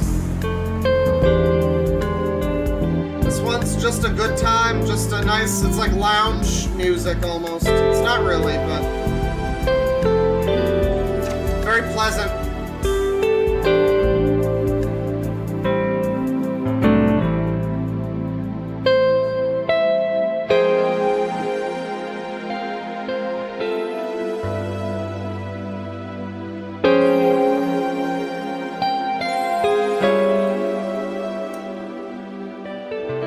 Castle Rock Productions, everyone.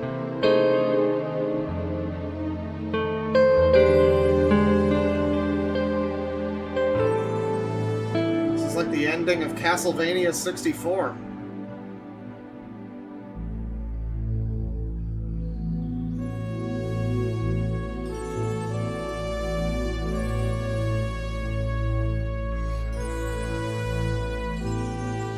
Curse you, sages! Curse you, Link! Is that more Booba? I love that she has, like, action figure joints, too. Like, look at that. She's got, like, her, like, mermaid tail knee joint or whatever. It's just like it's like it would be on a Bionicle or something. She's designed explicitly like an action figure. It's like the big robot scene.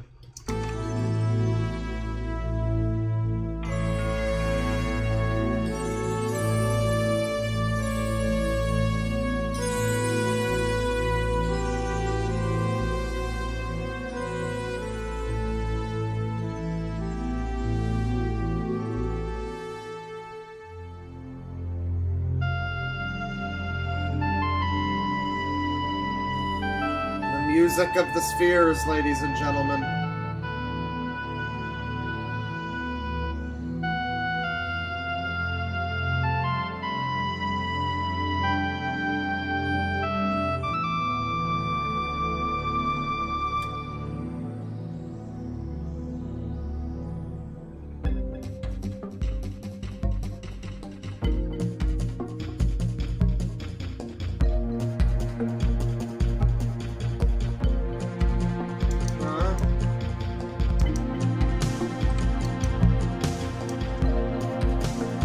Get down.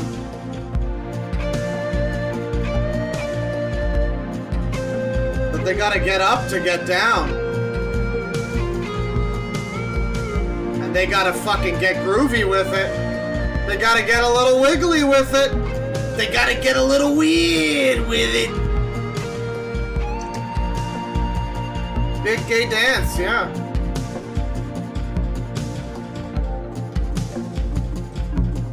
They don't cover penis, no!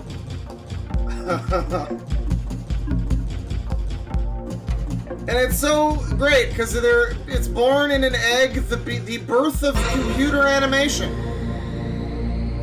You know, it's symbolic for how we've begun with computer animation. It's the origins of life itself.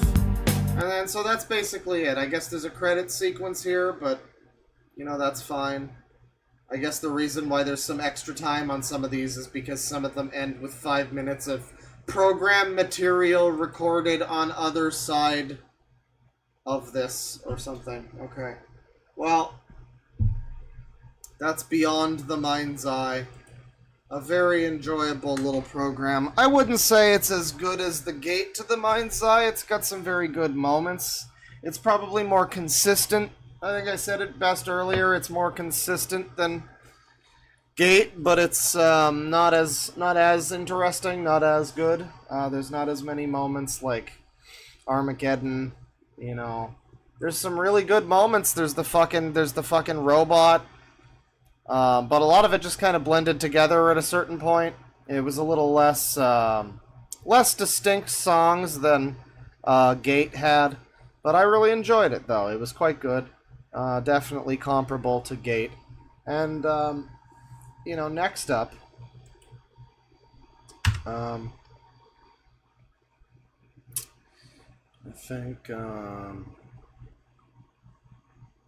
think it's this one. Next up, we've got,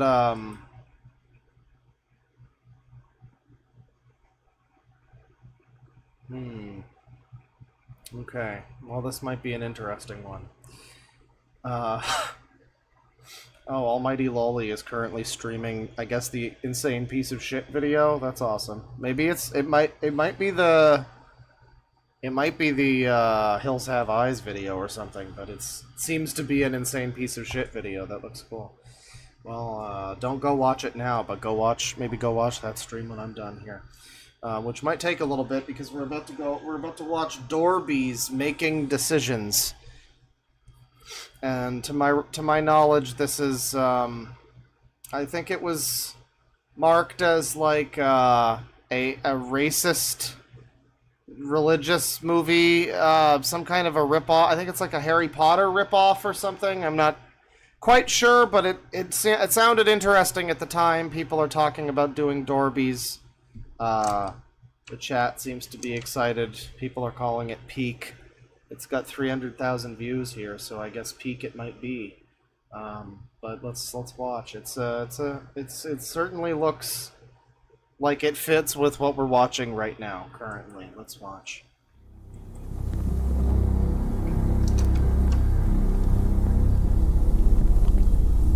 Rip off of VeggieTales, right?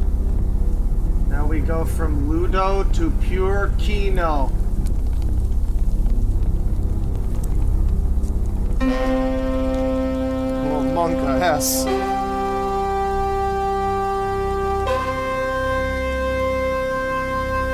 Nut Shack! Nut Shack, Nut Shack, Nut Shack.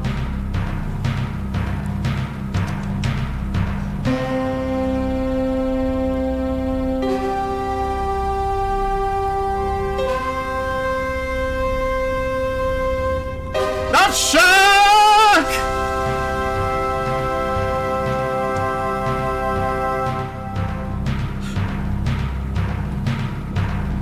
It's In the beginning, God created the heavens and the earth, all that is seen and unseen. And in the panorama that is the unseen, beyond the secret world of the insect, beyond the atoms that form the grass they hide behind, in the infinitesimal pantheon that turns beneath our feet and beats with heart. What's that? I can't hear you. Live the Dorby. Unfortunate mixing. It's worse than mine. Oh. Dorbies. Everywhere I look, I see Dorby. Rolling to and fro, I see Dorby. This feels... I feel like how I felt when I saw the trailer for that Funko Pops game that's coming out. Like, I don't know, we just... Dorbies. You see this fucking thing... I feel like these things are... These things... We dodged a bullet by these things not becoming like a new Funko Pop or like a Minion or anything. This could have easily taken off. See how, like, customizable they are? I could have easily seen these being, like, toys. They're like Mr. Potato Heads or something. You get Dorbies fucking... You take your stock Dorby and give them new eyes and, like, new clothes and stuff. You can make an Elvis Dorby or, like, you know, emo 90s Dorby. We're very lucky that that didn't happen. Dorby. Rolling to and fro, I see Dorbies. They're so marketable. Dorby. Culturally insensitive Dorby. Rolling down the halls, I see Dorbies. Tiny little balls, I see Dorbies. They're called Dorbies too. It's like they're meant to be adorable. I'm so surprised this didn't wind up being... They probably at least tried to make this like a toy thing. But I'm assuming there's just no way that would have happened. I mean, they're very ugly. They're disgusting. Oh, God. When your theme song is asking why you don't go away, I mean, I don't know. You tell me. I mean, this is, I'm wondering why I'm watching this now, so. Maybe you should go away. Why don't you stop doing the video? Look at these faces. Jesus Christ. Dorbies. Oh, yeah. Yeah. I know. Hey, Chad, now don't bring Jesus' name in vain in this. This is apparently godly. Well, I don't know if it's... I assume it is. I think I heard that it is. I don't know. But I mean, VeggieTales is, so...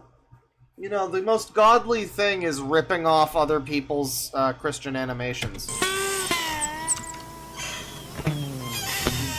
BBL Derby! Now, allow me to introduce myself. My name is Old Delta Dorby, and most people around here call me Delta. But you can call me Delta. Yeah, I've been living here in Dorby Town for now going on 72 years, and I guess I've been playing this guitar for... Is Dorby Town where Rat Boy Genius lives? Just asking. About 63 of those years. Hey, Delta! Hey, man, come over here. You never guess what I found the other day when I was rummaging through a rancid pile of unwanted, untainted, fresh from the Oh, thank God we've got Boomhauer at home. naval lint. You know what? I just love corn fritters. Don't you? There's just something about corn fritters, man. It just makes you feel full. You know what I'm saying? Anyway, you the bastard abomination of Boomhauer with that thing from Squidbillies. I don't want to talk about corn fritters or nothing like that. Hey, anyway, check this out. Listen to this. Hey, man, what you think, man? This thing's almost brand new. I saw them down there at the general store for 59 cents. But look here, I got this free. I got this free, man. You know what? I'd love to join your band. Can I join your band? You know what? I just kidding. I don't want to join your band anyway. I'll tell you what, though, man. If you want to hang out with somebody, you want to jam with somebody, just get weird, you know? Hey, brothers for life. That's what I say, man. Brothers for life. Me when the Brothers for life. Hey, I'll be over here in your storm sewer gutter, okay? You need me, just give me a holler. I tell you what, now y'all That was Fleck. Now, he's always around here someplace, and he is crazy. You need to shut up, Flank. I'm tired of you talking very loudly and mumbling at a constant pace. Yeah, together we've seen them come and go. Now, times have changed a lot here in Dorby Town, but I'll tell you what it seems. I wonder if they know that you're supposed to say, like, mentally challenged. You know, life in general always come back to making decisions. And not just any decisions, mind you. The right decision. The one the good Lord wants you to make. Now, for instance, take my little ball friends, Jack and Mary Jane Dorby. Now, see, Jack, that boy is a... Is this... What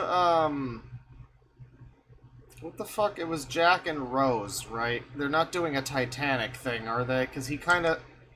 Now, see, Jack... I could see this being like Leo DiCaprio Dorby or something. Leo Dorby Caprio. You know. That boy is a character. Yes, sir. He's at school, but see, he really don't want to be there. No. And I have a feeling that he's going to try, and I mean try, to persuade Mary Jane to get out of there with him. You know, you're really setting us up for failure here, whoever made this, because you've got a song that's like, why don't these Dorbies fucking get out of here? I'm sick of these cunts. And then you've got the intro here, and they're just yawning. They're like literally tired. They're sleepy user Dorbies over here. And we're supposed to, what, if I'm like 6, I'm gonna hate this. This is gonna be, if I'm a little kid, I'm not going to be looking at this like, haha, this animation is super cringe and embarrassing, haha. I'm probably just gonna think this is awful. You know, I don't think I'm gonna necessarily, maybe some kids might have like, you know, they might be based and they might have the immediate understanding. Maybe this is what will wake some children up to like a lifetime of snark and cynicism looking at bad movies. They're like, their religious parents force them to watch Dorbies when they're 6, and they're just like, them and their friends form like a best of the worst round table to discuss how bad it is, you know, like that's possible, I suppose, but I assume that for its intended our audience, the majority of children who would watch this would probably not be fucking enthused right now, I have to say. I like it, but, you know, I just think they're neat. I don't think the children who are being religiously forced by their parents to watch this are going to super vibe with it. Maybe. You know, that old school reminds me of a little music place that used to be right there on that spot. Now, that was a few days ago, 1952 days. Me and Old Tubbs Johnson. Old Tubbs Johnson. Oh, it just did the joke that Paper Mario 1000 Year Door does like 100 times. They really love the joke where person starts talking and then like Mario and companion fall asleep and like they just talk for like 6 hours, and they do that joke at least 3 times. It was funny the first time.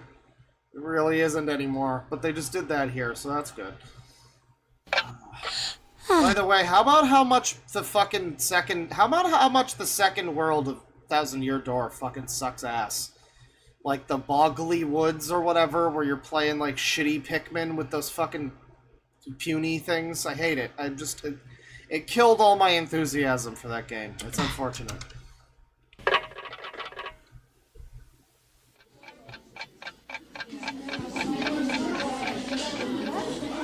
As you can see, the isolation of the parallelogram is concurrent to the vertical side of the polygon. Now what is exciting about this is that they both are related side according to MacGyver's theorem of gumstick tubing. But what's really exciting about this is the fact that the sum of the total of all sides is 90 degrees. Why was there a flesh noise? What? He pulled it out of his like stomach and there was a flesh noise. But what's really exciting about this is the fact that the sum of the total of all sides is 90 degrees.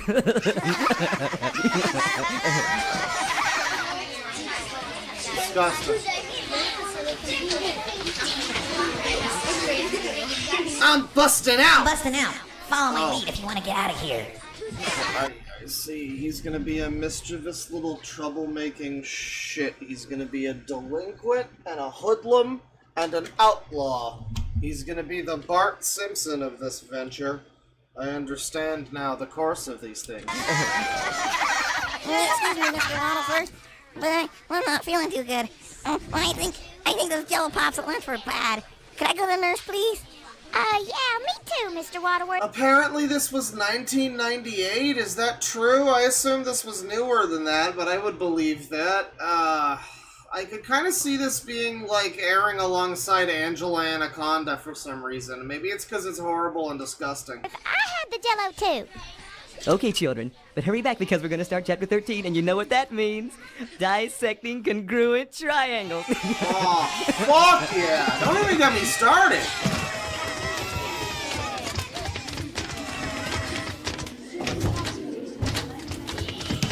Oh, long-haired Johnson. Derby. Jack Derby. What? Uh-oh. What's going on with the lighting? What happened here? How did... This is the type of thing where they're making it and they're just like, you know what? It's not a big deal.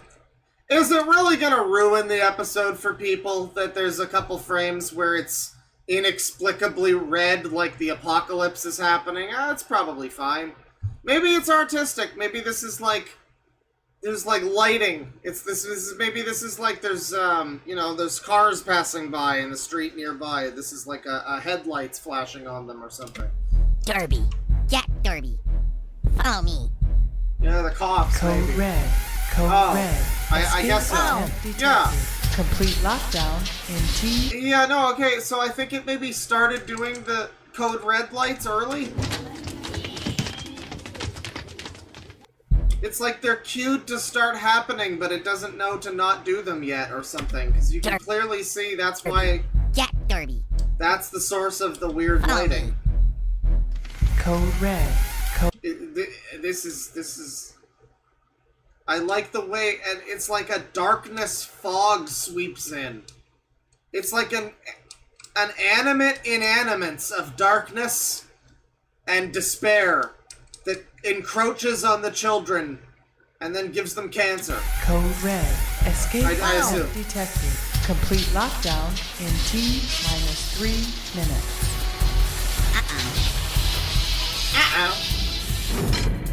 No food in movies! Talk about low budget! School! I'm out of here!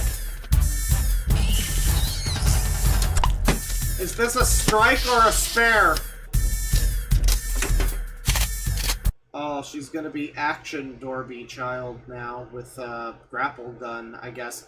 You know, there's a video that I just saw pop up on my feed. It'll probably all pop up on all of yours now that I've mentioned it, and I am proactively mentioning it. But it was a video that's like, why are bowling animations so weird? So I put it in my watch later. I haven't watched it yet, but it looks like an exciting video that I'm interested to look into. And people apparently are comparing this to bowling animations. I saw a comment underneath this video that compared it to a bowling animation. And people in chat are doing the same. So I'm not really familiar, but I'll take your word for it. These things look like they could be deformed little fucking bowling ball creatures. So I could believe it.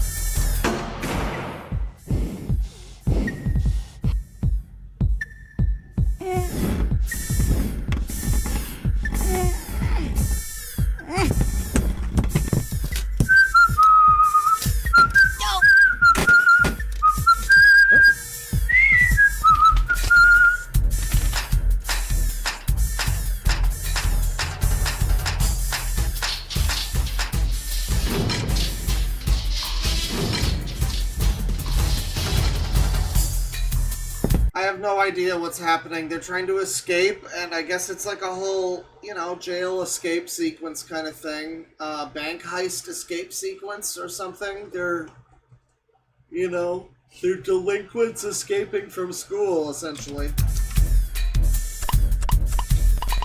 I don't know why it's so long. It's all good. It's all quality.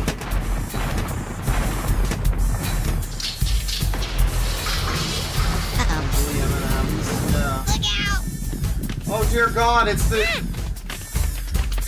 It's Ocarina of Time, the little forest area. Oh no.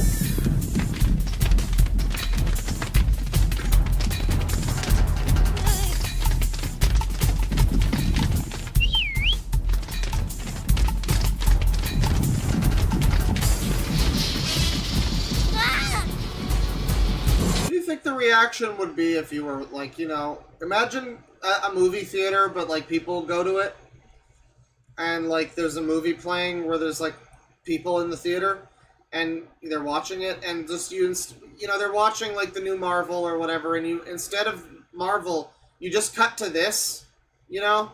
Like, you just, you know, it's probably all video files or whatever now, right? It's not really, like, projecting.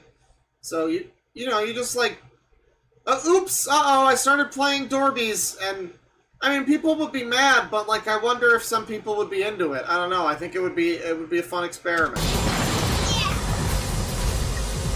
Yeah, in the middle of Endgame, like, right before the climax, you know, you cut to this, that would have been amazing.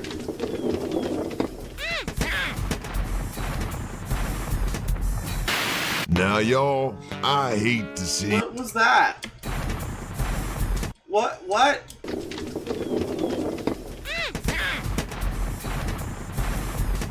Who is this?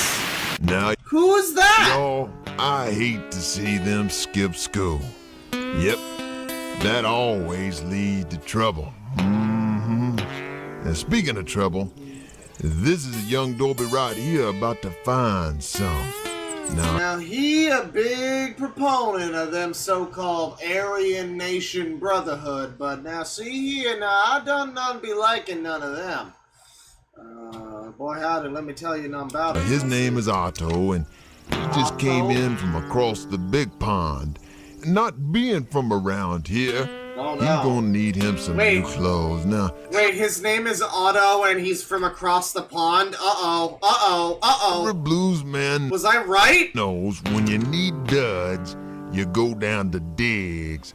But not being a man of the blues, I don't know if digs is gonna be the right choice for Otto. You know, I remember we had a drummer, his name was Sticks, Catfish Willie. Now, Sticks could play that show, he could play the skins, you know what I'm saying? The only problem was he only had one drumstick, and he had a bad left arm, it wasn't nothing but a nub. But let me tell you, he could work that hi-hat with that nub.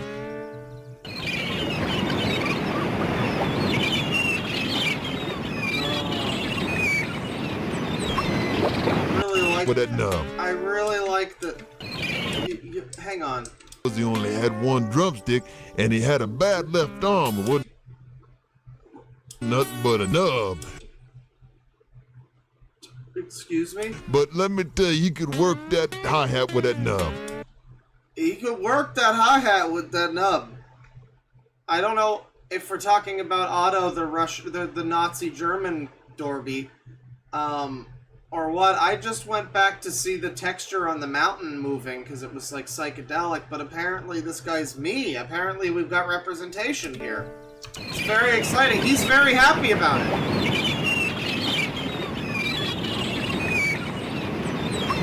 Well, it's not him. It's not Otto, the Nazi German Dorby. Nothing but a nub. I must find the closet here. To find some regular American clothes, so that Oh my goodness me, I think I was right. I might fit in better with the garment folk. I'm coming at the gym.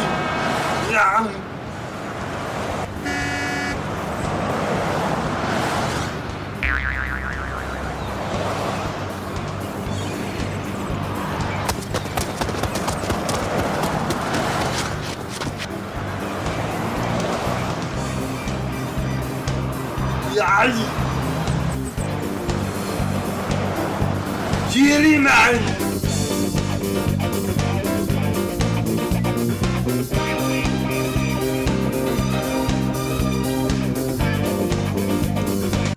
What now? Didn't Grandpa, Easy Pete or whatever, say that this was a place for the blues? For a blues man? Why is it like disco in here? Yeah, the music's not bad.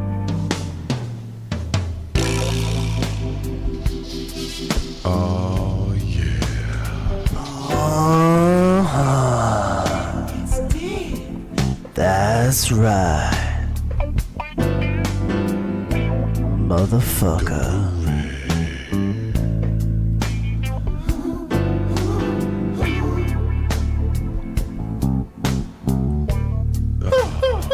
It's a great walk. It's a great walk cycle. Surf's up and I'm riding the big board. Big boy! Oh, big board. Oh.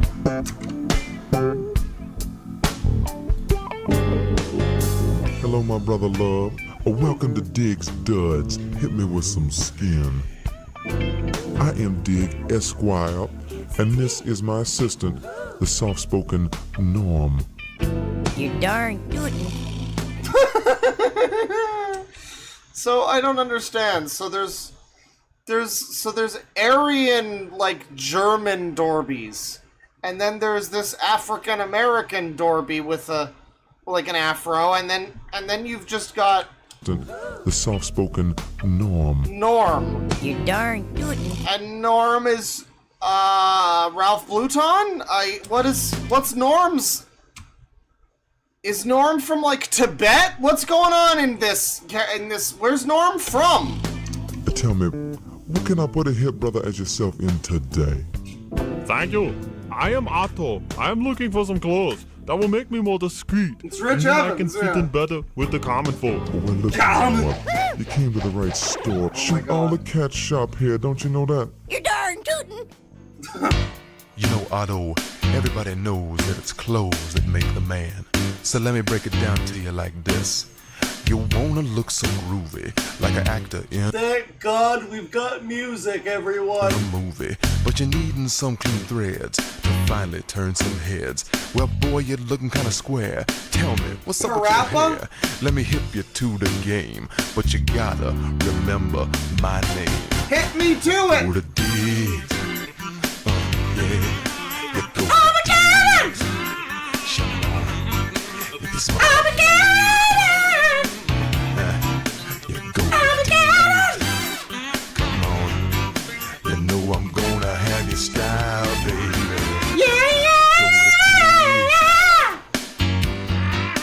Try these bell bottoms on for size, with these glasses for your eyes, and this funky velvet shirt.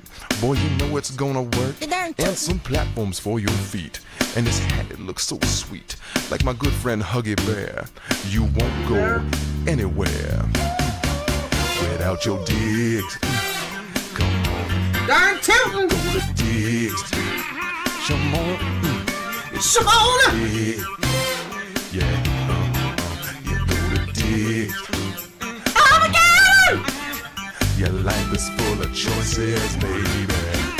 You go to Diggs. When it comes to shopping, you know you're cold cocking at DIG''S.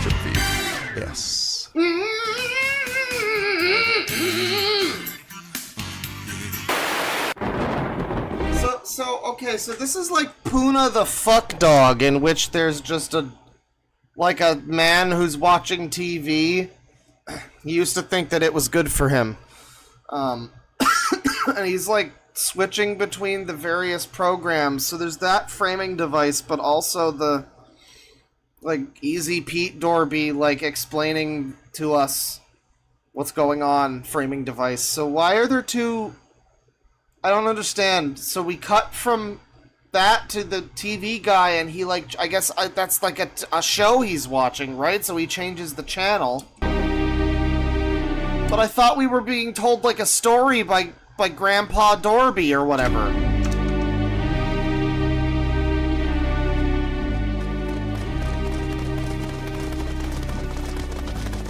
Whoa! Look at that, Mary Jane. It's old man Redder's house. Wow, that would be cool if I could fucking see it! You know how Billy Jenkins Dorby, he said that he went there 2 years ago, and he said that he went in there to get his ball, but come to find out, he really didn't go in there, and then his mom made him eat soap because... Well, what's funny is... Great pause frame. Someone in chat is like, this is unfunny Christian thing, number 8 million. It's like, but the Christian element of this is very minor so far. I mean, there's probably a Christian element in this, and it's probably a minor one, because he mentioned God earlier on.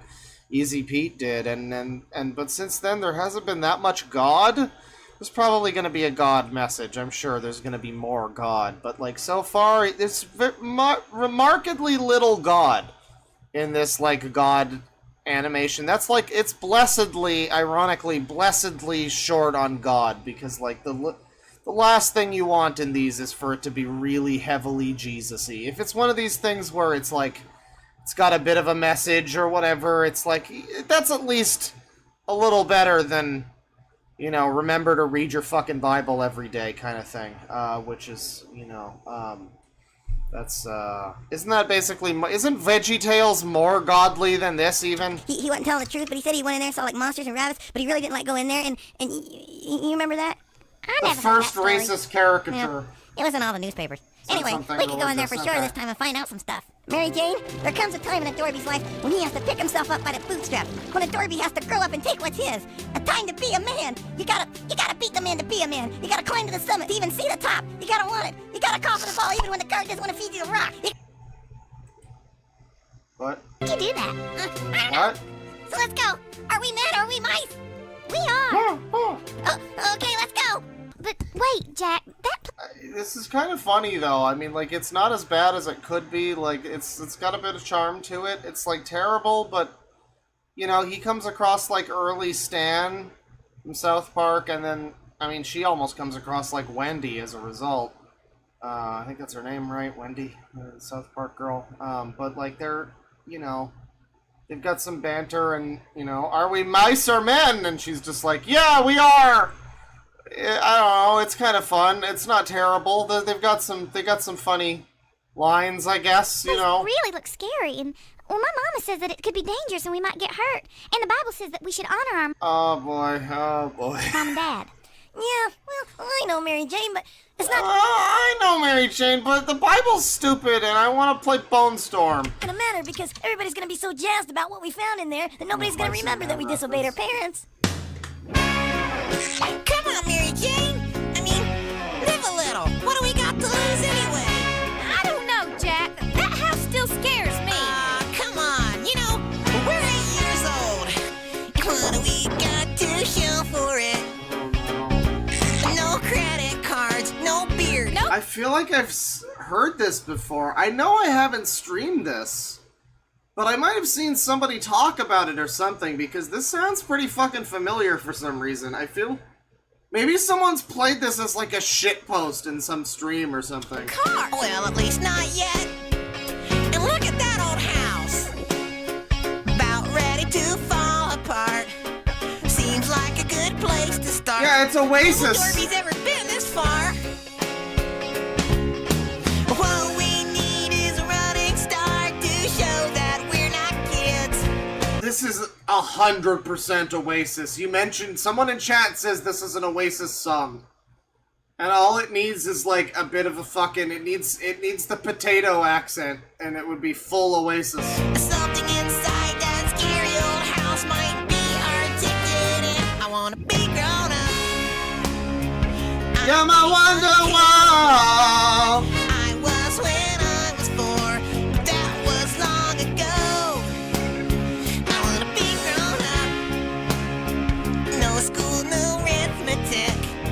That stuff just makes me sick. People in chat are talking about other channels that have mentioned this, and like, I've never watched Everything is Terrible or Bible Reload or any of that, so I've heard this.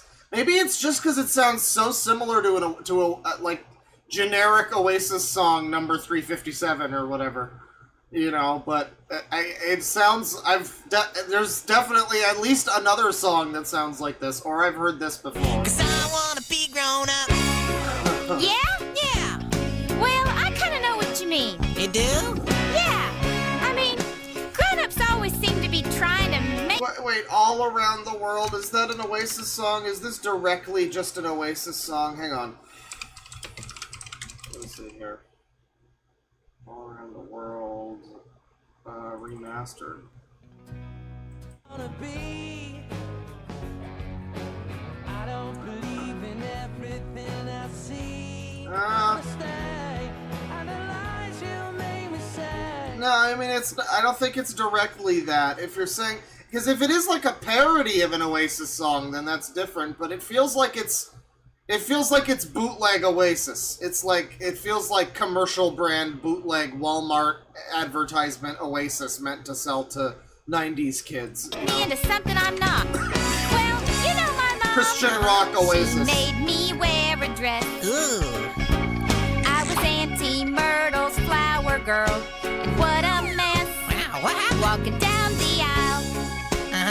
Tripped over Uncle People are saying it is. I mean, maybe. I guess. Howard's boot.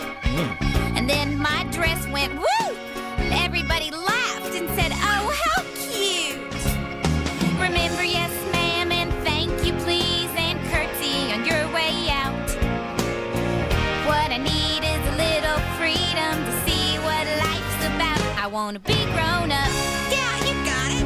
No curlers, no hair barrettes. Doesn't matter if I get... Yeah, we got so many dudes on this stream. This is great.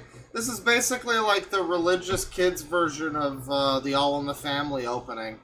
You know, it's instead of like how things used to be, it's how things are gonna be. It's the difference. Well, 'cause now I'm on my own. You like these dance moves? I wanna be grown up. Who says white people have no culture? And put away all my dolls. Wall white Dorbies. I'm just a ball who wants to be grown up. That's frightening. So these things really are just like weird, freaky, blank slate creatures. They're just like freaky, blank slate creatures. This is the toy that you'd get if they sold Dorbies in stores. You'd get this thing, and then it would have like eye holes and shit, and you'd just like, or maybe you'd like stick them on or something. You know, like they'd just be stickers. I don't know, but you get like accessories to build your Dorby. Also, it's Rayman. That's also worth noting, is that it's just Egg Rayman. Man, this is a character design, isn't it? Who wants to be grown up? I wanna be grown up. And I ain't a kid no more. But I was when I was 4. But that was long ago. I wanna be grown up. Boy, this is a full song, isn't it? They sure sing the whole thing. You know, some productions, they might assume you'd get the fucking point after, like, a minute or two, but I guess we're going for the whole... This is like not even a radio edit, I guess. I mean, it's fine. Very musical stream. One and one for all. We're just balls who wanna be Break grown the up. Wonder Wall! So they're balls? Are they... balls? Why do they have, like, legs, then? I mean... Why aren't they just designed as balls? I mean, they could just be designed as balls, but I thought they were, like, supposed to at least be creatures, but they are, like, actually balls. I'm trying to figure out the mythos and the lore of, like, Dorbies here. This is the, they confuse these Dorbies for Shadow the Hedgehog Dorby, so they, because the cops are racist to Dorbies, so, like... The Metal Harbor level is gonna be great. Never mind, this is... God gave them flowers, I guess. That was God's spotlight.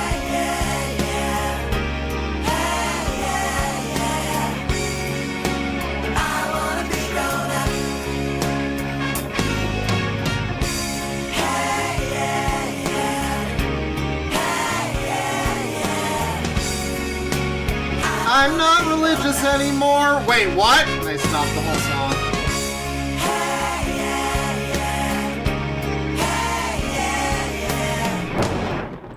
I mean, like, they aren't crediting Oasis here. So this is either full bootleg.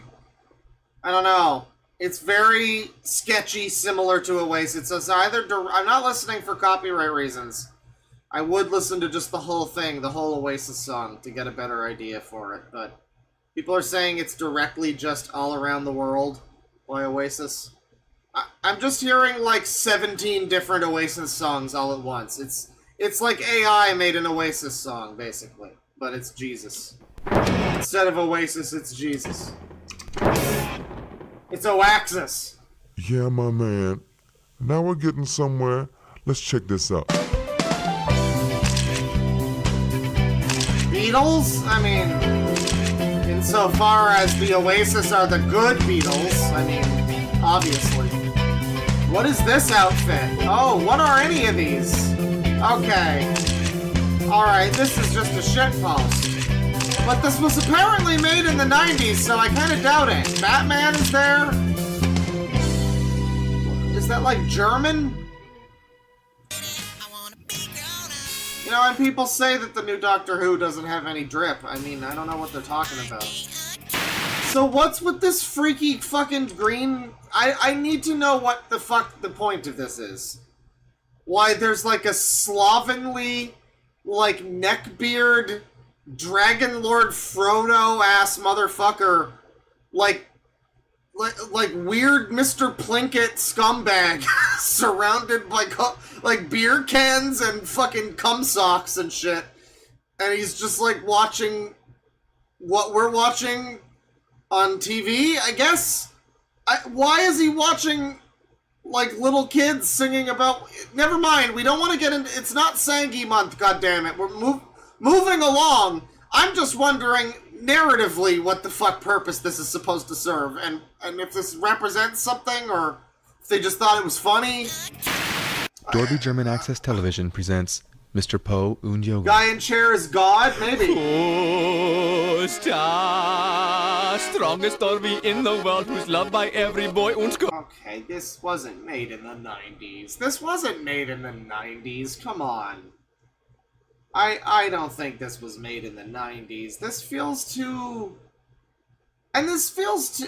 like, what the fuck is this? Star, strongest Dorby in the world, who's loved by every boy und girl und Jak. Und Jak? Ah. Und Jogel.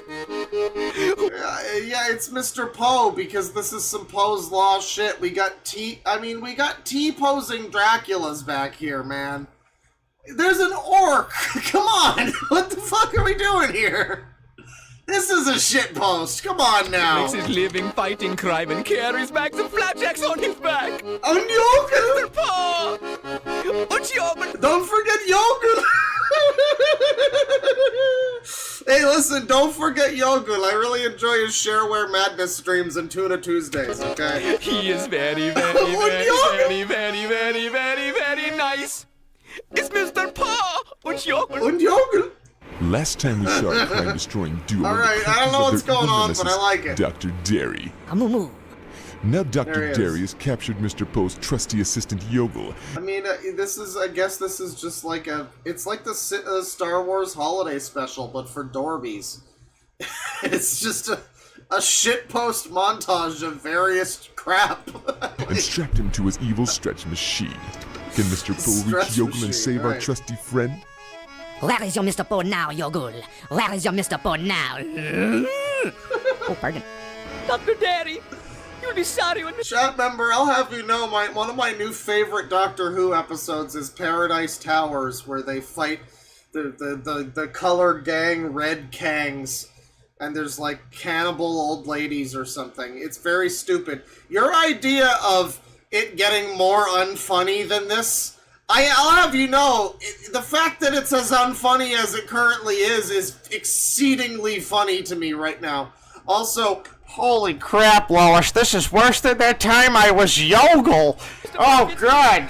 I wonder whatever happened to Mr. Poe, Lois. How do you know? Oh, he will never... Peter, Quagmire raped him. All right, I forgot. And you this time. You see, my pasture is secured by electrical fencing and reinforced by ill-tempered chickens. Oh, wacky. Mr. Poe! Mr. Poe! Where are you? There he is. Have no fear, Yogel. I have found you. Dr. Derry, what have you done? Rats! How did you get through my electrical fencing? Wire cutters, Derry. And my chickens? They just needed to be loved. Oh, well, I can understand that. I guess a hug is nice. It's somewhat refreshing. Well, Mr. Poe, you are late as usual. And as you can see, your friend has already been placed on my EMAC diabolical algorithmic integral polyseismic particle assimilating discombobulating antipontificating Dorby undulating Lewinscinating self-extracting self-adjusting self-cleaning rubberizing elongating sure grit stretch machine 2000 with dualismic unregistered shareware version. Okay, see, now I see what you mean by unfunny. It's starting to, it's very rapidly paced whiplashing into non-MIDI right now. This is kind of fucking insufferable. 2.0 beta.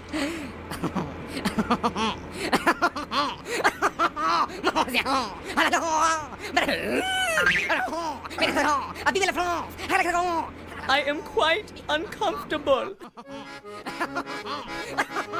Hang in there, Yogel. Put yourself in a happy place. Listen, Yogel, everything's gonna be okay. Mr. Poe is here. I don't know what this is supposed to be. I don't know what this is supposed to reference. If Mr. Poe is like a reference, is this like a pastiche? I'm not sure. It has to be a shitpost, right? But then they're saying it's 98. I don't believe that. I don't believe that. I think this looks a little too good for 98. Gray skies are going to clear up. Put on a happy face. Hang in there, Yogel. I'll be right there. Red sunshine all over the place. Oh.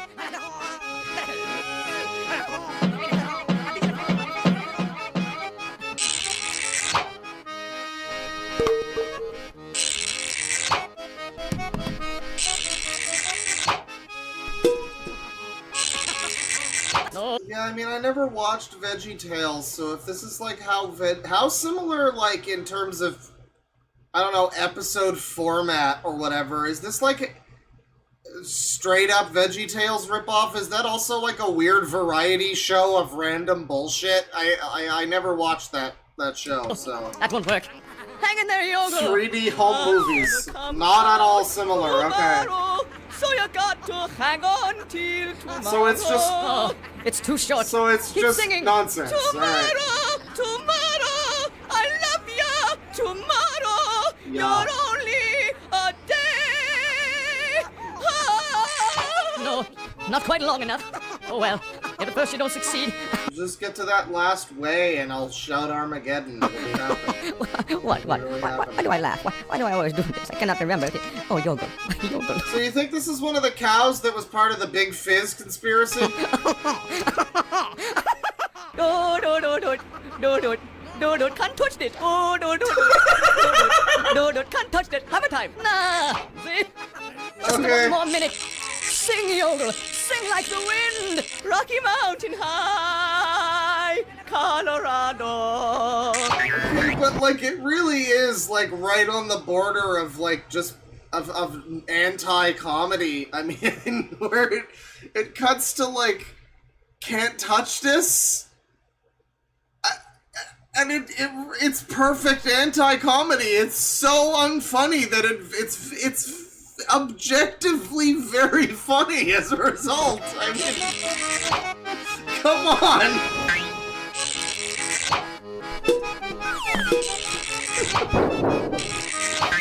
Oh my god, he's got so much stuff. He's got like a video game inventory. It's crazy. I remember the fucking Sims busting out Game Boy Advance game. They made a joke that was like, let me check in my pockets here. Oh, I've got some pocket lint, 5 gil, a sofa, and it was funny because, like, you know, it was it was funny because, like, you could actually put a sofa in your Sims pocket in that game. So it was like, wow, they know about the game's inventory. Wow. He's got a whole sim pocket right now. He's tossing literally everything. Is there a kitchen sink yet? 10 to 1, they're gonna have kitchen sink as like the final thing he throws out. We got a train. No kitchen sink, eh? Just your average garden. Oh. This is such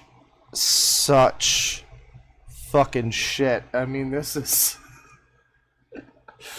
This is such stupid garbage. What the fuck is going on? I mean, at this point, there should be more Jesus. What the fuck is this?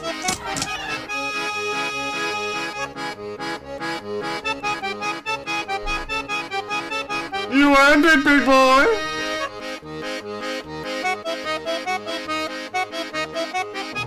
Aha! The pretty little Sari with the fringe on the top.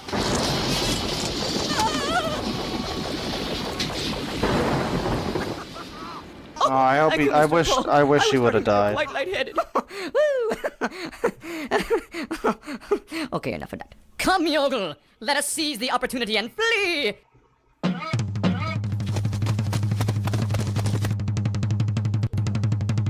Quick, down the corridor! Curses! Foiled again!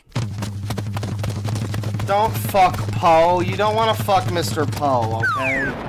You want to fuck Yogel. Not so fast, you have to get past me. I see you have escaped the... Well, the machine, you know. What did I name it? Mr. Poe, what can we do? We are finished. Don't worry, Yogel. There is always one thing that can stop a cow cold in his tracks.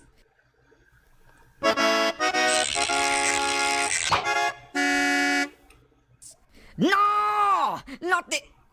Oh, the beautiful light. Quick, Yogel! I can't hold it forever! Tip What? him! Tip... Oh, it's...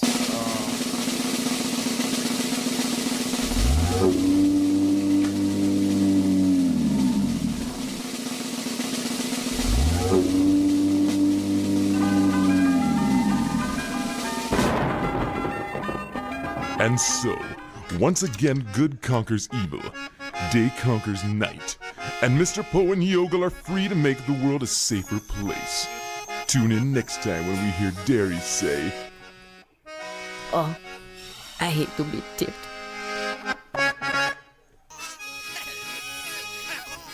Oh my god, so the human guy from the Pepsi Man cutscenes is now, like, inflating like a just an RPG waifu. He's fallen out of his fucking chair, chat.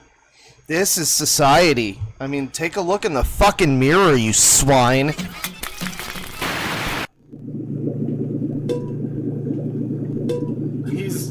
He gets bigger! Oh no, I always knew this would happen eventually. I always knew that would happen, or it would turn into like Chaos from Sonic Adventure. One of those. Definitely one of those. Hey, y'all, what you doing over there? Trying on some stuck clothes or something? Oh no, it's this character again. Hey, you know what? All I need is a pair of overalls and I'm set. You know, I don't even need no shoes. I can just have some overalls and I'll be fine. You know, they got overalls down there at the general store. You want to go down there, they got them for 59 cents. But I got these here for free. You know what I was doing? You know where I found these for free? You don't want to know. You know what? I understand that. That's okay. I don't want to get your way or nothing. You just like walked into the fucking Pulp Fiction shop with the gimp suit and everything. This is like, you should get out of here, buddy. But y'all need me. I'll be over there in the polyester shirt. How did you like materialize from the fucking Leviathan lamp? How'd you do that? Okay.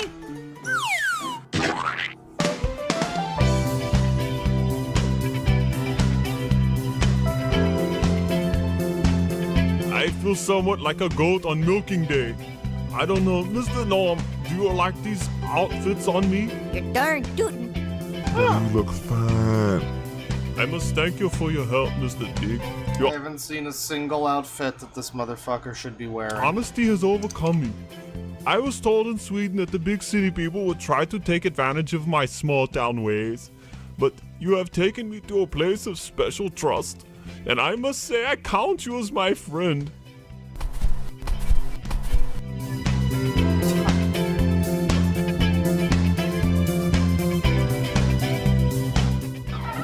Yay, he finally has one. What do I pay?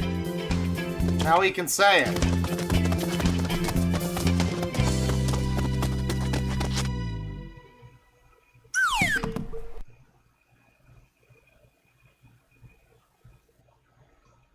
That'll be a lot. So who is this fucking green guy reminding me of? It's like a Carl... What's his name? Carl Pilkington? It's like him, but it's not him. It's like something else.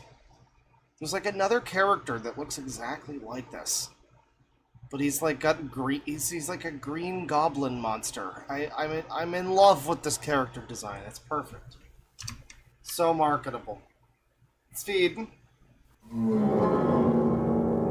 You know, I do stand to make quite a few greenbacks off my Icelandic brother, but I'm not sure I can actually say he looks good in those threads. Is it blue? Okay, I've got my screen dimmer on. He's blue, is he? Is he really blue? Wow, the screen dimmer must be going fucking haywire right now. You know, I do stand to make quite a few greenbacks off my Icelandic brother. What's going on here now? Is this what's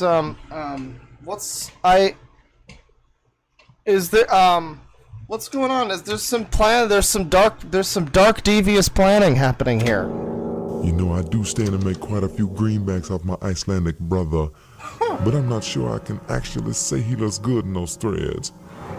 Of course, with all the money, I could go down to Tito's pawn shop and get my 8-track back.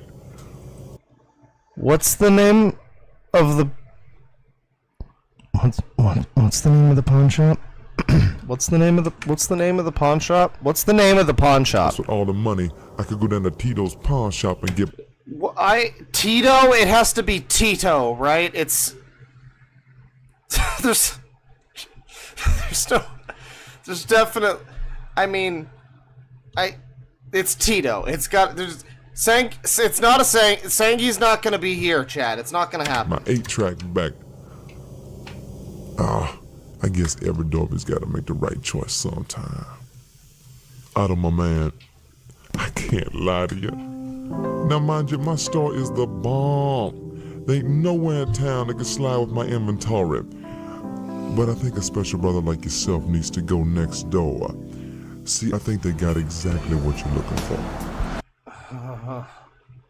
For bulging Swedish men. Oh, I see. Yeah. I mean, some of this, it's like, here's the thing though, it's like shitposty, but like it's not so shitposty that I couldn't see like kids watching it.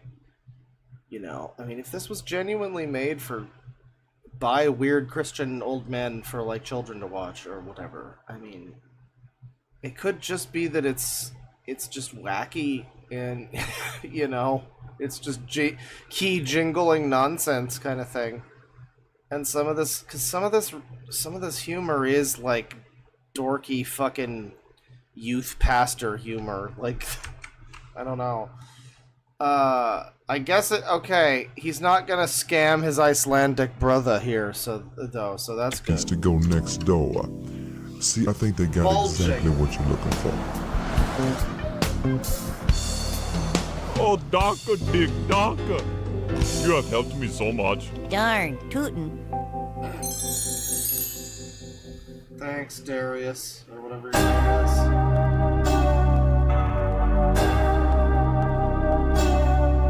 So anyways, back to our...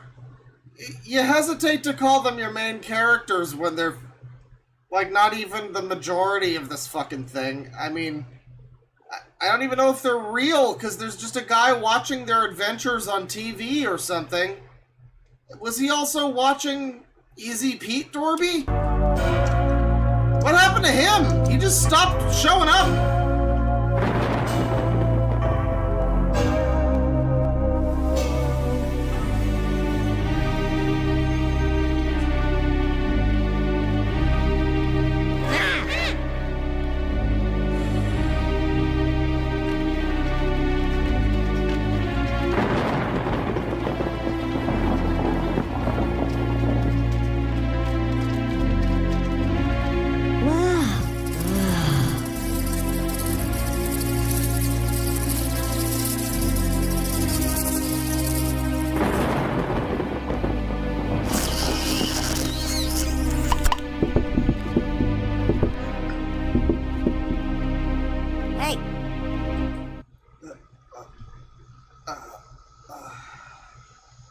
you can't say it's not creative, right? It's kind of creative. It's like baffling what they choose to do with this. They have the characters be like freaky fucking ball creatures that, but like it's not just that their shoes are independent entities, but like all their clothing and limbs and everything, they just, and you can hear that noise when they do it. The choice to use that noise, but the mouths, they stay. Note that the mouths are still there. So like they're fucking, like imagine you're doing like somersaults or whatever, and you keep fucking touching your mouth to the fucking floor. That's disgusting. But they also have, what is that, like ears or something? There's some kind of little like skin tags on the side. You see that? I don't know if that's ears or what that is. I think that's their limbs. No, that's something else. There's something on her especially that's like weird little bumps. I don't know what that is, but that's certainly happening. But yeah, they become like spheroid creatures, and I mean, it's unique. You can't say it's not unique. It's like, why does Rayman never do a thing where he like rolls his fucking head into a room or something? Like he could probably do that, right? Have your characters there. They might as well. It's unique. And it's creative, but it's also horrible and terrifying and bad, you know? So, I mean, like, it depends what you value, I guess. If you're just here for, wow, they really put effort into this. Whether it's a shit post or not, they put in effort. And decided, you know what, I'm gonna have my characters retract all their fucking limbs in, like, horrifying body fucking dysmorphing whatever's happening. They're just fucking conflangulating inside themselves. And then their shoes just stay there. I mean, are the shoes integral to this at all? Why do the shoes not become part of them? I don't get that, because the clothes and the arms do. I mean, all right, but sure. Hey. Orb. You see anything over there? Metroid Origins, yeah. No, do you? No. Hey, look! What? An Astro Ball! Cool, an Astro Ball! You know, I love Astro Balls. What's that? Jimmy Hoffa?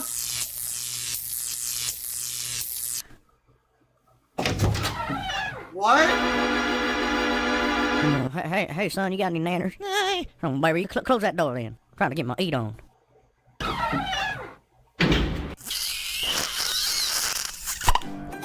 Oh my god, the noise they choose to use. Hey, you all look over here. You'll never guess what I found. I found a whole This is disgusting and annoying. slew of assorted tangerines and a pink polka dot of chocolate same covered time. wildberry flavored jelly beans over here in this cubby hole. Come on over and check it out. Well, okay then, that just leaves more for me. I'll see y'all later. Yeah, and the pop noise and everything. Hey, let's go up the stairs. Come on, hurry. Okay, hey, when we get up there, let's see if we can... Jack, are you okay? Throw up the Astro Ball. I can't. I'm Use stuck. the Astro Ball. Oh, man, Mary Jane, what are we gonna do? Well, it seems like this is gonna be the last dance for Mary Jane. Throw up the Astro Ball! What the fuck else is good is the Astro Ball gonna do? I don't know, actually, what it does, but whatever. Just throw it, you might as well. Gotta go get help. No, whatever you do, don't do that. People will know we did school. Would you rather me go get help or stay down in that hole for 15 years? Jack? I'm thinking. Well, I'm gonna go get help. Oh, wait, Mary, listen, okay. Hey, okay, go get help, but listen, don't make a big scene. Keep it quiet. Today, 2 young students were caught trespassing in an old abandoned house. We here at Channel 2.3 feel their hurt, feel their pain, and feel their need. We feel their longing to be free. But they did skip school and disobey their parents, so I can't help but feel that somehow that they deserved it. In a related story, Jimmy Hoffa and Elvis were found sharing a peanut butter and nanner sandwich, playing Astro Ball. Visitors treat the... Astro Ball, right. Jimmy Hoffa was also there. I mean, I guess. I didn't know... Was there a Jimmy... A Jimmy Hoffa character? I saw the Elvis, for sure. I don't know if there was a Jimmy Hoffa that I recognized, but if you told me that this was Trey and Matt and an early project, I'd believe it. I mean, the newscaster even kind of sounds like, sounds like one of them. Free, but they did skip school and disobey their parents, so I can't help but feel that somehow that they deserved it. In a related story, Jimmy Hoffa and Elvis were found sharing a peanut butter and nanner sandwich, playing Astro Ball. This is Treat Dorby for Channel 2.3 Live Action News. Back to you, Walter. Yeah, there's a little nerd Two emoji children, guy. two cute little balls. Meaning well, a rock star and a mafia king. Coincidence? I think not. This is Walter Concrete Dorby. Good day and good night. Okay, fellas, pull him up. Walter Concrete. Man, is my dad gonna be mad? Are you okay, son? We were worried sick about you. I'm sorry, Dad. I guess I really made a bad decision today. Son, there's gonna be plenty of time for you to grow up. And you know what? I learned something today, Dad! What? Tomorrow's a brand new day.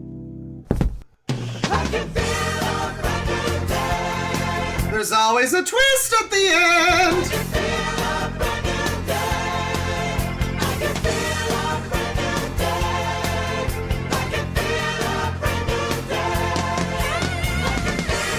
I mean, I believe that's that for the Dorbies episode. There's probably more. Sorry, yeah, you gotta do a little of that. There's probably more Dorby episodes to, like, suffuse your souls and whatnot, but this is the end of this one. And it's the end of a brand new day or something, you know? Yeah. Yeah. I am glad everything worked out for the better for little Jack and Mary Jane, you know? And the last time I heard, Otto was real happy in his new clothes. Beam me up, Scotty. That's pretty neat, isn't it? Oh, I'm sorry, you making a point? Well, I guess we'll have to watch Gaither's Pond next time. I didn't mean. Hey, y'all, I'm sorry, y'all. Hey, kids, you know what? I'm just gonna go up here and hang in front of the left top side of your TV set. You know, if you want me, you just want to hang out and get weird, that's where I'll be. I'll let you get back to what you're doing. I'm sorry. Okay, say it. Oh my God. That Fleck, you crazy. I tell you what, that Fleck. Like Fleck is so crazy. I love Fleck because he's crazy. I was saying, life is about choices. And a good one, it ain't always easy to make. But if you pray to the good Lord, I mean really pray to the good Lord, He's gonna keep you on the straight and narrow. And He's gonna show you the way.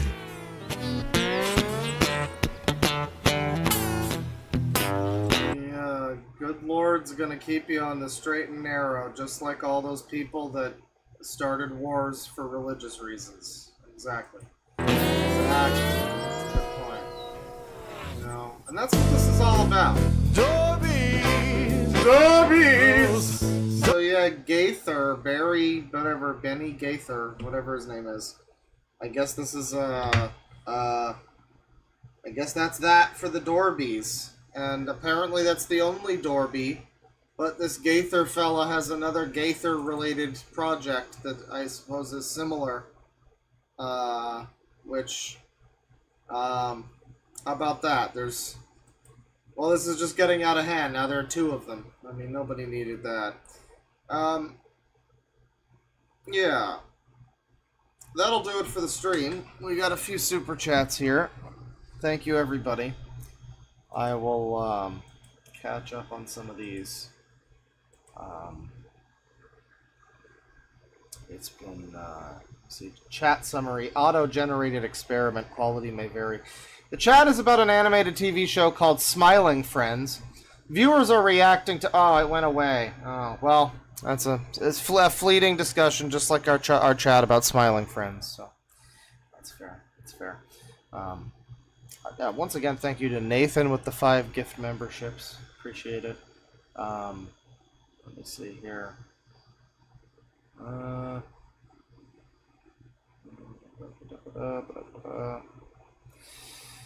$2 from Autistic Wolf. Please do a Mama Max parody video someday, Bear. Someday. The moment's passed. I think he's coming back though, so maybe it might be in vogue again. You know, $2 from Darkside Philip. You have pushed the wrong button. Down, down, down, down, down. I remember that. That's a good one. $5 from Ron Masatome. I had to use this animation for an electro composition class. My teacher was a hardcore stoner, so makes sense. Well, that's pretty based. You mean electro, as in like composition for electro music? That's, I mean, seems like as good a fucking thing to study as any, I guess. That or Gate, or just I don't know, like Oxygen Part 4 or some shit. I don't know. $5 from Nix 220. Animation was done by Reboot people. Oh, so they did do that, and also okay. So I was right and wrong. Yeah, I guess great. They did that, and also the Money for Nothing music video. I guess the animation for that. Wow, I didn't realize it was the same. That's crazy. So that was Reboot then. That was the Reboot people. I didn't realize that. That's wonderful. So Mind's Eye was, I guess, related to the Reboot people, the Mainframe Entertainment or whatever they're called. The music used was by Jan Hammer. They used to put clips of these as filler between endings of shows on YTV. That's awesome. I didn't know that. So that's basically like a secret little Canadian nostalgia throwback there, and that means it fits with the commercial theme too. Oh, don't you see? Like flaming globes, Sigmund! Like flaming globes! It's perfect. It's perfect. The streams always harmonize in the end, let me tell you. You know, yeah, that's great. Clips of that as filler between shows. I mean, that works, you know? Like, that's some wacky shit. Yeah, that seems like good, like, commercial, you know, filler kind of background stuff. Especially that one was very, very time vortex Doctor Who. I know I've been watching a lot of Doctor Who. We've been talking about it on the podcast. I've been suffusing myself with it, but it's a lot of that, and there was so many like time vortexes. There was so many like parts where I just expected like Tom Baker's face to appear in space and wink at me, you know. And it never happened. I always hope for that every night. It never happens. But that's really cool, yeah. I enjoy that. We're gonna have to... We got 2 more in that series. Plus, there's apparently spin-offs, so we can maybe look for those, too. Let's see here. $2 from Ron Marcel. Tell me, Dead, you were right. I'm so glad I lit up. Well, I mean, yeah, you know, for something like... That's the perfect opportunity for something like that. If you're an infrequent toker, you know... that's a great opportunity, is a weird fucking music video thing like that. It's perfect. $5 from Connor with an O. You should check out AniMusic after this. They're CGI music videos from the early 2000s. Again, I believe I've seen there was one from Rush. I think it was either a song that was basically Rush or it was... Yeah, I watched one. They all kind of look the same here as I'm looking up AniMusic. And I'm not seeing one that seems like I've actually watched it, according to YouTube. I think it was Future Retro. Was it this one? It was. So I've already watched this before, but for a little taste of it, this is AniMusic, and yeah, it's not real Rush, but it's basically, it sounds like Rush. A little bit. Along with other things. It's like this... It's weirdo robot synth band. It's pretty neat. I don't hate it. We've seen it before, though. But there's more songs from that we can take a look at some point. Maybe next time we do something like this. This was a good stream. It was fun. $2 from Autistic Wolf. This is art from an era where only cocaine was okay. I mean, yeah, a lot of things were okay, you know, at that point in time. Like, what was that, 1998? The 1998 wasn't a cocaine era. That's not a cocaine era. That's the 80s. 1998 is like crack or something. What's going on in 98? That's more like speed, maybe? I don't know. It's a very fast-paced time in the 90s.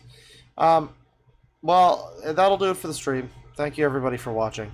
I hope you had a Dorby-rific time and a great fucking existence. That'll do it for the wacky animations and commercials, but we'll be back another time with more like it. Tomorrow we'll be here with maybe some trash. Maybe not tomorrow, I don't know, but soon, more trash. Take it easy, everyone. Penis.